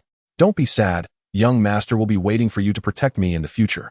Yi Yang lightly patted Lin Weiner's back and teased. Hearing this, Qin Ge beside them couldn't help but twitch the muscles at the corner of his mouth. Someone like you, a genius, needs protection. Young master Weiner understands. Once I achieve success in cultivation, I will come find you. Lin Weiner obediently nodded her head, then taking advantage of Yi Yang's inattention, she stood on her tiptoes and lightly kissed his cheek. Then she hurriedly left Yi Yang's embrace, blushing. Did she just kiss me? What does that mean? Yi Yang was momentarily stunned. Being a straight man, he could only interpret it as a farewell kiss between a master and servant. After adjusting his mood, Yang looked at Chu Zifeng and said solemnly, "Master Chu, I will trouble you to take care of Weiner." "Not at all, it's our duty." Chu Zifeng quickly shook his head and said with a smile. He was happier than anyone that Lin Weiner was here at this moment. Not only did this avoid a reduction in the resource allocation to the Lingxian martial sect, but he could also gain rewards from the sacred ground. How could he afford to neglect Lin Weiner? Yi Yang smiled and nodded, then took Qin Gu and the others onto the carriage. As the engine started, the armored transport vehicle swiftly turned in the astonished gaze of Chu Zifeng and others, speeding away into the distance. What is this thing? Having focused on Lin Weiner earlier, they only now noticed the peculiar characteristics of the armored transport vehicle. They never expected such a large metal shell could move so quickly. Moreover, there was no trace of spiritual energy fluctuations, indicating that there were clearly no formations assisting it. How is this even possible? Especially the elder who excelled in the field of refining, his eyes sparkled with shock. Immediately, he shifted his form, unable to suppress his curiosity, and followed closely behind. The armored personnel carrier as a military-grade vehicle boasts exceptional off-road capabilities. Even on such bumpy, rugged dirt paths, it can traverse smoothly. The 6 black wheels at the bottom, combined with other structures, manage to dissipate most of the vibrations. Truly a remarkable design. The great elder Zhao Yuan, trailing behind, observed and commented. The astonished expression revealed his inner excitement and disbelief. Why is this old man still following? Yi Yang caught a glimpse of Zhao Yuan, who appeared to be walking on air in the rearview mirror, and couldn't help but feel somewhat surprised. At nearly 80 miles per hour, even an ordinary person would find it difficult to keep up, let alone his current cultivation level. However, the great elder of Lingxian martial sect kept pace over such a long distance, remaining calm and composed, maintaining just the right distance between them. His demeanor suggested that should he desire, he could easily overtake the armored personnel carrier. Hey, isn't that great elder Zhao Yuan? At this moment, Qin Gu also noticed Zhao Yuan in the rearview mirror, a hint of surprise flashing in his eyes. How strong is this old man Zhao Yuan? Yi Yang, with both hands on the steering wheel, inquired with curiosity. Old man. Hearing this, Qin Gu couldn't help but swallow hard, almost instinctively glancing at Zhao Yuan in the rearview mirror. Young Master Yi, you'd better not let great elder Zhao hear you call him old man. Although he is of advanced age, he is quite sensitive about being called old. Qin Gu quickly reminded him in a low voice. Yi Yang smiled faintly and dismissed it. Old is old, why bother caring? Just as one cannot deny being male, can one? Great elder Zhao has a high reputation in the field of alchemy in the Chuyang dynasty, and he is likely interested in your vehicle. Qin Gu then corrected himself, armored vehicle. Now it made sense. Yi Yang nodded in realization, understanding Zhao Yuan's pursuit. He pressed the brakes, and the armored personnel carrier came to a halt. Seeing this, Zhao Yuan was slightly surprised, but approached closely to examine the vehicle carefully. Great elder Zhao, we are on our way to the Imperial City. If convenient, we can give you a ride. Yi Yang rolled down the window, poking his head out to look at Zhao Yuan, inviting him with a casual smile. Oh, so you are heading to the Imperial City as well? I just need to handle some matters there, so I would appreciate it. Zhao Yuan had long been interested in the armored personnel carrier and readily accepted. Great elder Zhao, the view here is open. Oh, please take this seat. Qin Gu, well-versed in social etiquette, immediately relinquished the passenger seat. Zhao Yuan, beaming with joy, showed no hesitation and began to inspect the interior with keen interest. Despite his decades of immersion in alchemy, he could not discern the principles of anything in the armored personnel carrier apart from the steering wheel. He was astonished at the complexity of the structures inside. After a careful look, Zhao Yuan felt quite amazed and finally couldn't help but ask, which master of alchemy invented this vehicle? Yi Yang casually replied, I don't know, I found it. What? Found it? Zhao Yuan looked stunned, filled with skepticism. Hearing their conversation, Qin Gu in the back compartment couldn't help but chuckle. Previously, he was treated in the same dismissive manner by Yi Yang. He never expected that even the great elder of Lingxian martial sect would receive such treatment. It seemed that this young master Yi truly preferred to keep his identity hidden, clearly a breath of fresh air in the alchemical world. Since you don't wish to disclose, I won't press you. Zhao Yuan smiled faintly, then a powerful spiritual sense radiated out, enveloping the entire armored personnel carrier. Every component's operation was within his spiritual sense. Especially when he detected that the vehicle's power source was some unknown viscous liquid, Zhao Yuan felt a deep shock. The liquid resembled kerosene, but continuously provided energy to all components, which was simply incredible. Who would have thought that such a cheap, ordinary kerosene could possess mystical uses comparable to spirit stones and formations? Encountering technological industrial products for the first time, Zhao Yuan felt as if he had opened up a new continent in the field of alchemy. With this shift in thought, the excitement on his face grew more intense. Young man, since you found this device, could you consider transferring it to me? Zhao Yuan couldn't contain his desire and directly said, If you agree, I will not shortchange you. Hearing this, Yi Yang raised an eyebrow, but remained silent with a faint smile.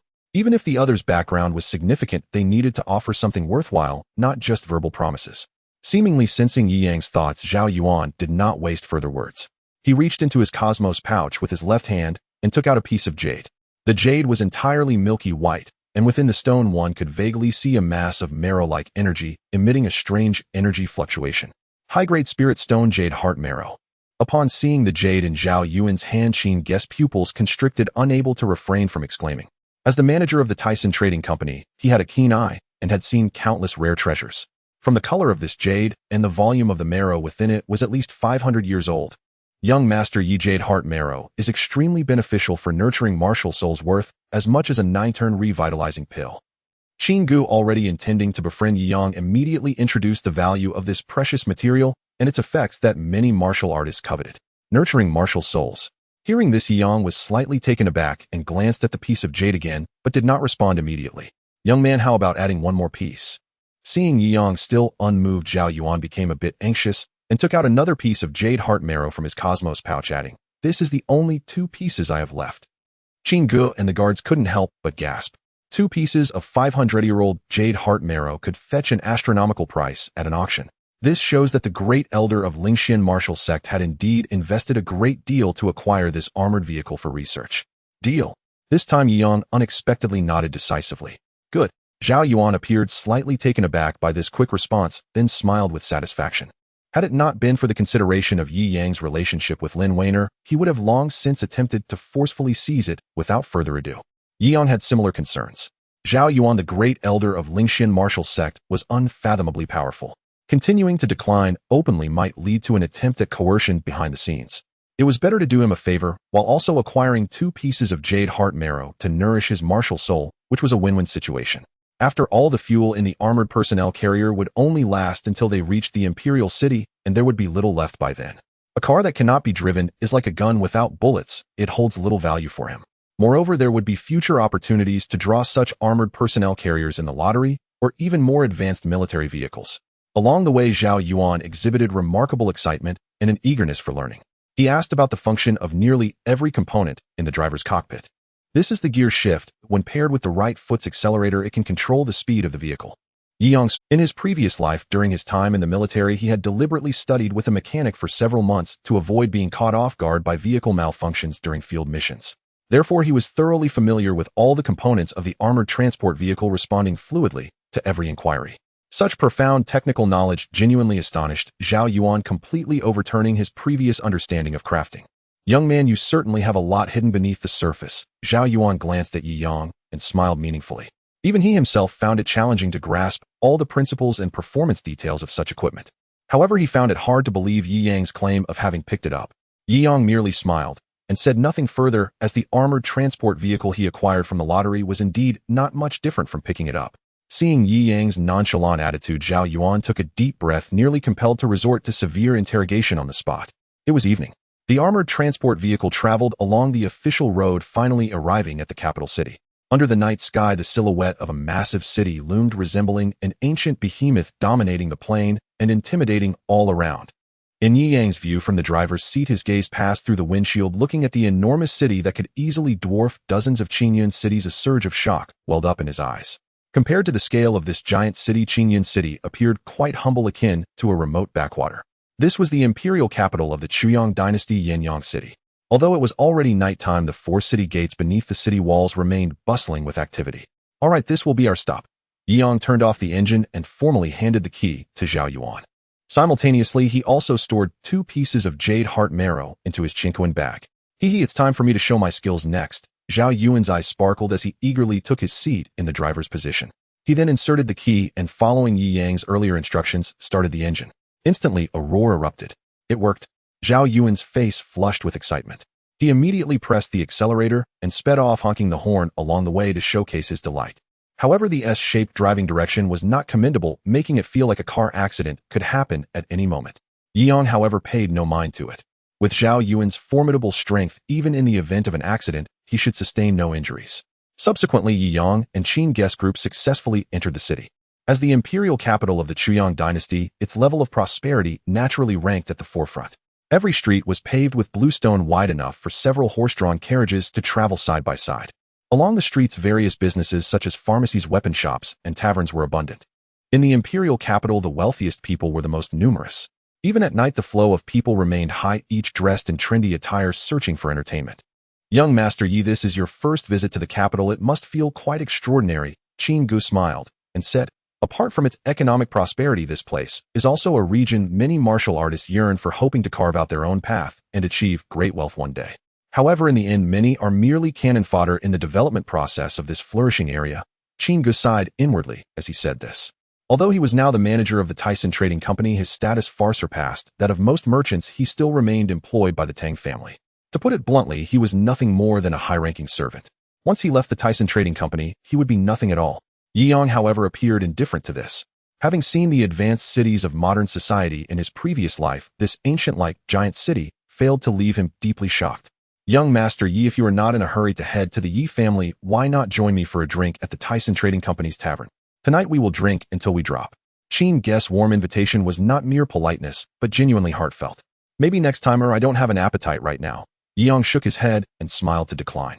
Having just obtained a batch of elixirs from the Lingxian martial sect, he currently wished to find a quiet place to test their effects. All right, then let's plan for another day. Qin Gu did not insist, and after saying this, he took his leave. At that moment, the accompanying coachman had gone off somewhere to procure another horse-drawn carriage heading towards the Tyson Trading Company's headquarters in the west of the city. On the bustling street, Yi Yang strolled leisurely with the foxtail weasel about the size of a palm circling on his shoulder, its eyes darting around curiously. Yi Yang was not in a hurry to go to the Yi family. After wandering around the street, he directly found an inn to settle down. That night inside the inn, Yi Yang sat cross-legged on the bed, laying out all his gains from the day. Before him, 40 spirit crystal stones, 5 Peiyuan pills, 19 revolutions restorative pill, and 2 pieces of jade heart marrow. Spirit crystal stones could serve as currency in the martial arts world. Yi Yang did not plan to use them for cultivation, setting them aside for future needs. The Peiyuan pills and 9 revolutions restorative pill were effective for enhancing cultivation. After some consideration, Yi Yang decided to start by absorbing the lower-grade Peiyuan pills. He picked one up and placed it in his mouth. The pill melted instantly, but its taste was quite difficult to swallow, reminiscent of bitter traditional Chinese medicine.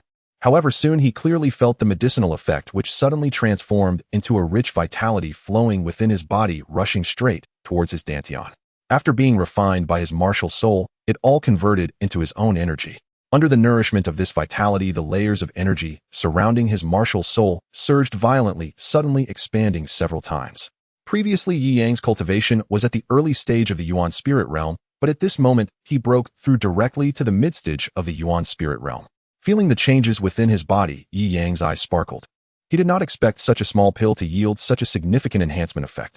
No wonder the Lingxian martial sect attracted so many martial artists. With such resources available, it was akin to taking a flight, soaring upwards. Immediately, Yi Yang picked up another Peiyuan pill and swallowed it directly. The effect was the same as before, with pure and vigorous energy rushing towards his dantian. However, this time his cultivation did not achieve a notable enhancement, remaining stagnant at the mid-stage of the Yuan spirit realm. This indicated that as one progressed, the energy required for breakthrough also gradually increased. With just the medicinal power of 1 Peiyuan pill, it was already insufficient to help him advance from the mid-stage to the late stage of the Yuan spirit realm. Contemplating this, Yi Yang picked up the 3rd Peiyuan pill and swallowed it. Boom. This time, after replenishing the energy in his dantian, it surged rapidly like a roaring tide. The dense fluctuations of energy had already elevated him to the late stage of the Yuan spirit realm. Within each realm, there are 4 smaller stages: early, middle, late, and peak, representing the differences in strength of the realm. Next, he would aim to break through to the peak stage. However, according to the increasing energy requirements for ascending through the realms, the remaining 2 Peiyuan pills were evidently insufficient. Yi Yang swallowed both remaining Peiyuan pills in one go, absorbing all their medicinal power. As he had anticipated, the energy transformed from this refining was equivalent to only 1/3, far from sufficient to challenge the peak stage. This 9 revolutions restorative pill should suffice. Yi Yang stretched out his hand to take the jade box, within which lay a pill of deep golden hue adorned with 9 intricate patterns. In terms of energy purity and the quality of the medicinal materials, it was far superior to that of the Peiyuan pills. As it was consumed, an exceptionally overwhelming golden energy erupted within his body. If one were to look inside, it would resemble countless golden rivers wildly rushing towards his limbs and bones, cleansing the impurities within his meridians. Under this refining process, black filth began to emerge from every pore on Yi Yang's body. Soon after, the golden energy flowing through his meridians rapidly converged into the dantian in his abdomen, instantly filling the entire dantian sea. Boom. Faintly, it seemed as if a deep explosion resonated from within his abdomen. Yi Yang's body shuddered uncontrollably, and he felt an overwhelming sensation of tearing throughout. But soon the pain dissipated, replaced by an entirely new experience. His vision, hearing, sense of smell, and other senses had noticeably heightened. His body felt as if injected with steroids, surging with unimaginable strength. This sensation was not something merely achievable at the peak stage of the Yuan spirit realm. Had he directly broken through a realm? With this thought in mind, Yi Yang immediately immersed his consciousness into his dantian, where he saw the vast energy swirling like a sea surrounding the array spirit and gun soul in a vortex. It was the wheel ocean realm. Unquestionably, this was the hallmark of the third realm in martial cultivation. While Yi Yang felt joy within, he couldn't help but envy the disciples of the Lingxian martial sect. Those fellows were inherently gifted martial arts geniuses. If they were to enjoy various resources, their cultivation speed would undoubtedly increase day by day. Immediately, Yi Yang picked up the 2 pieces of jade heart marrow, their snow-white jade material, visibly containing a liquid energy essence. He had previously heard Qin Go mention that it was a treasure capable of nourishing martial souls. Would this absorption lead to another evolution? With that thought, Yi Yang showed no hesitation, channeling his qi to instantly crush the 2 pieces of jade heart marrow. In an instant, the thick, milky white spiritual liquid, glowing brilliantly, actually floated upwards, defying gravity, exuding an exceptionally unique fragrance. Yi Yang opened his mouth wide and directly inhaled that mass of jade heart marrow into his body. The spiritual liquid was unexpectedly gentle, smoothly flowing into his dantian sea. Buzz. Seemingly sensing the nourishing substance, the ice fire array spirit and sniper gun martial soul trembled with excitement, both eager to absorb it. However, under Yi Yang's deliberate suppression, all the energy from the jade heart marrow was absorbed by the sniper gun martial soul. Time passed minute by minute. In this greedy absorption, the gun soul visibly solidified, and as its radiance flowed, its form began to undergo transformation. When the sky outside began to brighten, a brand new form of martial soul finally coalesced. Its shape was unmistakably that of an AK-47 assault rifle. Ding! Congratulations to the host for the evolution of the martial soul, gaining the soul skill continuous fire. As the system detected the evolution of the gun soul, a smile crept onto Yi Yang's face. Exchanging a second-hand vehicle for a martial soul evolution was simply a huge profit. The dual enhancement of cultivation and martial soul left Yi Yang feeling invigorated. Ding! Friendly reminder. The host's current martial soul has 3 evolution forms, which can be switched at this moment. The electronic synthesized voice of the system rang out again. Hearing this, Yi Yang's expression shifted slightly. Could the evolved gun soul freely switch back to its previous forms? Immediately, he attempted to summon the AK-47 martial soul. As his thoughts took shape, the martial soul's form abruptly switched back to the previous sniper gun. Even the initial Desert Eagle handgun form could be reconstituted. This feature is quite nice, Yi Yang inwardly praised. The ability to freely transform the martial soul to correspond with different firearms was undoubtedly much more convenient. He then turned his gaze to the sky outside, realizing that he had not even managed to sleep before dawn had arrived. Time flies when cultivating. There is indeed some truth to that. Chirp, chirp. A white shadow darted past, and the foxtail weasel suddenly appeared on the bed. It stood upright, its tiny paws rubbing its belly, indicating that it was hungry. I understand, after washing up we will. Yi Yang smiled and nodded, then walked into the bathroom to wash off all the grime on him. After changing into a clean set of clothes, he left the inn with the foxtail weasel, heading to a nearby restaurant to indulge. The restaurant was bustling with business. While eating, Yi Yang also casually overheard various discussions around him. Have you heard? The 4 major clans of our Chuyang dynasty have been preparing for their family competitions recently. Of course, in 2 months, there will be a hunting competition in the capital, but the spots are limited, and the 4 major clans will definitely select the most outstanding members to participate. Not just the 4 major clans of various factions, big and small, in the capital are also in urgent practice. The hunting competition, held every 10 years, will even have direct members of the royal family participating. I wonder which side will claim the championship. Isn't that obvious? In the end, it will definitely be the royal family. Don't you understand the unspoken rules? Haha, I understand. The diners in the restaurant became increasingly animated, their conversations growing more exaggerated, eventually analyzing even various fabricated conspiracy theories with great detail. However, none of it was of any use, because people like them who were merely mediocre did not even have the qualifications to attend the event and could only satisfy their cravings through gossip. Listening to the conversations around him, Yi Yang was slightly taken aback, and a hint of contemplation arose within him. He understood that the Yi family clan competition was essentially aimed at the upcoming hunting competition. Such a large-scale competition must have quite a generous reward for the champion, right? Yi Yang swallowed the roasted meat in his mouth, his heart filled with anticipation more than mere curiosity. After a while, both Yi Yang and the weasel were finally full and ready to head to the Yi family. The main residence of the Yi clan is located in the bustling area to the north of the city. The estate covers a vast area, and besides the household servants, all the residents are members of the direct lineage of the Yi family. As a clan founded on martial prowess, each generation of the direct lineage undergoes a rigorous selection process. Even the lowest-ranking guards must meet the standard of elite warriors possessing strength, at least at the initial stage of the Yuanling realm. Such warriors, if placed in an army, would at least hold the rank of a centurion. At this moment, in front of the Yi residence, two burly men shouldering large sabers stood imposing at either side of the gate, exuding a fierce aura. Passers-by on the street, upon seeing these two tiger-like guards, averted their gazes and dared not to meet their eyes. However, at that moment, a young figure strode confidently towards the Yi residence. The two burly men cast sharp glances at Yi Yang, noticing his unfamiliar face, and immediately barked halt. This is the core area of the Yi family. No outsiders are permitted to approach. Their voices were powerful and resonant, carrying a sense of intimidation. I am Yi Yang from the branch family of Qingyan City. As he approached, Yi Yang wasted no words and directly produced a badge. The badge was not large, entirely bronze in color, engraved with a totem and the character Yi. This item symbolized the identity of a member of the Yi clan. However, the two burly men merely glanced at it without even inspecting it, and one of them solemnly said, "The clan leader has stated that there are many branch families in the Yi clan and badges can be forged or stolen. Therefore, this Yi family badge alone cannot prove that you are a blood relative of the Yi clan. Even if your identity is genuine and the badge is authentic, it does not rule out the possibility that you are an adopted foreign bloodline from the branch family." Upon hearing this, Yi Yang was momentarily taken aback. There was truth in their words, but how could he prove himself? "Do not worry, this item can verify your identity." As he spoke, the bald burly man took out a fist-sized piece of jade, its shape peculiar and covered in mysterious runes. In the central area, there was a small recessed hole. The method is simple, just insert your finger into the hole and prick it. As long as the extracted blood matches, it will suffice. Hearing the bald man's words, a glimmer of astonishment flashed in Yi Yang's eyes. This method of testing blood was somewhat reminiscent of DNA testing from his past life. In response, Yi Yang complied and inserted his right index finger into the small hole. In the next moment, Yi Yang felt a sharp needle pierce his fingertip, and as the pain shot through him, some blood was drawn. As the blood seeped into the jade, the runes on its surface suddenly seemed to come alive, slowly writhing and emitting a crimson glow. "All right, that's enough." Observing the situation, the bald man nodded and said, "Anyone from the branch family entering the estate must not wander around aimlessly. You must first register at the affairs office in the eastern courtyard, or you will be expelled from the estate." Yi Yang maintained a calm demeanor and walked straight through the gate. Although the other party was merely fulfilling their duty, this treatment made it feel as though those from the branch family were being looked down upon.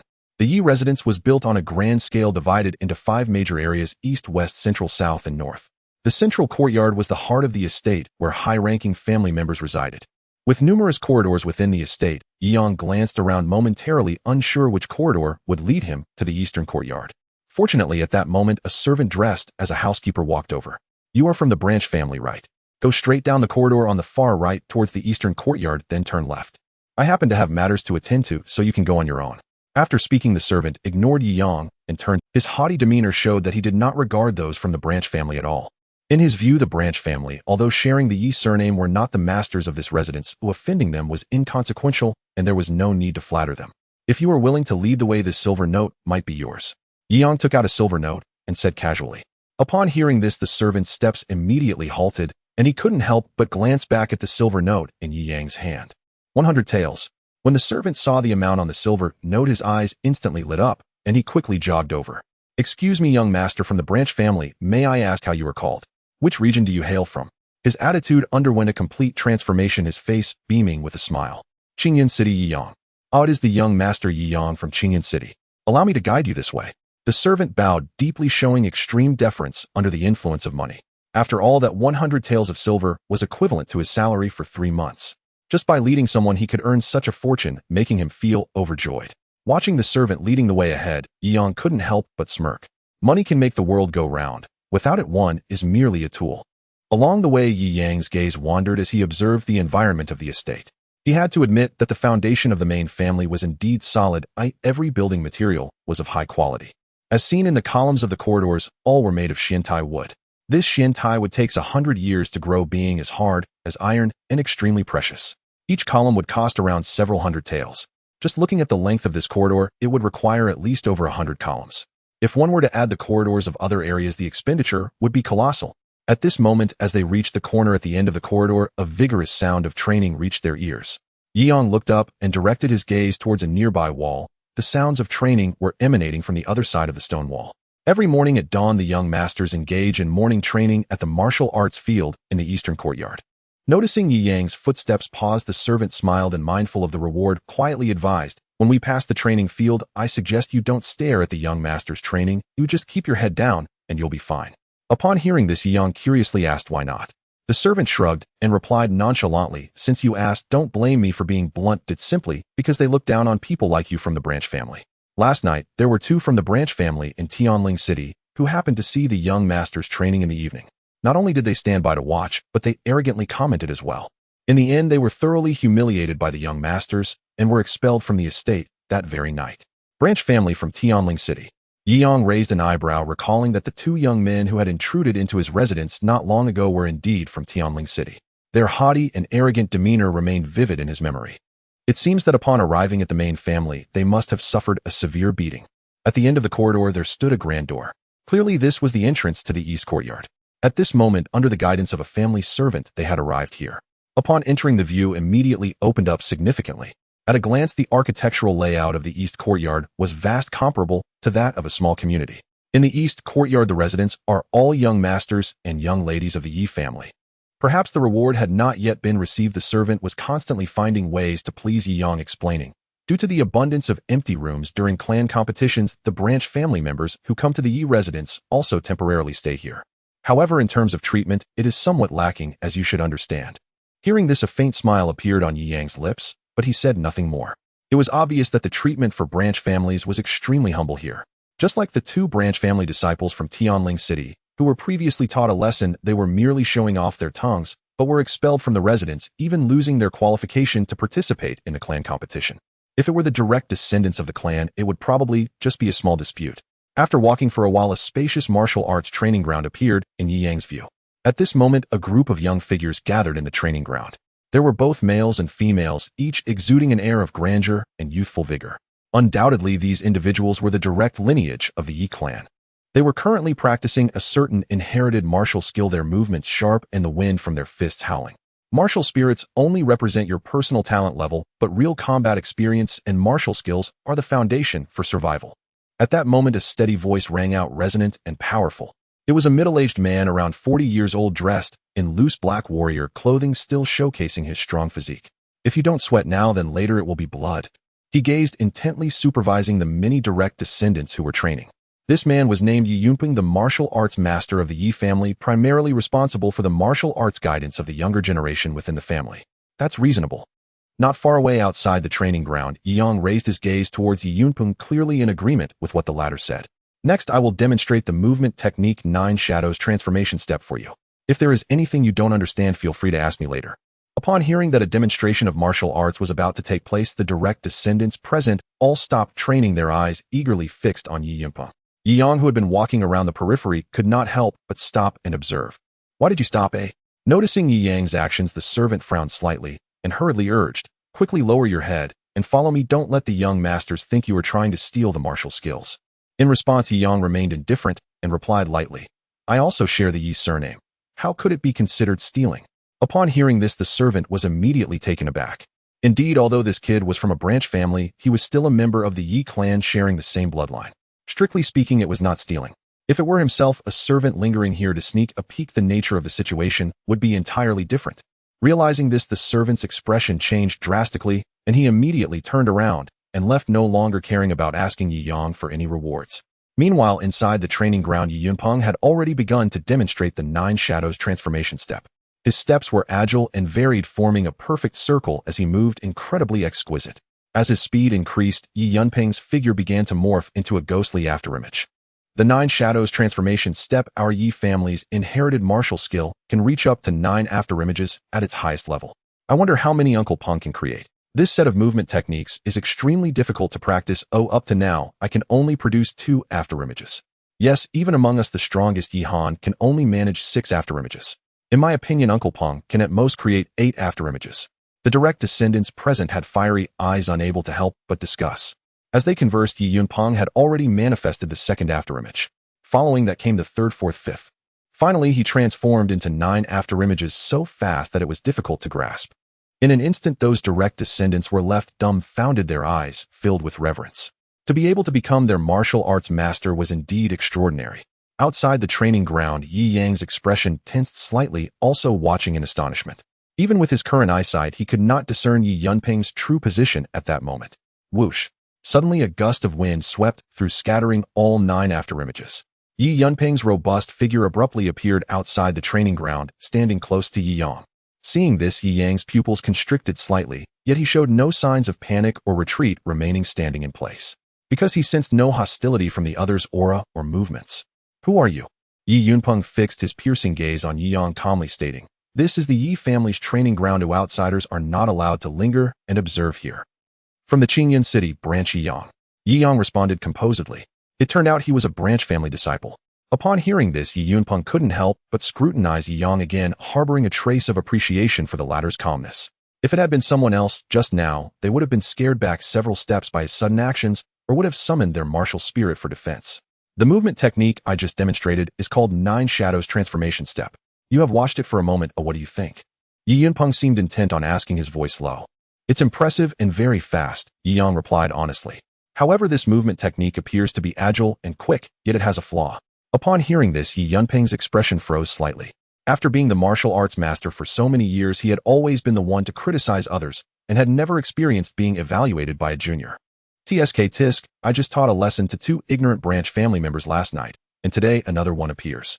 Do these branch families really think that those of our direct lineage are pushovers? Don't worry, Uncle Peng is here. Wait for an opportunity to show him some colors. Upon hearing this, the young men of the direct lineage couldn't help but chuckle, with some already rolling up their sleeves. I would like to hear what you think the flaw is, Yi Yunpeng asked, seriously staring at Yi Yang. This high-intensity afterimage technique primarily focuses on increasing speed and confusing the opponent's vision. I admit it is indeed excellent, but Yi Yang shifted his tone, directly stating, such martial skills cannot enhance lethality. They may even consume too much stamina during execution. When facing an opponent with similar speed to win, one can only rely on tricks. This insight was akin to a sharp critique. Yi Yunpeng looked at Yi Yang in disbelief, because not long ago when he perfected the 9 Shadows transformation step, he had also realized this issue. Today's demonstration was not only to impart martial skills, but also to explain this flaw to the juniors. Unexpectedly, this little branch family disciple, having seen it only once, was able to discern the problem. Our Yi family's inherited martial skills still require tricks. How absurd. Exactly, such comments are simply arrogant. Who among you will go out and practice with him? Yi Yang's remarks instead provoked dissatisfaction among the direct lineage. If it weren't for the martial arts master being present, they would have already rushed up to teach him a lesson. Facing the mockery of the direct descendants in the arena, Yi Yang's expression showed no signs of fluctuation, and he paid them no mind. As the saying goes, each sees what they want to see. In his past life in the military, the lethal techniques he learned completely discarded flashy moves, focusing instead on simplicity, directness, and ruthlessness, aiming to defeat the enemy with the fastest speed. Of course, in this world of martial cultivation dominated by cold weapons, such speed-enhancing techniques are extremely useful. Young man, from our previous conversation, it's evident that your foundation in martial arts training should be quite solid. I merely expressed my perspective. I hope you can forgive me if I have misspoken. Yi Yunpeng revealed a slight smile, showing no signs of disdain. Yi Yang smiled calmly, neither proud nor impatient. Such a humble attitude made Yi Yunpeng take a second look. There was audacity and insight. Setting aside his martial talent, with just these 2 qualities, he could be considered exceptional among the many branch descendants of the Yi clan. I am curious about what type of martial soul you have awakened. Could you demonstrate it here? Yi Yunpeng's tone carried a hint of expectation, as if Yi Yang's martial soul talent was decent, he might be able to offer some guidance. Though a branch family member, being of the same clan, unearthing talented individuals from the younger generation for the family was also his duty as the martial arts head. Sure. Yi Yang pondered for a moment before his consciousness sank into his dantian, directly summoning his gun soul. Whoosh! As light flickered in his hand, a handgun Desert Eagle materialized. A weapon, martial soul. Seeing this, Yi Yunpeng's eyes flashed with surprise. Such a martial soul, despite its peculiar appearance, felt rather lacking in lethality. Without a tip or blade, small and black, resembling a small hoe, it looked more like a farming tool rather than a combat-type martial soul. He couldn't help but shake his head, seemingly having overestimated Yi Yang earlier. I thought it would be impressive, but it turns out to be nothing more than a facade. With my flame blade martial soul, I could easily slice it to pieces. Upon seeing Yi Yang's gun soul, the direct descendants present immediately burst into laughter, their eyes filled with contempt. However, in the next moment, an extraordinary scene unfolded. That small weapon martial soul quickly wriggled and noticeably grew larger, becoming more intricate. Amidst the astonished gazes of the crowd, the handgun transformed into a sniper rifle martial soul, and finally into an AK-47 martial soul. The ability to switch forms freely left those direct descendants dumbfounded. A martial soul can evolve in real time. Even Yi Yunpeng, despite his broad knowledge, wore an expression of disbelief, unable to discern the intricacies. Just putting on a show. Even though it changes form, it looks similar to those low-tier martial souls. The long-haired youth who had boasted about his flame blade martial soul still wore a contemptuous expression. Don't be too hasty, this unknown martial soul might possess some unique soul skills. However, among the group, some youths held differing views. As for the young women, their gazes remained fixed on the fox-tailed marten resting on Yi Yang's shoulder. This fluffy, cute little white marten undoubtedly possessed strong appeal for the females. What type of martial soul is this, and what are its characteristics? Yi Yunpeng inquired, his gaze surveying the gun soul with curiosity. Weapon martial soul firearm. It can be used in close combat or long range. Close combat and long range. Why not boast even more? I guess the soul skill of this martial soul must involve throwing or smashing. If it really does hit, it would probably hurt quite a bit, ha. The direct descendants couldn't help but chuckle, most of them bursting into laughter. Yi Yang took in the mocking expressions of those around him. His eyes darkened, and he wanted to unleash a soul skill to shoot one of them, but ultimately held back. From the arrogant attitudes of these individuals, Yi Yang knew that even after showing off, he would likely attract more doubts and provocations. Such pointless conflicts held no benefit and were of no value. With a shift in thought, Yi Yang retracted his martial soul and walked straight towards the opposite side of the training ground. That was the residential area of the eastern courtyard. He had previously heard from the guiding servant that the affairs office was in the first room of the residential area. At this moment, he had no interest in trading barbs with those arrogant direct descendants. Registering and verifying his identity was the priority. Only in this way could he participate in the upcoming clan competition. This kid, though young, has a perspective and insights that differ from the norm. Yi Yunpeng looked at Yi Yang's back with an odd expression, secretly appreciating him, while silently noting the form of the martial soul he had just displayed. You are free to train now. He then shouted to the crowd, and quickly left, intending to head to the family's library to consult a book on martial souls. After all, this was the first time he had seen such a uniquely shaped weapon martial soul, and he felt quite curious about it. At this time, Yi Yang had already arrived at the affairs office. The interior was simply decorated with a young man in splendid attire sitting at the desk. His youthful face was round and chubby with 2 tufts of mustache. He rested one hand on his cheek, squinting his small eyes, and a noticeable snoring sound escaped his nostrils. Is this the registration place? Yi Yang approached the desk and inquired aloud. To wake the other person, he raised his voice slightly. The sudden noise made the chubby man's flesh jiggle as he abruptly opened his tiny squinty eyes. You are from the Branch family. Looking at the unfamiliar young man before him, he frowned, his expression clearly displeased. Of all times, he chose to come and register while he was napping. Yes. Yi Yang smiled slightly. I apologize for disturbing your rest. Could you please register me?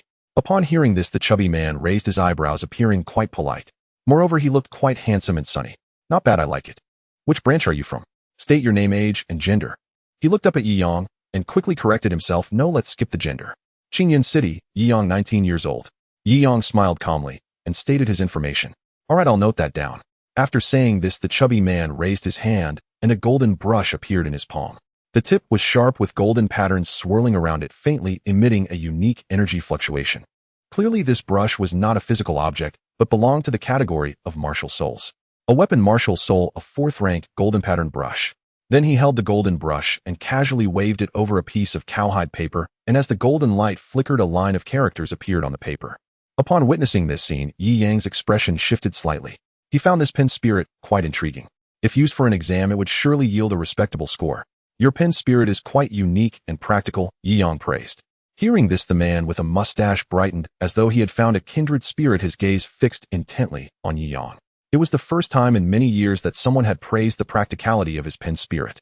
Feeling acknowledged, his mood brightened instantly. However, he soon recalled the various taunts from the past, and his expression dimmed slightly as he sighed. It's only useful for writing and drawing, it's useless in battle. Can a mere pen even kill someone? As he spoke, the mustached man shook his head, glancing at the golden pin in his hand, unable to suppress another sigh. His name was Yi Wenqing, a direct descendant of the Yi family.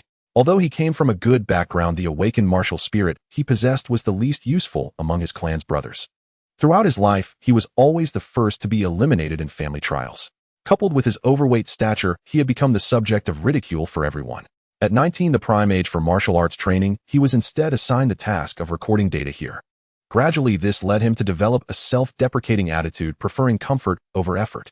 Yi Yang replied with a faint smile, "The martial spirit is derived from our own consciousness. Its awakening in you indicates its uniqueness. If you yourself despise it, how can you unlock its potential?" Upon hearing this, Yi Wenqing's heart trembled. He stared blankly at Yi Yang as if enlightened in that moment, and the sense of inferiority in his heart gradually diminished. "Thank you for your guidance, so I understand now." Yi Wenqing stood up and sincerely nodded at Yi Yang. "You're welcome. I just speak the truth. Your pen spirit is indeed quite special." Yi Yang smiled lightly, not indulging in unnecessary pleasantries. Following this, Yi Wenqing seemed eager to express his gratitude to Yi Yang by arranging a superior dormitory for him. Located in the residential area of the East Courtyard, it was in a prime position with an elegant environment and was also an independent suite. Compared to those from branch families, the treatment was several tiers above. Yi Yang readily accepted. "Since I have nothing to do now, I'll take you there." Yi Wenqing grinned broadly, holding the key, and took the initiative to lead Yi Yang to the accommodation. As they exited the administrative office, Yi Wenqing distinctly felt the crowd at the training ground casting challenging glances at them. These gazes seemed less directed at him and more at Yi Yang. "Yi Yang, brother, you didn't offend that group of brutes, did you?" Due to his lack of social skills from a young age, Yi Wenqing naturally spoke with little tact. "Brutes." Yi Yang chuckled in silence. This showed that Yi Wenqing harbored considerable resentment towards the younger generation of the Yi family. "Well, just now during the inquiry from that martial arts elder, I pointed out some shortcomings of the Nine Shadows transformation step. I don't know if I offended anyone." Yi Yang replied nonchalantly. "What? You pointed out the shortcomings of the Nine Shadows transformation steps?" Upon hearing this, Yi Wenqing was left dumbfounded, his expression one of shock. "You actually dared to critique Uncle Peng's martial arts in front of everyone. You have some nerve." He is the second person after the clan leader to have perfected the Nine Shadows transformation step within the family. He stared incredulously at Yi Yang, whispering in astonishment. Yi Yang remained silent. In his view, a shortcoming was a shortcoming. Simply flattering would only cover up. "Uncle Peng didn't do anything to you, did he?" Yi Wenqing couldn't help but swallow, nervously asking curiously. Yi Yang smiled lightly. He is a sensible martial artist and knows the shortcomings of that movement technique. He did not say much. However, those guys seem to harbor strong hostility towards me. As he spoke, Yi Yang gazed calmly in the direction of the training ground, his eyes showing no sign of fear. "That's obvious. As a small branch family member, you openly critiqued our main family's inherited martial arts. They are surely unhappy about it." In terms of status, Yi Wenqing clearly had an inherent sense of superiority and stated directly, "If Uncle Peng weren't present, they would have definitely sought you out to spar just now." As he spoke, Yi Wenqing seemed to realize something, glancing around and surprisingly noticing that Yi Yunpeng was no longer present in the crowd. "Oh no." Upon realizing this, Yi Wenqing's chubby face tensed instantly, and he hurriedly warned Yi Yang, "Quick, let's go." As soon as he finished speaking, just as he predicted, three figures suddenly emerged from the crowd at the training ground, swiftly rushing towards them. With their agile footwork, they were executing the Nine Shadows transformation step. However, the maximum number of afterimages they could manifest was only 4. Observing this, Yi Yang came to a halt. Although he did not wish to provoke conflict within the Yi family if they were intentionally looking for trouble, he considered himself no pushover. His tall figure stood like a steel spear planted in the ground, his gaze coldly fixed on the 3 youths who had approached. Seemingly influenced by Yi Yang's imposing aura, Yi Wenqing involuntarily withdrew the foot he was about to step forward with. "Wenqing, this is none of your business. You can leave." One of the long-haired youths contemptuously glanced at Yi Wenqing and spoke coldly. The blatant disdain made Yi Wenqing's face turn pale with anger, yet he did not dare to speak up. However, he quickly remembered Yi Yang's earlier words of encouragement, and his anger was instantly transformed into boundless courage as he declared, "What do you mean it's none of my business? Brother Yi Yang just arrived in the family, and I need to arrange accommodation for him." Upon hearing this, the 3 opponents paused in surprise. This chubby fellow, usually timid and afraid of trouble, how had he become so resolute today? Associating with the lower-class branch family members, your taste truly matches your martial spirit, the golden pattern pen. As useless as mud that cannot support a wall. The long-haired youth mocked. "Exactly, even without recognition in the family, you shouldn't degrade yourself like this," the other 2 chimed in. Their words were quite pointed. While they mocked Yi Wenqing, they also belittled Yi Yang. Throughout this, Yi Yang remained silent. He had heard far too many of these meaningless taunts. If they were to strike first, it would be another matter altogether. Since that's the case, why demean yourselves by conversing with me? Yi Wenqing, furious, yet laughing in anger, retorted boldly. For the first time feeling so brave, he felt as if the fat on his body was burning fiercely. He realized how exhilarating it was to retaliate without backing down. You fat pig, how dare you say we demean ourselves? Upon hearing Yi Wenqing's retort, the faces of the long-haired youth and his companions darkened instantly. Do you believe I can scrape off all your fat? As he spoke, the long-haired youth's aura surged, suddenly manifesting a long knife. The blade was crimson, covered in fine scales, flames swirling around it, emanating a scorching wave of energy. It was a spirit weapon, a fourth-tier fire scale knife. Seeing the opponent summon their spirit, Yi Wenqing's expression tightened, clearly showing some trepidation. I have plenty of meat on me. I don't believe you can scrape off that much. However, this time, he did not cower as usual. As his face shifted, he also summoned his own spirit. Amidst the flickering golden light, the golden-patterned pin spirit suddenly appeared, swirling around Yi Wenqing. What's wrong with this fat guy today? Has he lost his mind? The other two direct descendants following the long-haired youth couldn't help but feel puzzled. Originally, they just wanted to teach that branch family member, named Yiyang, a lesson, but unexpectedly, due to Yi Wenqing's unusual behavior, it led to conflicts among their own people. A broken pin, what battle power can it have? A single slash can cut it in half. The long-haired youth sneered disdainfully, then manipulated the fire scale knife spirit deliberately, making a chopping motion, intending to intimidate his opponent, as usual. You humiliate me every day, and if I don't show my power, do you really think I'm a sick cat? Yi Wenqing's pupils constricted as he directly unleashed the soul skill of the golden-patterned pen. Buzz. The golden-patterned pen floated in the air gracefully, drawing a circle, a faint golden soul ring appearing instantly, enveloping the long-haired youth, drawing the ground as a prison. This was a control-type soul skill. Although it lacked lethality, it had notable unique features in defense. A mere trick. The long-haired youth scoffed, and with the surge of his spiritual power, the fire scale knife spirit trembled slightly, bursting forth with intense crimson flames. Third level of martial artist's early we'll see realm.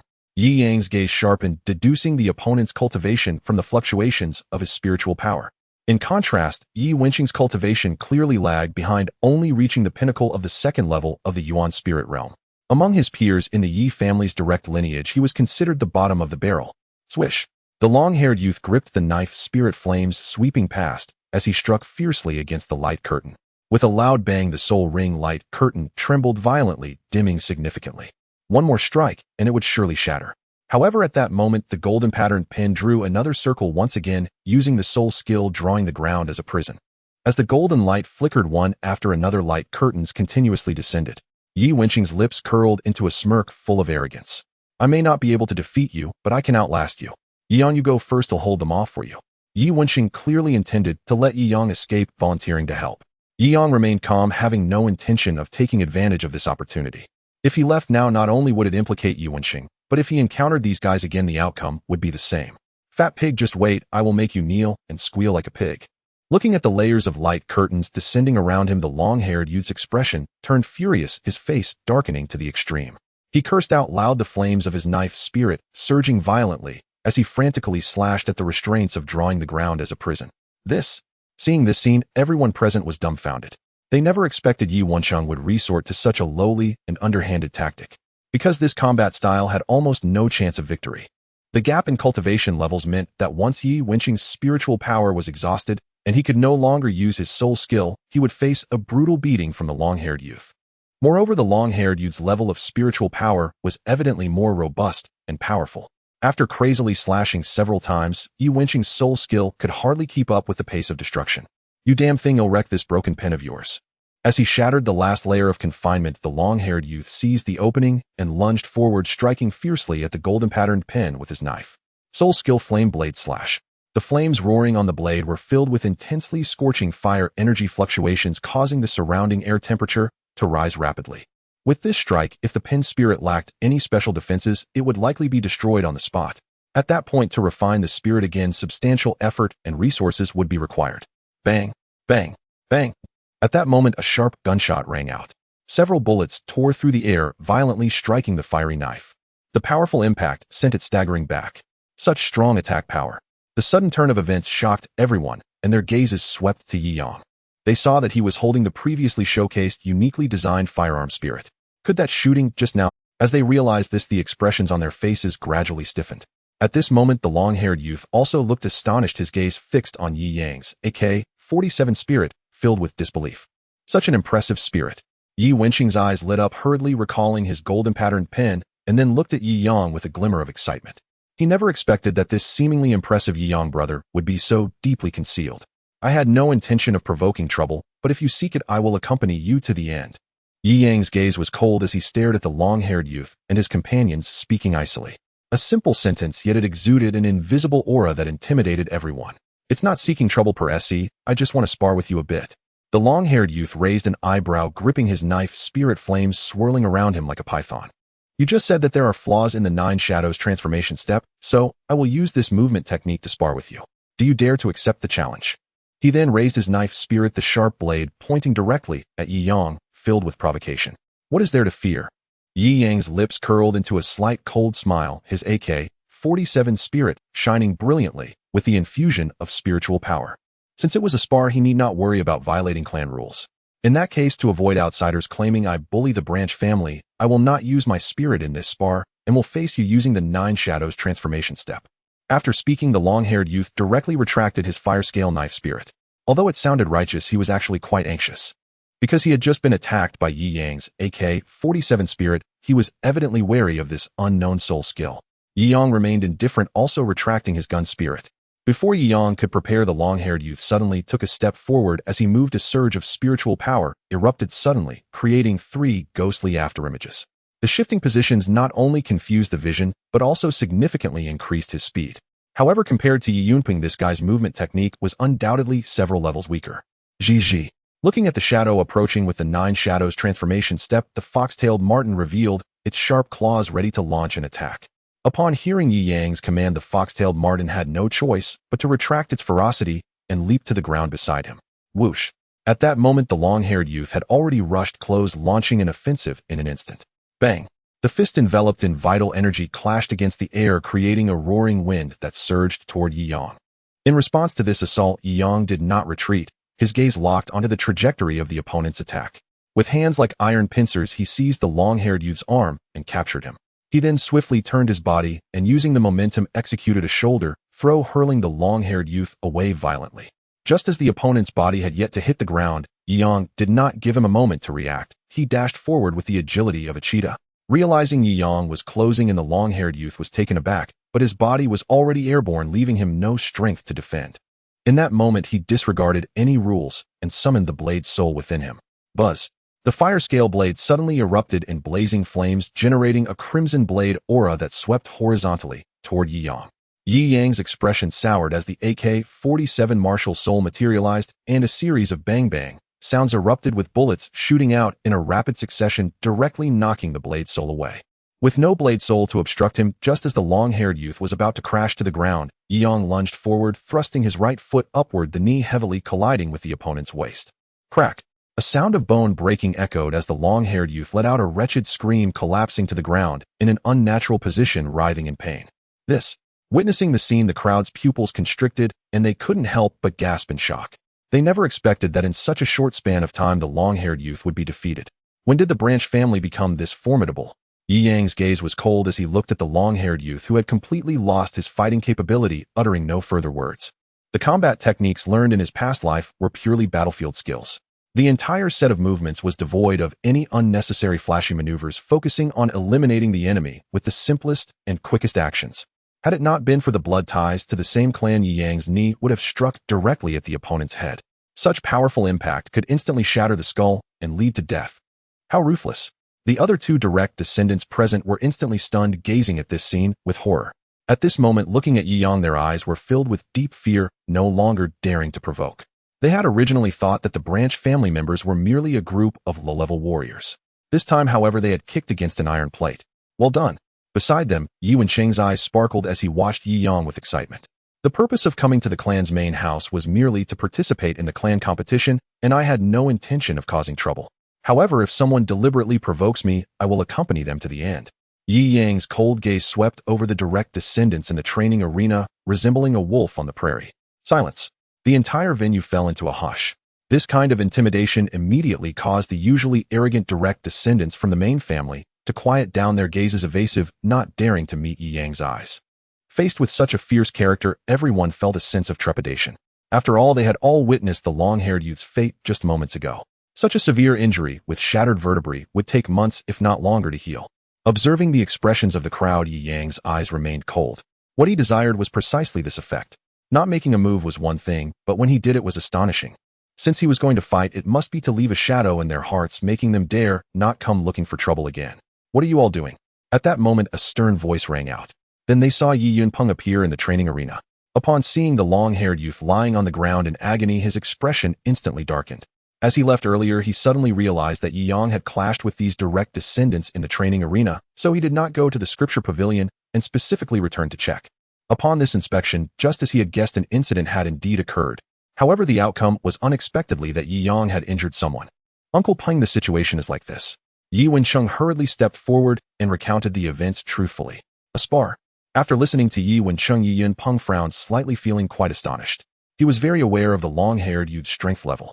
With the cultivation of the early stage of the wields realm and the 4th level fire scale blade martial soul, defeating him in such a short time would require at least a peak warrior of the wields realm to accomplish.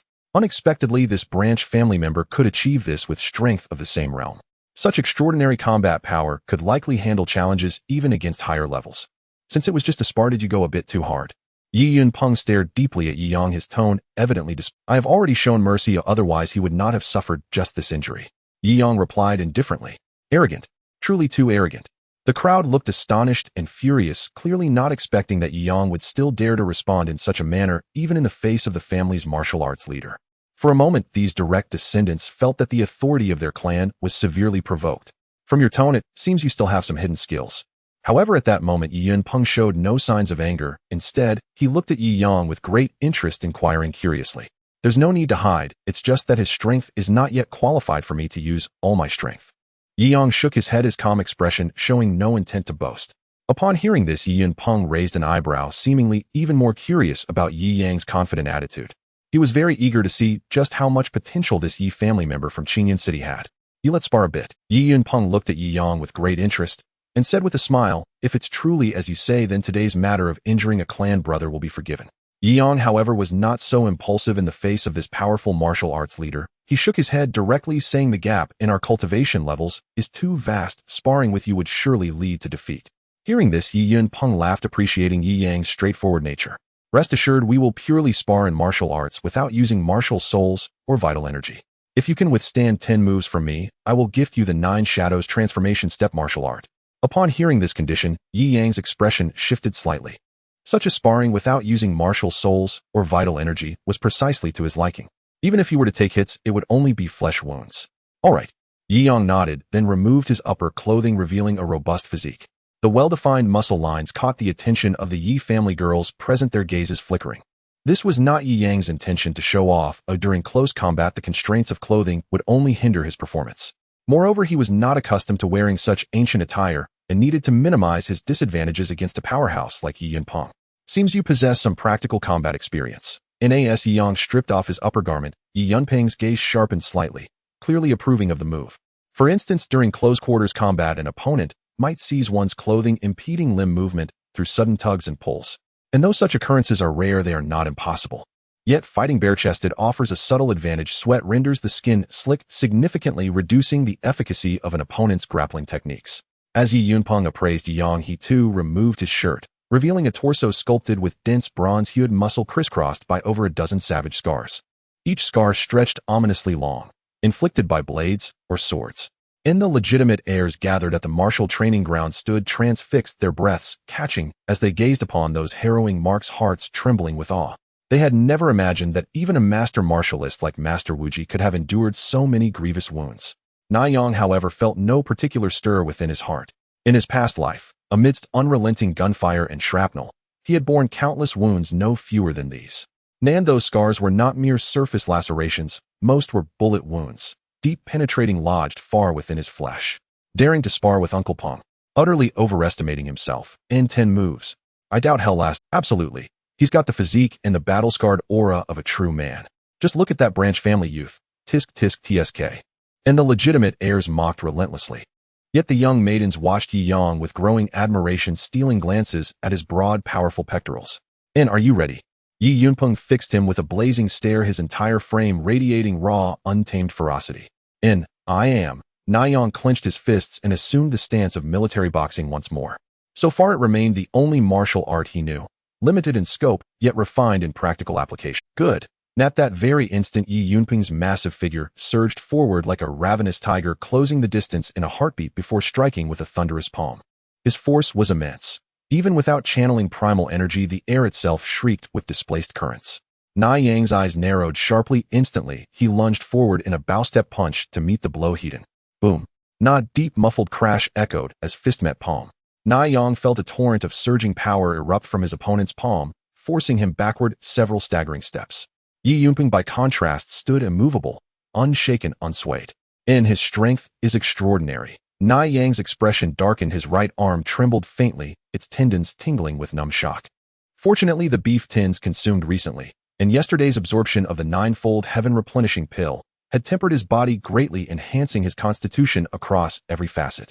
Otherwise, this direct clash would surely have shattered bones and torn sinews.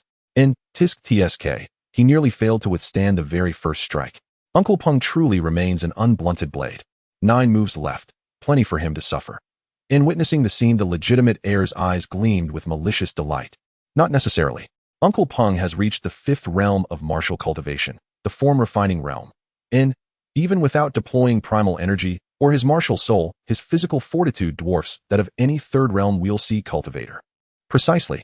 Even we would struggle to withstand him. Yet this branch family youth Yang holds his ground with remarkable resilience. Among the crowd, a few clear-headed heirs voiced reasoned observations, particularly Yi Yunpeng himself, who now felt genuine astonishment. He knew full well the devastating power of that palm strike. Even unenhanced by primal energy, it should have overwhelmed any wields cultivator. At the very least, it should have sent Yi Yang crashing down, not merely staggering back unharmed. Indeed, a rare prodigy. And the more Yi Yunpeng admired Yi Yang, the fiercer his inner battle lust burned. In an instant, he charged forward again, striking with a brutal downward palm. This time, Yi Yang refused to meet force with force. He dropped low, evading the palm, then unleashed a sweeping leg kick with explosive precision. But in the next breath, Yi Yunpeng leapt high, arched backward into a flawless somersault, and landed lightly, already surging forward in a lightning-fast close-range assault. The two locked into furious combat. Each movement economical, each strike precise, their exchanges flowing like a seamless, lethal dance. Yi Yunpeng, a master steeped in grand, sweeping martial styles, found himself subtly unsettled by Yi Yang's unfamiliar military boxing, his usual rhythm beginning to fray. Yi Yang, meanwhile, grew ever more fluid, his attacks cascading like water over stone. And after all, in his former life, there had been no martial souls or primal energy, only the relentless, uncompromising discipline of physical mastery. What martial art does that branch family youth wield? Strange-looking, but undeniably effective. And the onlookers stared dumbfounded, every eye riveted upon the whirlwind duel. No one could even count how many exchanges had already occurred. Certainly far more than 10. And then, shock froze them rigid. Yi Yunpeng's palm missed, and Yi Yang seized his right wrist, executing a sharp shoulder throw. As Yi Yunpeng crashed to the ground, Yi Yang followed in a controlled slant, locking both hands around his arm, while his legs twisted into an intricate crosslock, clamping mercilessly around Yi Yunpeng's throat. Shoulder throat lock. Yet Yi Yunpeng's strength defied reason. Knee's entire musculature coiled taut. He ignored the choke entirely, rising with brute force, and hurling Yi Yang violently aside. Midair, Yi Yang twisted into a swift backflip, landing with perfect balance. 10 strikes completed. I yield. And he steadied his breath, then bowed deeply with clasped fists, ending the match decisively. He had already endured dozens of exchanges. Continuing further would serve no strategic purpose. Ni's objective had been achieved. Enough. And the abrupt halt left Yi Yunpeng momentarily stunned, as if still savoring the heat of battle. Remarkable youth. Where did you learn such unorthodox martial arts? And he laughed heartily, choosing not to fighting since childhood. These techniques emerged through trial and instinct. Niyang smiled calmly, sensing this explanation suited best. What? And self-taught, through brawling. In hearing this, Yi Yunpeng, and even the legitimate heirs, stared in utter disbelief. Their expressions turned incredulous as they gazed upon Yi Yang. In such mastery could easily birth an entirely new school of martial art. Among our clan's younger generation, only Yi Han rivals your uniqueness, and you hail from the branch family. Truly exceptional. Yi Yunpeng regarded Yi Yang with open admiration, then reached into his spatial pouch and withdrew a martial manual.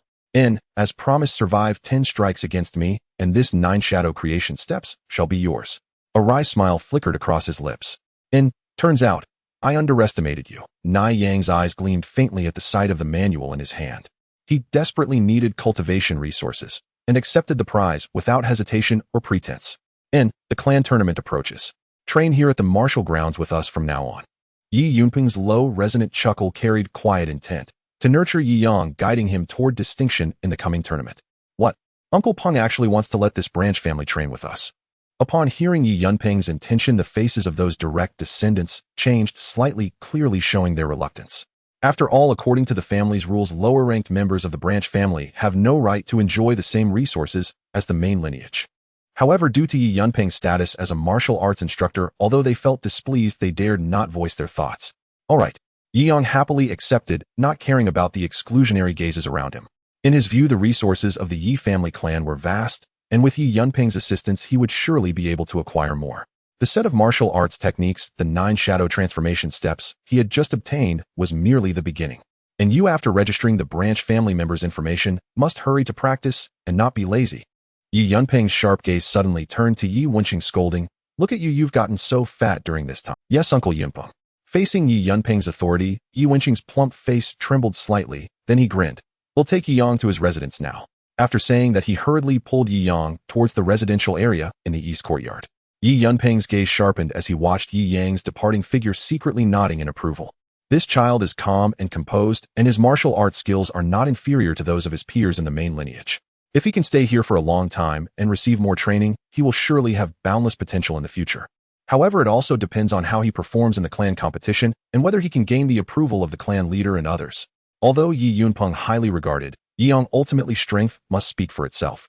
Moreover, the 3 true martial arts geniuses of the Yi family in search of breakthroughs are currently not in the estate. They all went out to train together some time ago. Calculating the time, they should be about to return. Now that a Yi Yang has emerged from the branch family, I wonder how things will be when the 3 of them come back and meet him. With this thought in mind, a faint smile appeared on Yi Yunping's lips as he began to feel a bit excited.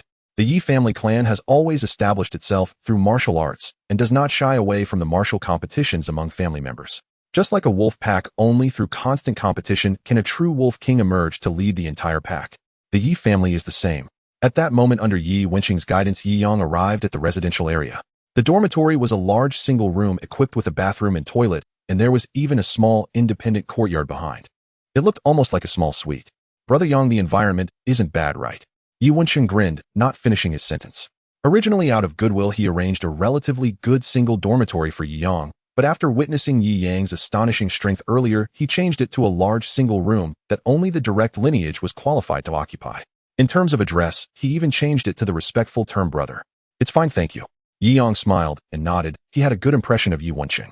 At least during the earlier training session, the latter continuously used the soul technique, drawing the ground as a prison to hold back the opponent, allowing himself to escape first, which showed that this guy is a righteous person.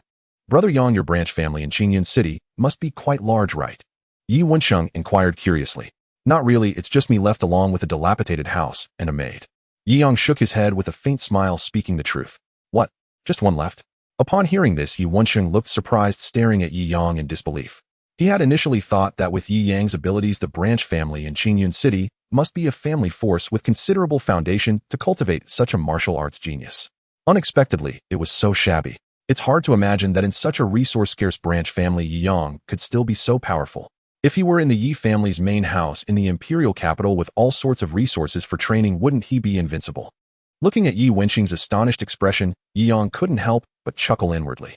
If he were to find out that his only maid had awakened the holy tier martial soul, Eternal Snow Lotus, and possessed the potential of an empress, his reaction would probably be even more shocking. However, Yi Yang had no intention of showing off about this. Regardless of Lin Weiner's achievements, they belonged to her personal destiny. Flaunting them would only seem like he was relying on someone else's power. In his past life as a soldier, Yi Yang had a strong sense of pride and integrity deep within him. "Brother Yang, your martial soul is quite special. Is it a weapon martial soul?" Yi Wenqing couldn't help but ask. "Yes, and your brush soul is also quite unique." Yi Yang glanced at Yi Wenqing, recalling a hero from a past game who was an assassin named Shangwan Weiner. Her weapon was a brush with unique and powerful attacks. Yi Wenqing's gold-patterned pin martial soul, if researched further, would surely have considerable potential. Just like the drawing the ground as a prison technique he used earlier, which seemed useless yet could trap a threefold realm martial artist at the second level of the martial artist realm. Such abilities are undoubtedly extremely useful. Unique. Yi Wenqing's smile became a bit more bitter as he opened his heart and sighed. Actually, before I met you, I would rather not have this martial soul. Even if it was just an ordinary long sword or a knife, that would be fine. At least that kind of weapon martial soul possesses certain combat power. Because almost no one in the family has awakened such martial souls, there are no resources to inherit and cultivate. Everything has to rely on self-exploration.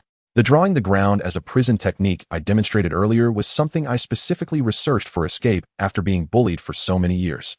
After expressing his experiences all at once, Yi Wenqing felt a great release of the pressure he had accumulated over the years, and his mood immediately lightened considerably. But now I understand, just like what Brother Yang said, if I cannot accept my own martial soul, how can I gain respect and recognition from others? Yi Wenqing's plump face revealed a relieved smile, and he was very grateful to Yi Yang for helping him regain confidence. Life is just about experiencing it. There's no need to bear such great pressure.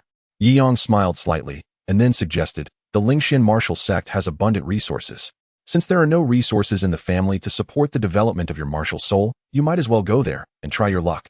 Yi Wenqing shrugged his chubby shoulders. The criteria for accepting disciples at the Lingxian martial sect are extremely strict. It's not that easy. Anyone below the 5th level martial soul must pass the set assessment. My gold pattern brush currently only ranks as a 4th level martial soul, and combined with my own cultivation level, if I go there to take the assessment, I'm afraid I will be eliminated at the first hurdle.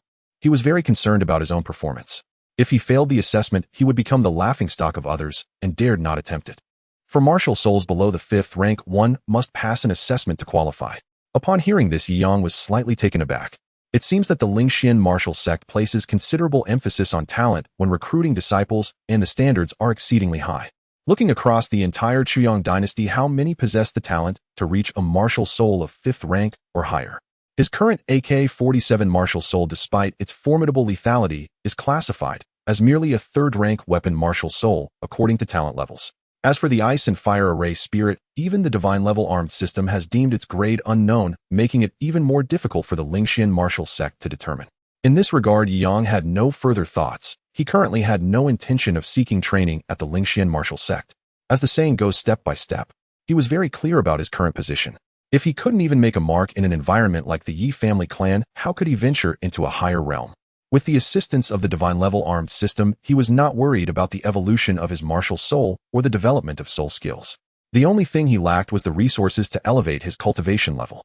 Wenqing, if you want to research soul skills by yourself, I can give you some advice. Suddenly, Yi Yang had a burst of inspiration and intended to share some skills from the mobile game heroes of his past life for him to reference. Yanga, what good advice do you have? Upon hearing this, Yi Wenqing instantly perked up. Yi Yang pondered for a moment before saying, the specialty of the pin soul is drawing. You can utilize this characteristic to develop soul skills, such as the shadow clone technique, which creates a mirror image clone of oneself possessing part of the main Bodhi's combat power. Or summoning type soul skills, which can draw certain demon beasts, activating them to grant substantial combat capabilities. Listening to the various soul skill abilities Yi Yang described, Yi Wenqing was astounded, as if his brain cells had been ignited, stirring with excitement. Originally thinking that this seemingly useless pen soul was only good for writing and drawing, he was astonished to discover the breadth of its potential. Even though I'm fat, it doesn't mean I'm not smart. This revelation left Yi Wenqing feeling quite exhilarated, as if his way of thinking had entered a whole new realm, becoming much broader. Yang Gu, your imagination is simply incredible. Yi Wenqing looked at Yi Yang with shining eyes, his face filled with admiration. I am just sharing some ideas. The development of soul skills still requires your own research. Yi Yang smiled lightly, knowing that he could only assist to this extent. Okay, I understand. Yi Wenqing nodded earnestly. Perhaps due to his excitement, a flush emerged on his large, chubby face. All right, you can go back to your task for now.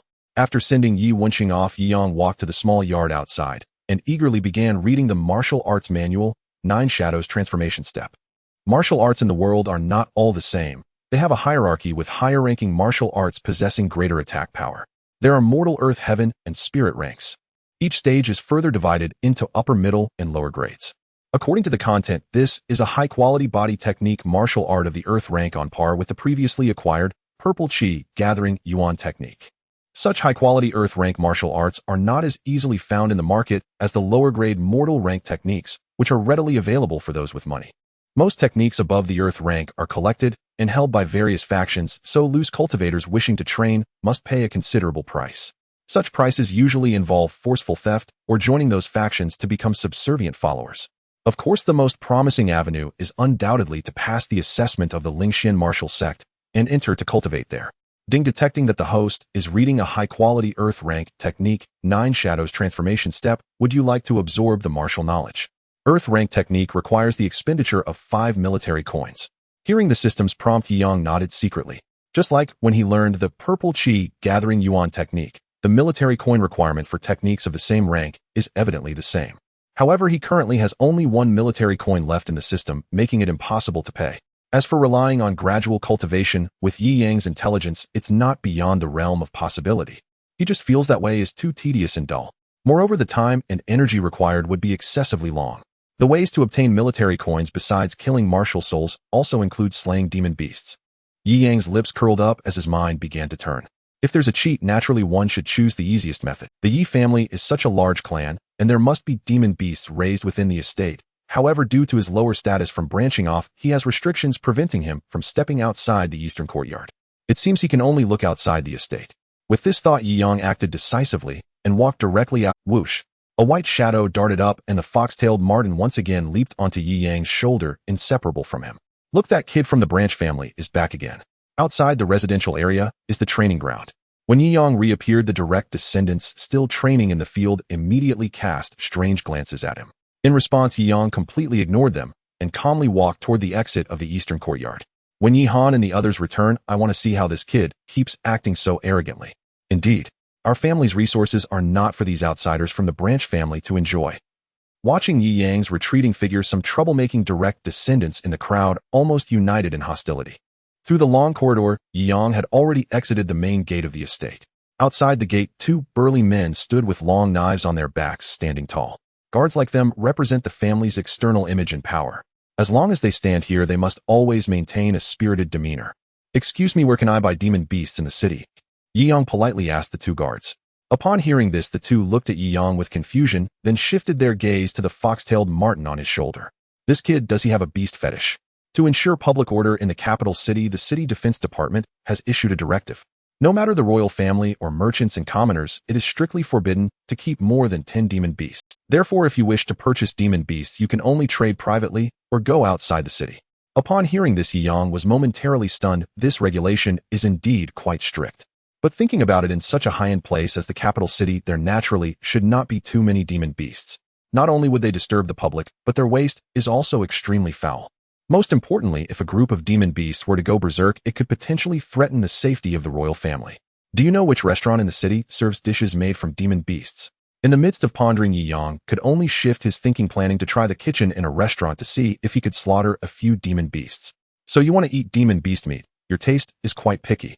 The burly guard thought to himself, and then said, in the center of the southern street, there is a restaurant called Golden Sea Pavilion, which serves various delicacies, including demon beast meat. However, you cannot enter Golden Sea Pavilion just because you have money. You must hold a VIP card from the Tyson Merchant Group. As the guests there are all important figures. After saying this, he deliberately sized up Yi Yang, chuckling.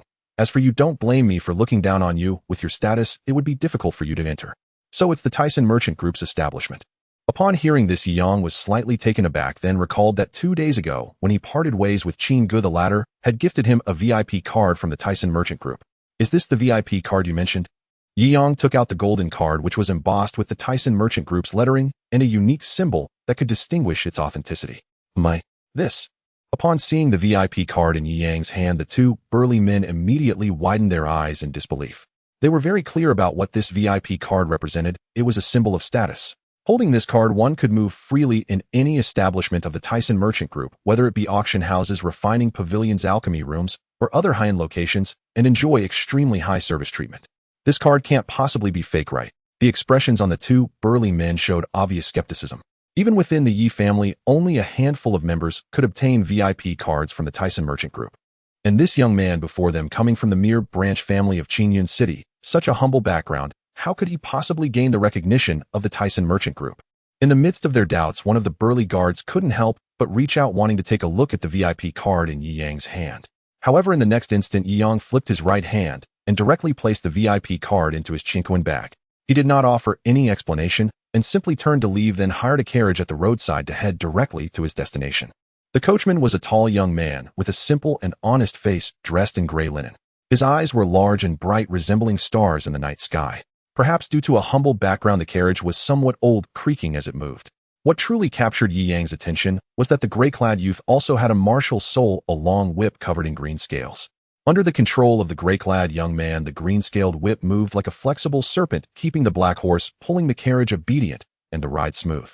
Golden Sea Pavilion, as the most upscale restaurant in the capital, only wealthy or noble guests come. With the privileges afforded by the VIP card, influential figures from all factions could satisfy their vanity corresponding to their esteemed status. Because of this, customers who dine at Golden Sea Pavilion do not mind the exorbitant prices.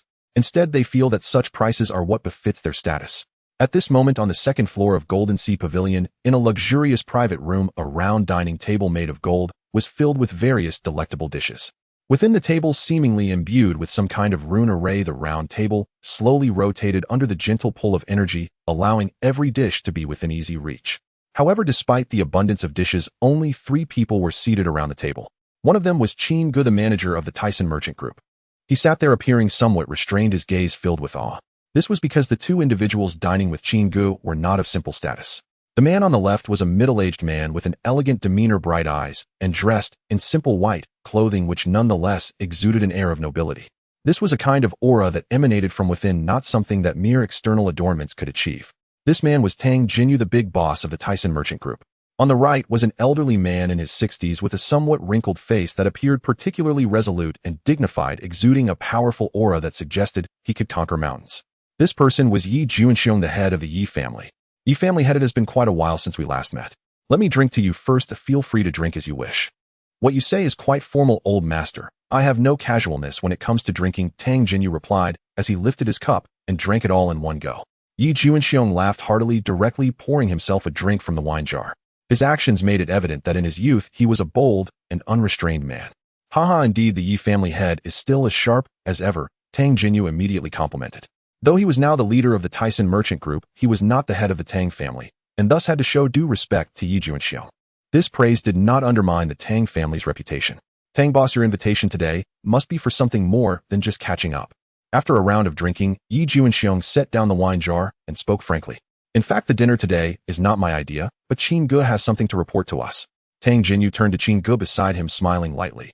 You can go ahead and speak about your matter. If it weren't for the fact that he understood Qin Gu was a person who knew the gravity of situations, he wouldn't have specifically invited Yi Juanxiong. After all, the current political situation is turbulent, and the newly ascended emperor is particularly sensitive to any faction's collusion. The Tang and Yi families together occupy nearly half of the Chuyang dynasty's financial and military power. Private business dealings would not be caught with any evidence. However, the closer they appeared publicly, the more likely it would be that someone with ulterior motives would deliberately exaggerate and spread rumors. For example, the rival Jiang and Han families have always been ambitious, seeking to use the royal family's power to swallow the resources of both the Tang and Yi families. Actually, the reason I invited both of you today is that I met a young master from the Yi family branch in Qingyun City, Qin Gu said, with a respectful smile, not caring that this statement might displease the 2 big shots. Yi family branch. As expected, upon hearing this reason, Tang Jinyu's expression darkened as he couldn't help but glance at Yi Juanxiong. He saw the latter frowning slightly, seemingly displeased by this. As the head of the Yi family, he was not happy to be invited here simply because of a branch family member, as anyone would. Qin Gu, I hope you can provide a satisfactory explanation for this. Tang Jinyu's elegant face gained a touch of authority. Given Qin Gu's usual competence, he knew this guy wouldn't be reckless. All right. Qin Gu took a moment to collect his thoughts, and then recounted all his encounters with Yi Yang. After hearing Qin Gu's account, the 2 family heads were momentarily stunned. Especially Yi Juanxiong, who had been slightly displeased earlier, now wore an even more exaggerated expression. He never expected that a genius of refining had emerged from the Yi family branch. What shocked him even more was that the maid accompanying Yi Yang was actually the renowned Eternal Snow Lotus awakened girl who had caused quite a stir recently. This is simply a blessing for my Yi family. Yi Juanxiong's emotions surged, his resolute old face filled with excitement. Upon learning that Yi Yang might have already reported back to the Yi residence, he was now somewhat impatient to return and see what this branch family kid looked like. Just as Yi Juanxiong and Tang Jinyu were still in shock, the carriage hired by Yi Yang had already arrived in this area. As it entered West Street, the crowd ahead suddenly showed signs of agitation. Clear the way. Quick, clear the way. The civilians on the street were in a panic, hurriedly dispersing to both sides like a tide. Immediately afterward, an exceptionally tall crimson steed suddenly raced past. This magnificent horse, with its hooves striking the ground like flames, surged with vigor, and its face bore an expression of ferocity. Clearly, this was no ordinary horse. The Crimson Flame Horse, a third-tier demon beast. This type of horse is relatively docile, but during mating season it can become extremely violent and ferocious. Seeing the Crimson Flame Horse rampaging through the street, some martial artists in the crowd narrowed their eyes, hands resting on their weapons ready to strike it down. At that moment, the horse's frenzied state clearly indicated that it was in heat, and if it failed to find a mate it could potentially kill. But soon when they noticed the golden corded collar around the horse's neck, they dismissed the thought of eliminating a threat to the people. In the imperial capital, everyone knew that such a golden collar was exclusive to noble beasts. Who would dare to touch a beast with such a background? Whoosh! The speed of the Crimson Flame Horse was renowned, like a flash of fire darting through the crowd about to collide head-on with the approaching carriage. At this moment, it was too late to change direction. The young man in gray, the driver, narrowed his eyes and directly swung his martial spirit, the azure scale whip, instantly wrapping around the horse's front legs. With a loud bang, the Crimson Flame Horse stumbled and fell heavily to the ground, letting out a mournful cry. Inside the carriage, witnessing all of this, Yi Yang's eyes flashed with surprise. This seemingly simple young man in gray was quite skilled. However, the physical strength of a demon beast was formidable, and this fall did not seem to have much impact on it. The Crimson Flame Horse broke free from the binding of the azure scale whip and charged ferociously towards the carriage. Run! The young man in gray's pupils constricted. A third-tier demon beast was beyond his capabilities. He hurriedly leaped to the back, wanting to pull Yi Yang down from the carriage. Just in time. However, at this moment, Yi Yang's gaze shifted, looking at the charging Crimson Flame Horse, as if he saw a pile of military coin value. Without hesitation, he took out an AK-47 assault rifle and pulled the trigger directly. At the same time, the AK-47 martial spirit was also activated, unleashing full firepower. Bang, bang, bang. In an instant, flames erupted from the barrel and a series of bullets wildly swept out. In just a few breaths, the Crimson Flame Horse was riddled with holes, collapsing into a pool of blood. The sudden loud noise left the young man in gray momentarily stunned. The crowd on the street was also left in shock. One by one, they stared wide-eyed at the peculiar weapon in Yi Yang's hand, their faces filled with astonishment. In the blink of an eye, who would have thought that the Crimson Flame Horse would be shot dead in the street? The lethality was simply terrifying. Ding detected that the host has killed a third-tier demon beast Crimson Flame Horse, earning 6 military coins. The system prompt followed, and the military coin count quickly accumulated to 7. System activate martial arts absorption. Yi Yang focused his mind and took out the martial arts manual 9 shadow transformation steps. Ding, the martial arts simulation absorption function has been activated for the host military coins 5. As the words finished, a mysterious energy surged from the martial arts manual, immediately flowing into Yi Yang's body, rushing straight to his brain. Boom. The knowledge of martial arts erupted in his mind like a divine revelation.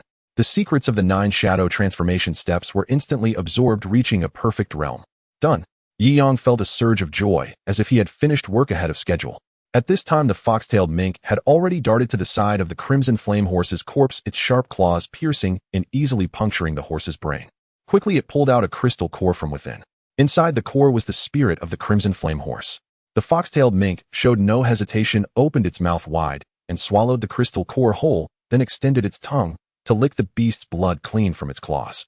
Watching this brave display from both the person and the beast, the bystanders on the street gasped in shock, the sound of astonishment rising one after another.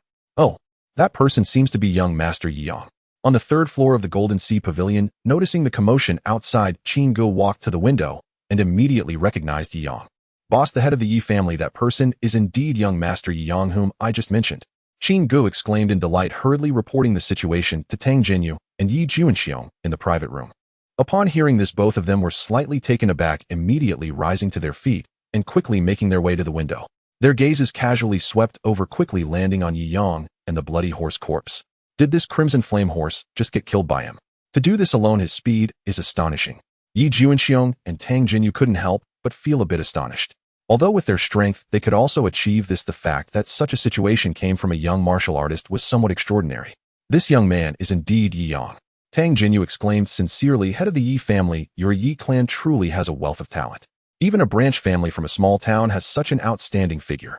Yi Juanxiong remained silent, his gaze intensely fixed on Yi Yang. Because he hadn't seen it with his own eyes just now, he was extremely curious about how Yi Yang managed to slay the Crimson Flame Horse.